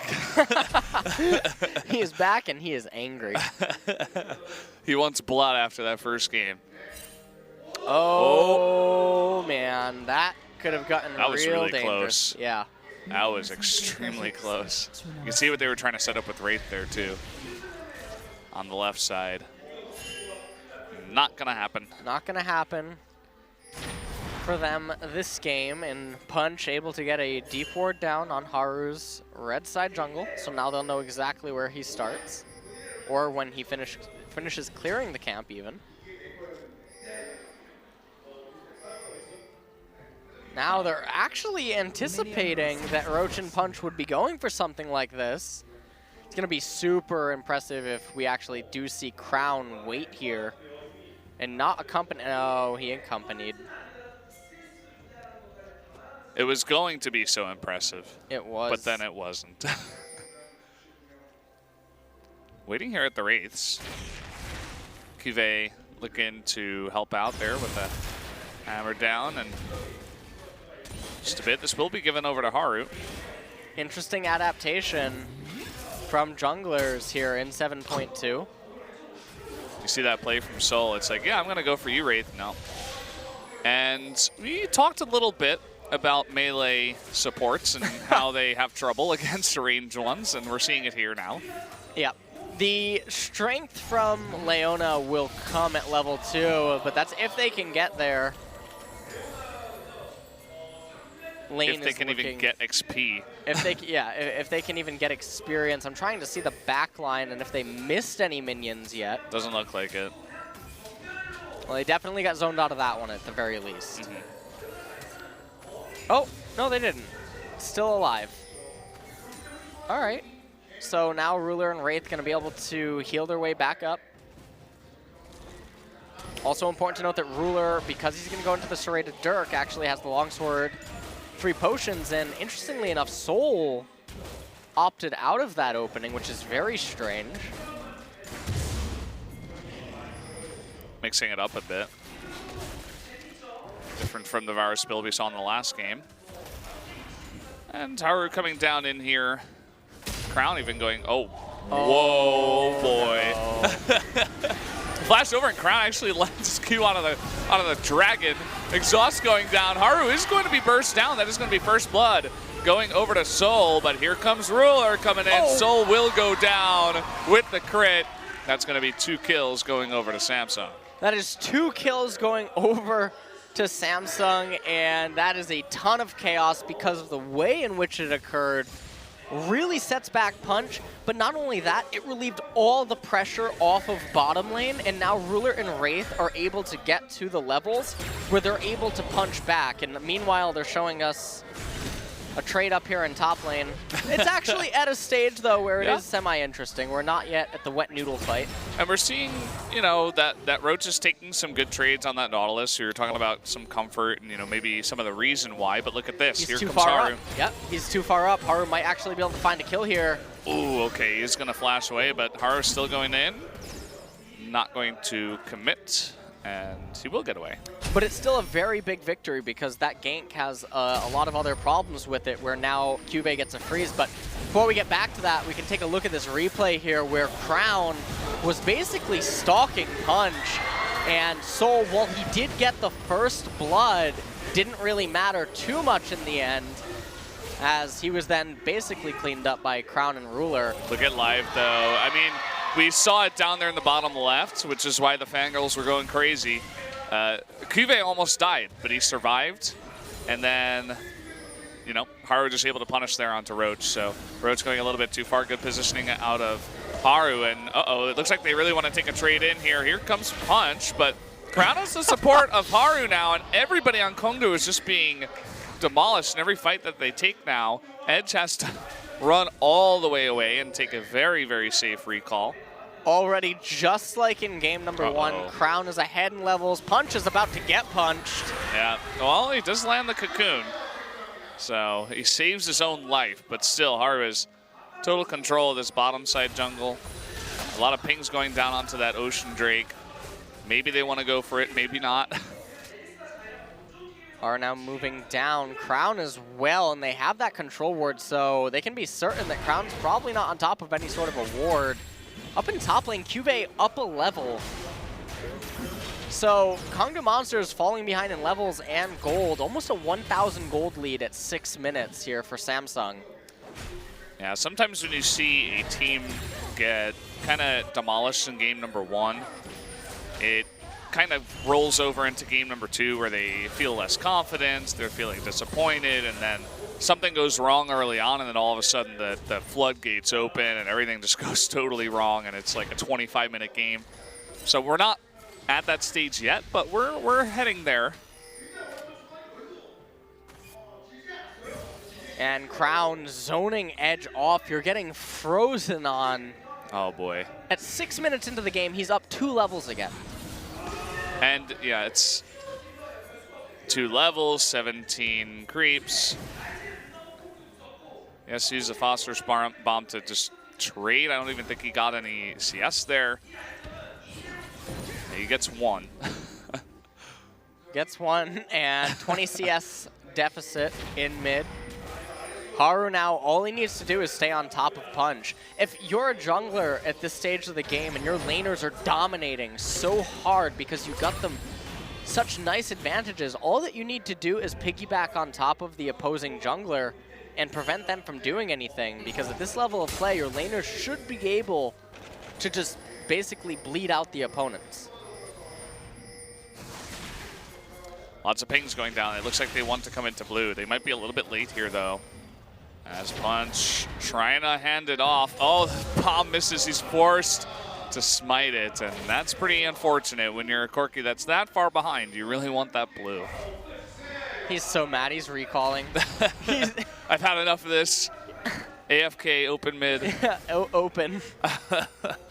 And to make matter, oh, actually, Crown is shoving it, but the lane would have been shoving into Crown. Now Wraith actually roaming to mid lane, and because they know that Punch was just on the left-hand side of the map, it's unlikely that any wards have been placed on the right-hand side. So Wraith can almost be certain that he's undetected. Catalyst of Aeon's completed for Rise. Yeah. And some very short wards from Kongdoo beginning to kind of flesh themselves out. Red buff being taken here. It doesn't look like Haru's anywhere near, so he can finally get something pretty safely. Cougar doing his best to clear up some of the vision down in bot lane. He has been able to, as you know, Wraith with that roam, and it looks like he may have gone back too.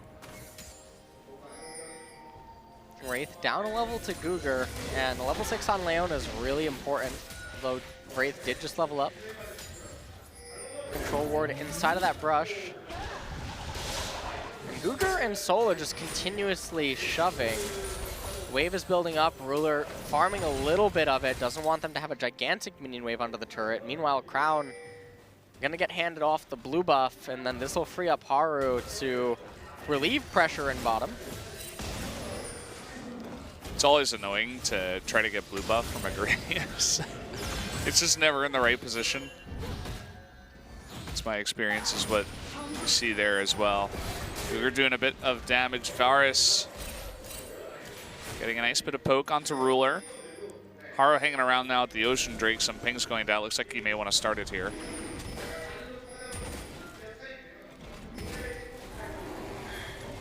Not going to, in fact. Maybe just clearing up some of the vision.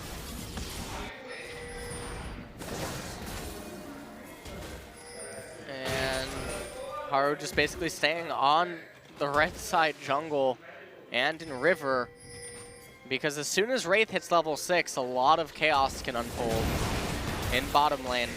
And right now it seems that they're just going to pick up the Ocean Drake, and it's still going to be semi-useful for the next few moments. Laning phase is still quite healthy. No turrets are really too damaged. So it's definitely going to aid the laners in sustaining and creating micro advantages now for Samsung Galaxy.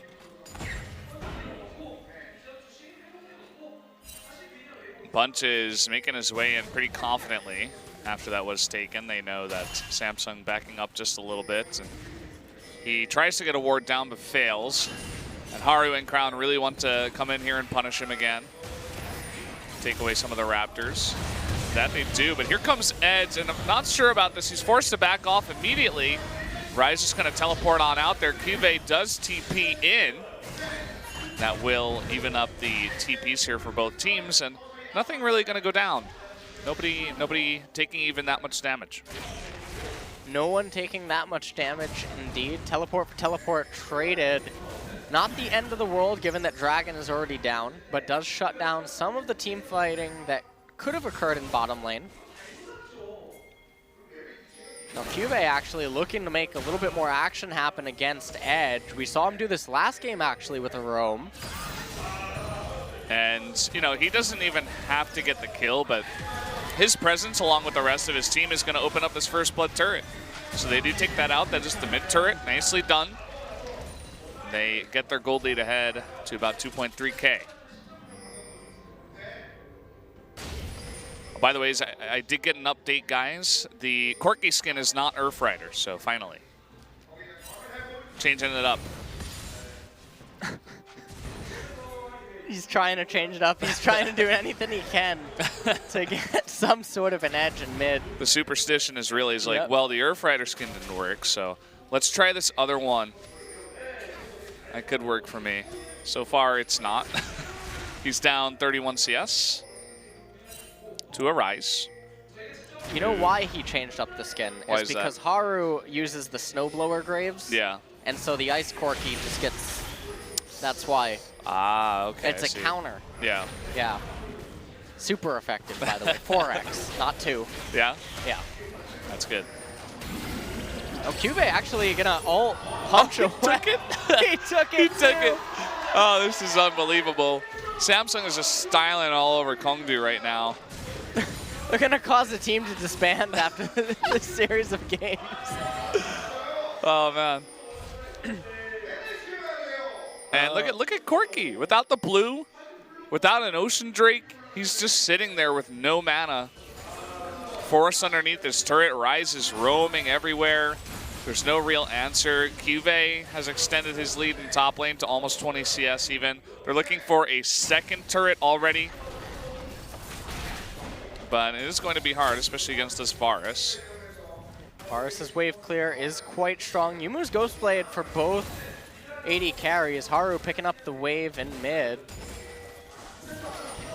And the gold lead, again, I mean, it's reaching a point where if the game continues to go like this, we're going to have a very similar scenario to game number 1.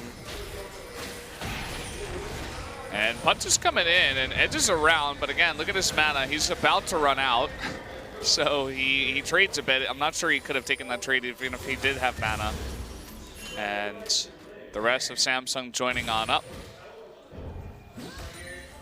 Nothing really going to occur there. Haru gets out with his life. The next Drake of the game is another Ocean Drake, which I suppose will help them in sustaining against maybe the poke back that Edge and Soul will try to put out later on. It helps in that extended fight kind of phase if they're posturing around Baron. They have to deal with that poke that you're talking about. Well, it's not so bad. I think they would have preferred some other ones, but well, here comes the first curtain call that I've seen of the game. Gonna miss shot number 3 and 4. Chain of Corruption is going to lock up Wraith, but here comes the big port in, and Haru just disappears. Barely even saw him there for a second. And that's going to be it. Samsung is not able to get in there, and one of the members of them do go down. So kind of unfortunate that that gank didn't work out for them. Yeah, gank did not work out, but credit to Kongdoo for being there and punishing Crown's ultimate. Ruler missing 3 out of the 4 bullets, though, from Curtain Call was a little bit uncharacteristic. Yeah. And meanwhile, in mid lane, I mean, Crown returns here, but two level gap in mid, and Cube making his way down, trying to maybe get a kill onto Edge, but was spotted out by a ward, so it doesn't really matter.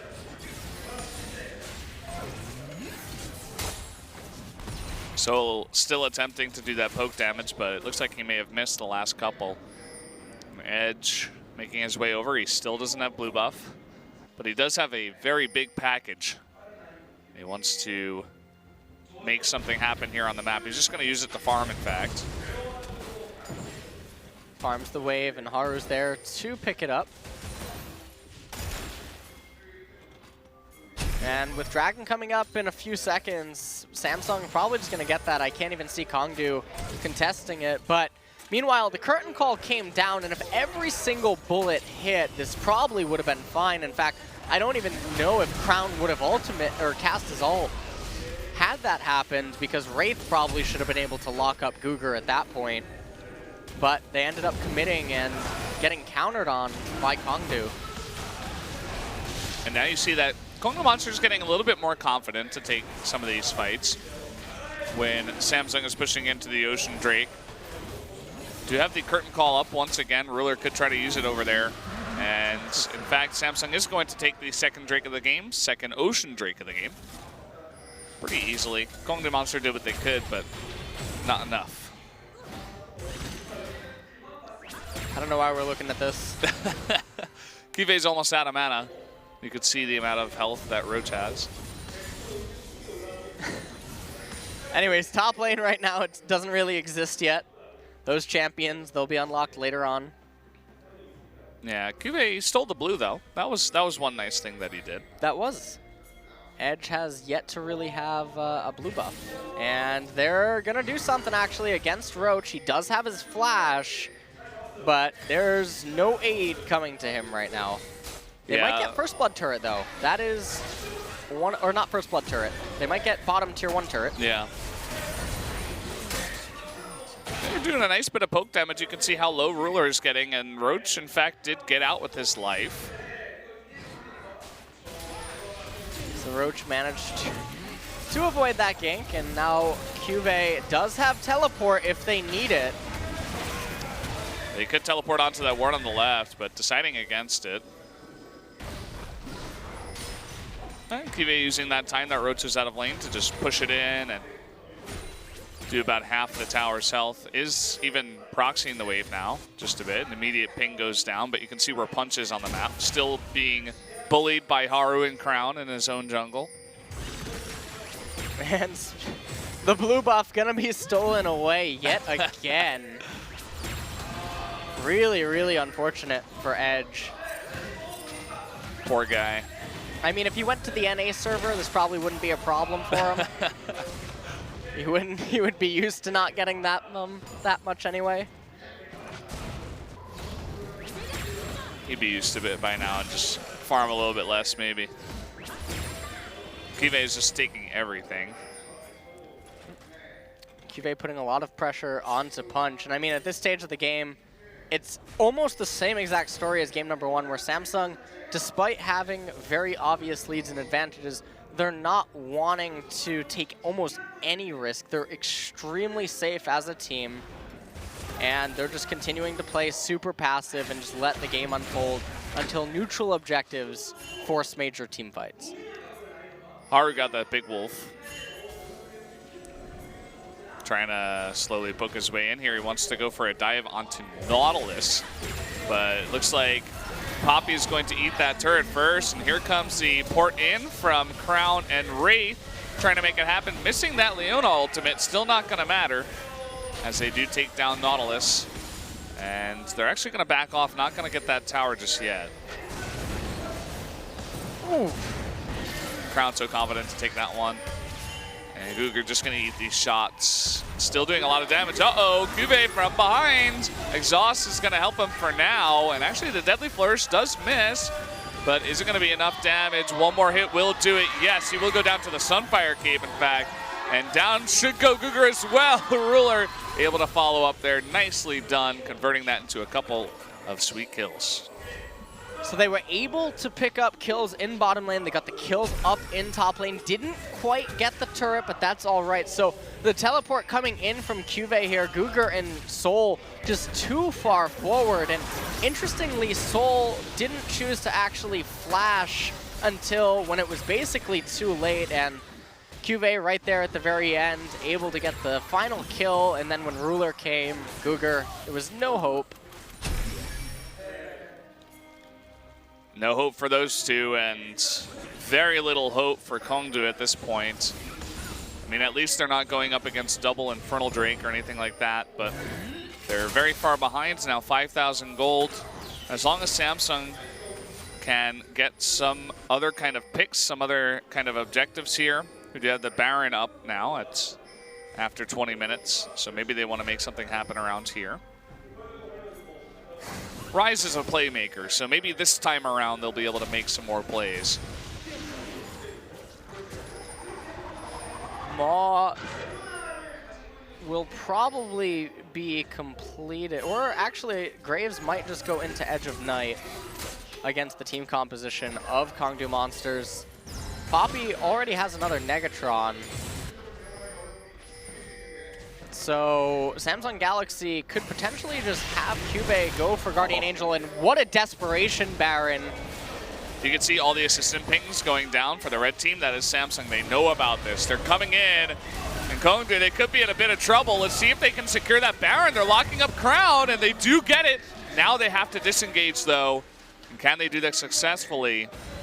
Looks like for now they can, as even Ruler not joined up with this team right now. It's actually 3v5 here, and Kongdoo. Oh, no, what? okay, never mind. Down goes Punch, like he never even existed in this game. Haru does a lot of damage. That's what we just found out. Wraithing using his ult to get everybody else away from him, and Kive doesn't even bother with them. He's like, guys, I'm taking my turret. I don't care about the fights. This is my fight. So, okay, Samsung Galaxy gonna get their third Ocean Drake of the game.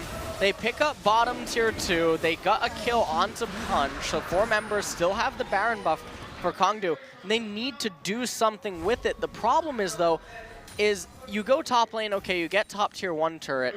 You go to mid lane, and there's a chance that Samsung Galaxy will stand their ground there and actually fight you, and you're still behind despite having the Baron buff. So here, you take a quick look at this replay, and so Punch, even despite getting the cocoon, it's just too much damage coming out of Haru. Well, Crown almost got himself into a bit of trouble, does flash away. And here comes the push now. They didn't go for top, in fact, they're going for mid. Actually, many members of Samsung still in the red side jungle for them. But as you said, they're able to make a stand, and in fact, Kongdoo is the team that's backing off and not wanting to take the fight at this point. Very interesting that they opted out of top, primarily because it would be a lot easier to just capture that turret relative to the angle. Haru wants it, man. It's his blue. Get out of here, Edge. He almost loses his life, too. Haru coming back. I love his aggressive playstyle, making it work. Very aggressive, very forward, and Edge is basically crying right now. He has not gotten a blue. He never will. Oh, man. Sitting at 0-0-0, too. So he's basically just been farming the entire game without a blue buff. Whereas Rise, Crown still ahead on CS. Not on levels. Still, both of them are at 14 right now, at least. That is something that is different from game number 1. Crown moving up to top lane to pick up the farm, and I mean, the Baron buff at the end of the day, what it did do is prevent Samsung from being able to take the Baron. And it is off the map now at a time where Samsung would likely have control and the ability to get the ward coverage down for Cube, and hold on as Edge. Well, fourth shot is going to miss, so. Ruler needs to get his Ruler today. His shot. Yeah, I know what's going on. Jin missing a lot of the curtain call shots.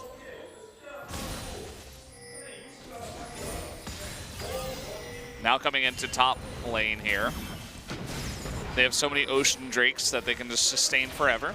Kongdoo is trying to trade here for the mid-tier 1. Their Baron buff is about to end. Samsung happy to take this trade for now. Oh, Kive going in. He wants it. Edge, you're not able to go out. He's forced to flash. And does get out after it all. But here's Haru. Oh boy. The flash out of Cougar, and it's not going to matter. But the pin here onto Punch is really where the big stuff is happening. Haru, though, in a bit of trouble. Nope, he's got to be fine.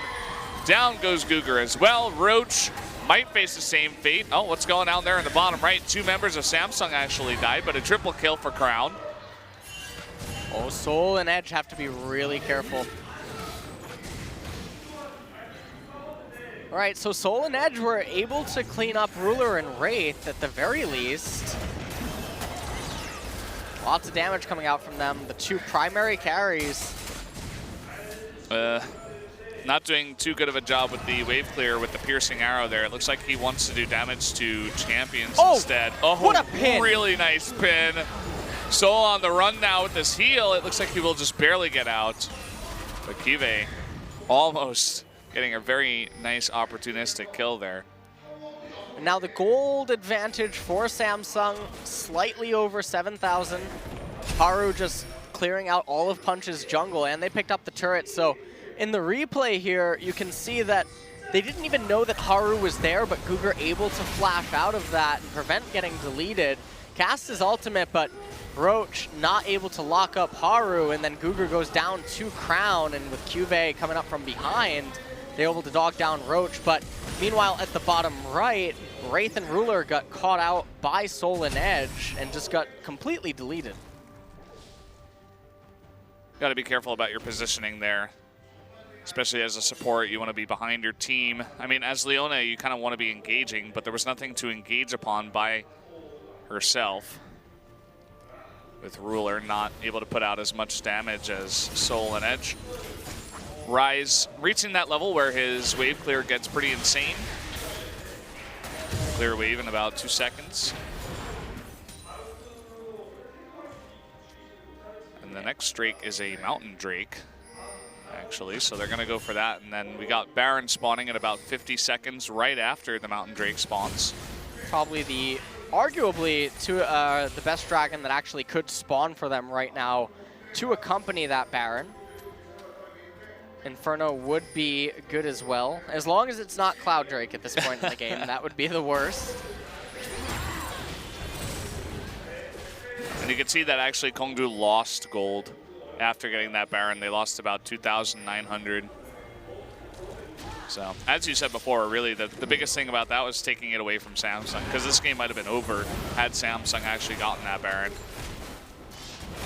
So we're going to pick out Mountain Drake right now, and they probably don't even need to bring Crown to the Baron. You could put Crown in mid lane and then have Cuvée go down to bottom lane with his teleport and just have Crown act as the gatekeeper to the river leading to the Baron pit and just do a 3-man Baron with Haru, Ruler, and Wraith.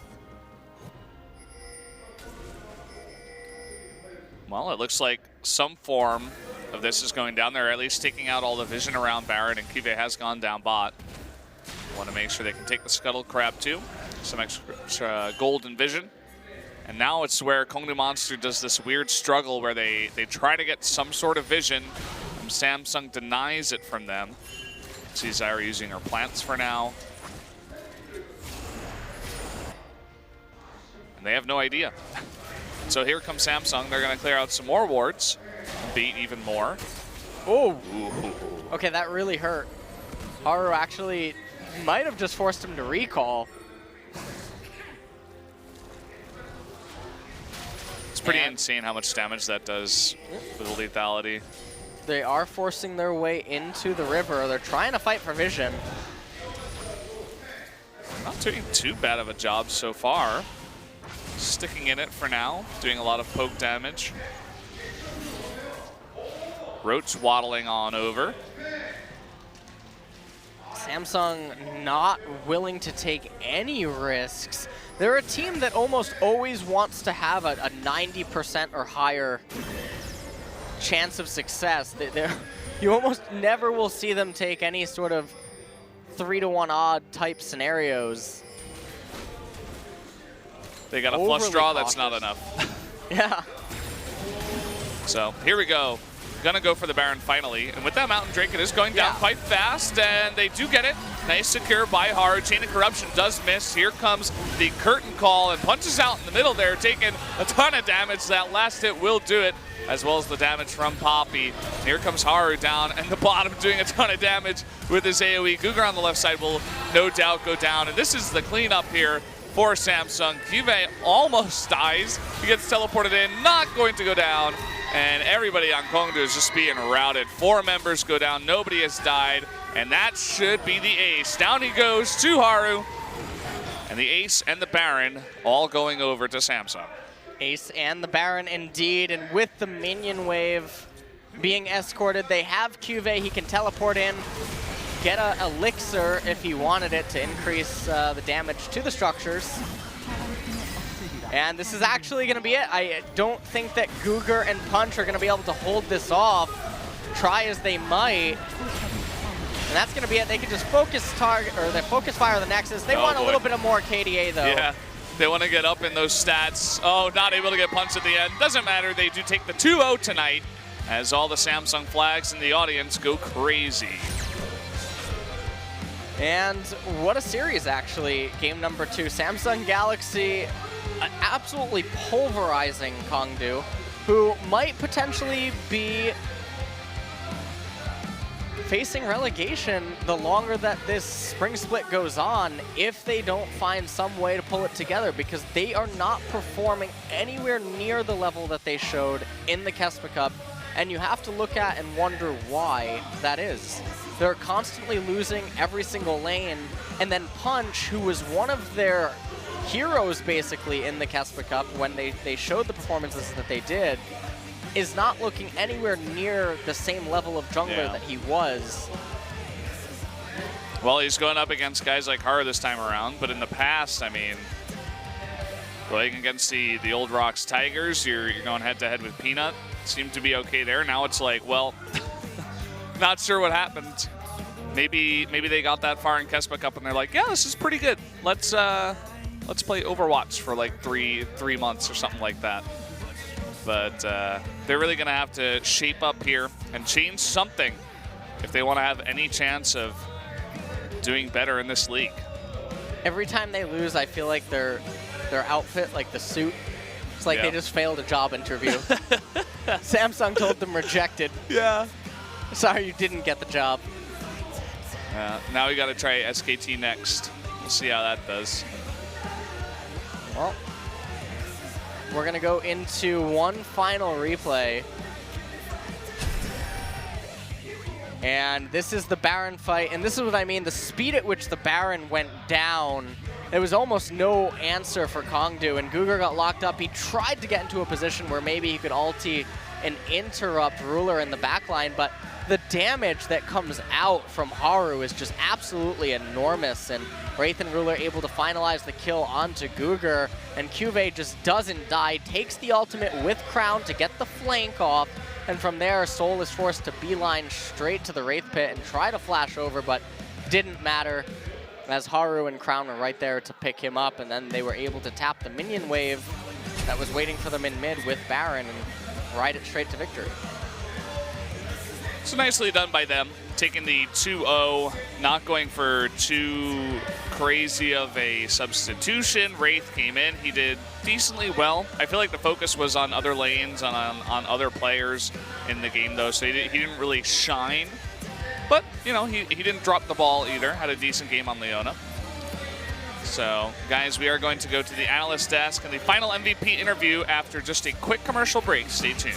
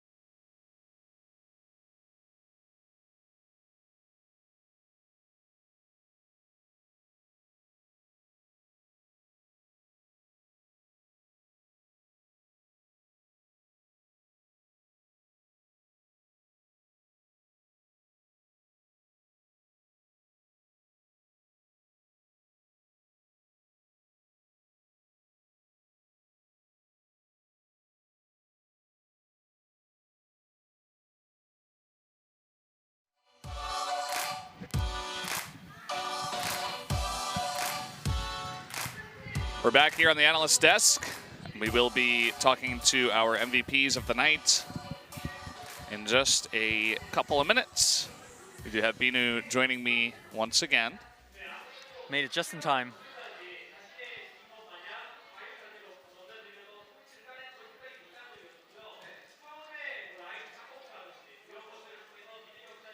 So Kanata saying he was very impressed with the snowballing that Samsung did with their early leads.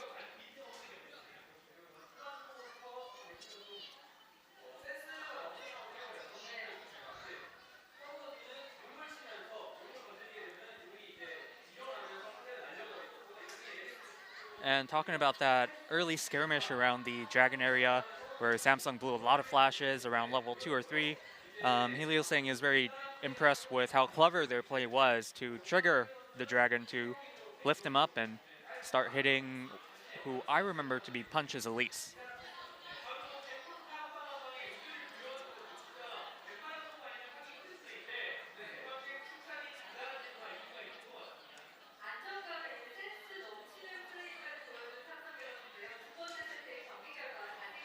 So let's take a look at the match summary for set 2. So it's not going to look any prettier than game 1. Yep. Again, got all the towers, all the drakes. There's that one Baron that Kongdoo actually managed to time really well. But in the end, Samsung Galaxy. Wow, look at that Varus damage. Yeah, even though they lose, some of those poke champions like Varus, like Corki, just do intense amount of damage. Of course, Edge somewhat inhibited this game by the lack of blues. If I remember correctly, he did get one towards the end. Maybe. I'm not sure. I didn't see it. But then Zyra also out-damaging a lot of their laners as well. Somehow Poppy did more damage than Graves. Haru was doing crazy amounts of damage in that game. I don't know. And headed straight to the MVP, it's Cuve's Poppy. Okay, interesting. I kind of liked Haru in that game too, but Kive had a lot of big, you know, I wouldn't call them massive plays, but plays where he got pretty small advantages for his team over and over and over again. He had multiple plays like that. Over and over again. A lot of great pins on walls and engagements and stuff like that. So, congratulations.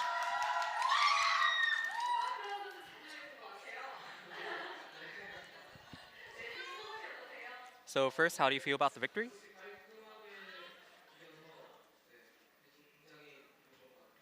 And he feels great because they got such a clean victory, as we all saw.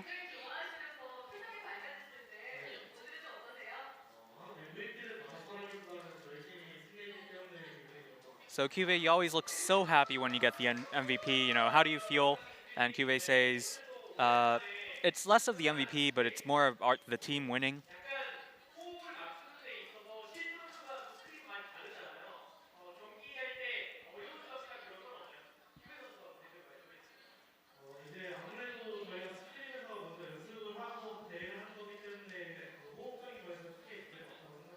Now, Kanata is saying, you know, is there any difference when you're trying to get your teamwork on between scrims and the match? And Kive says, I don't think there's a major difference between scrims and the tournament. The next two games for Samsung are KT and SKT. Those are going to be a couple that I really want to watch.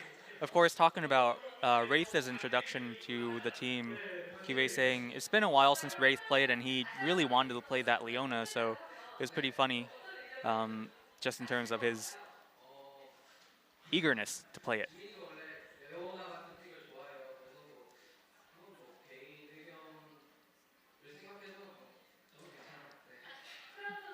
Crown looking a little doubtful as he says, yeah, Wraith really likes to first pick that Leona. Well, he personally seems to really like it, so I guess it's okay.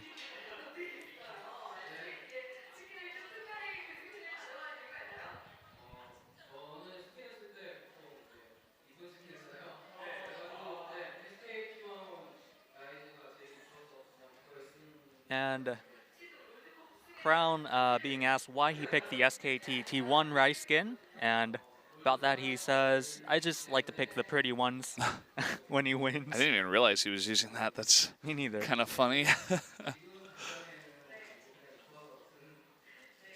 So again, he just reiterates, there's no special meaning to it, I just like it.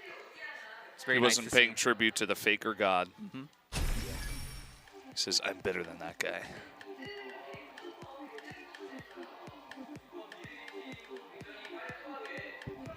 Haru's wondering why he didn't get MVP, why he doesn't have 500 MVP points now.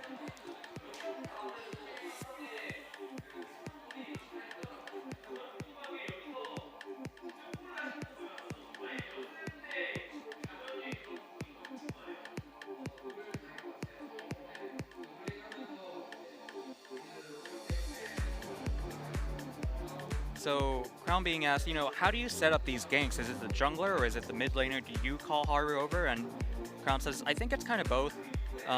Sometimes Haru or the jungler, when they're jungling, kind of offers up the idea.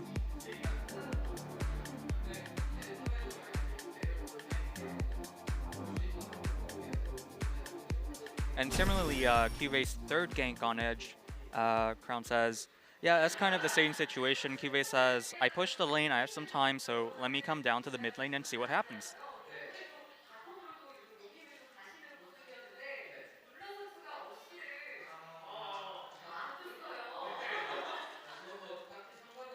Now, during one of Crown's roams to the bottom lane, Ruler didn't wait for the time to give Crown an assist, and Crown not being too, shaken up by that, he says, it's okay. It's more about the general play that you make and the advantage you get, so not a problem.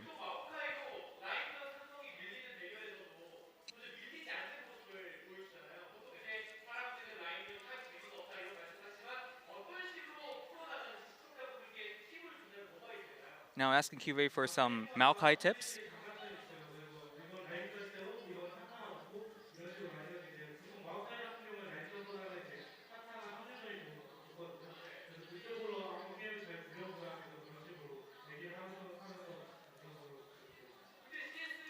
So he says Maokai is really much stronger in the team fighting phase than the laning phase, so you just have to keep that in mind. I think he's trying to convey that you got to recognize what you're strong and what you're weak at. You have to communicate that and be able to play around it.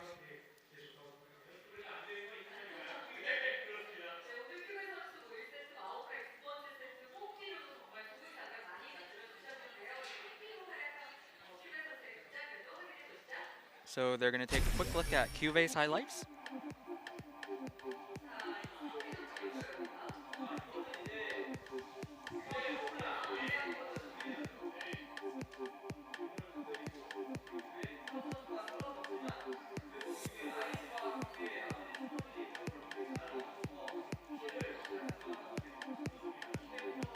Or rather, that early dragon play, actually. I'm waiting for Cuvey to show up, and he doesn't. There he is. There's the blue steal. Edge is so angry when that happens. Oh, wow. And to add insult to injury, Cuvey saying, actually, I didn't have any vision. I just had my ult swinging, and I threw it out, and looks like he got lucky. Wow.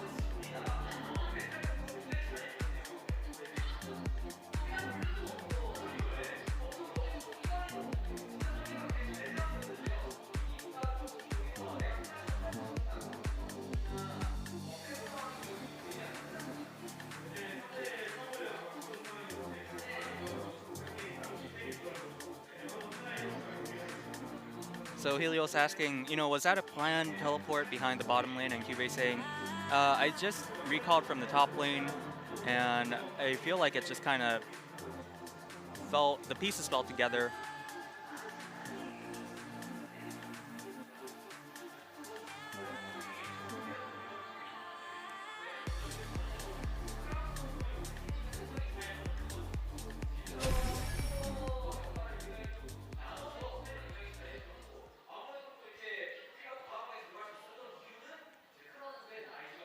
And Helios talking about the synergy between Crown's Rise and Cuvey's Maokai.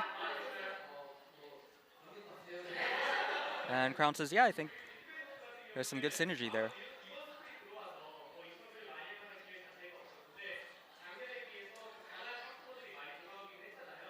Now, QV, there are a lot of strong top laners returning to the LCK this season.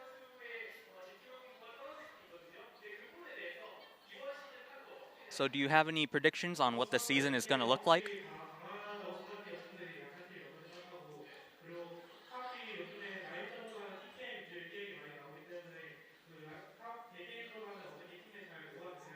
And QV says, I think all the teams in LCK are really strong this season, and especially so because team play seems to be taking precedent over individual top lane play.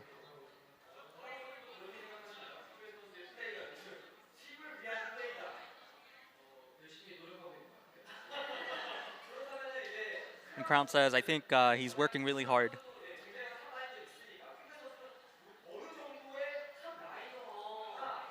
So more specifically, where does Crown rank QV as a top laner? Well, apparently he's number 4 in KDA. An awkward stare. And he says he's very reliable. Feel pretty safe, pretty supported when he's around. And QV accepts the compliments.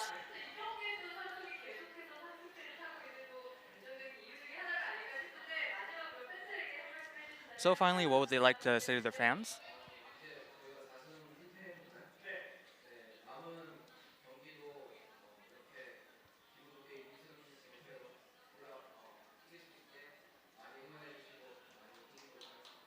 So Crown, first of all, asking if they are indeed 4 wins, 1 loss, and then saying that we'll try to make sure we win all the remaining matches and continue climbing upwards.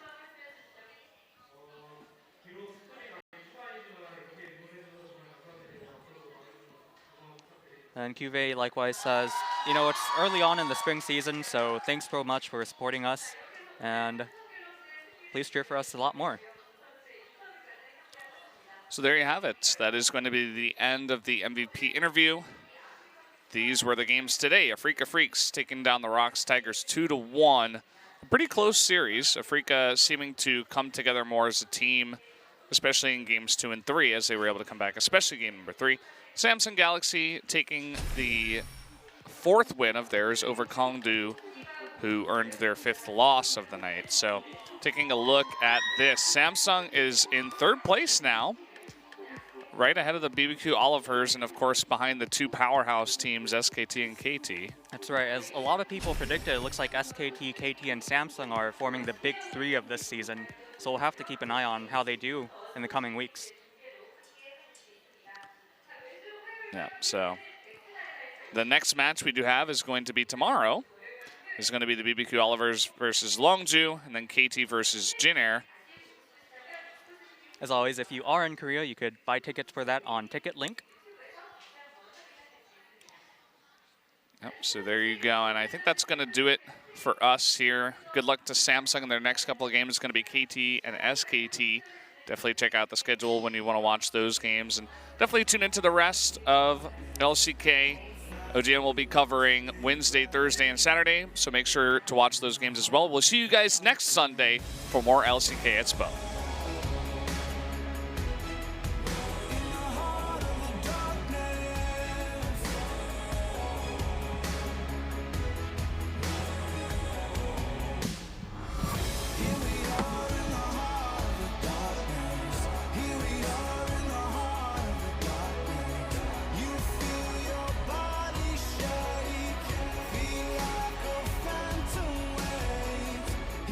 What you love is the sun.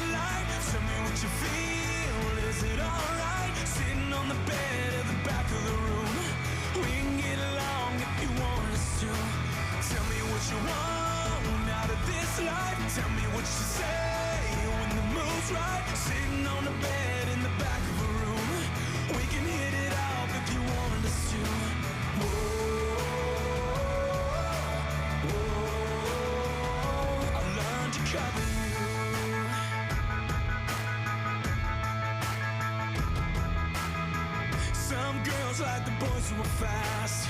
Some girls like making it last. Who are you? Some girls got so much to prove, but those girls got nothing on you. Who are you? Who are you? Won't you tell me now? Won't you tell me now? Tell me what you love, is the sunlight? Tell me what you feel, is it alright? Sitting on the bed at the back of the room, we can get along if you want us to.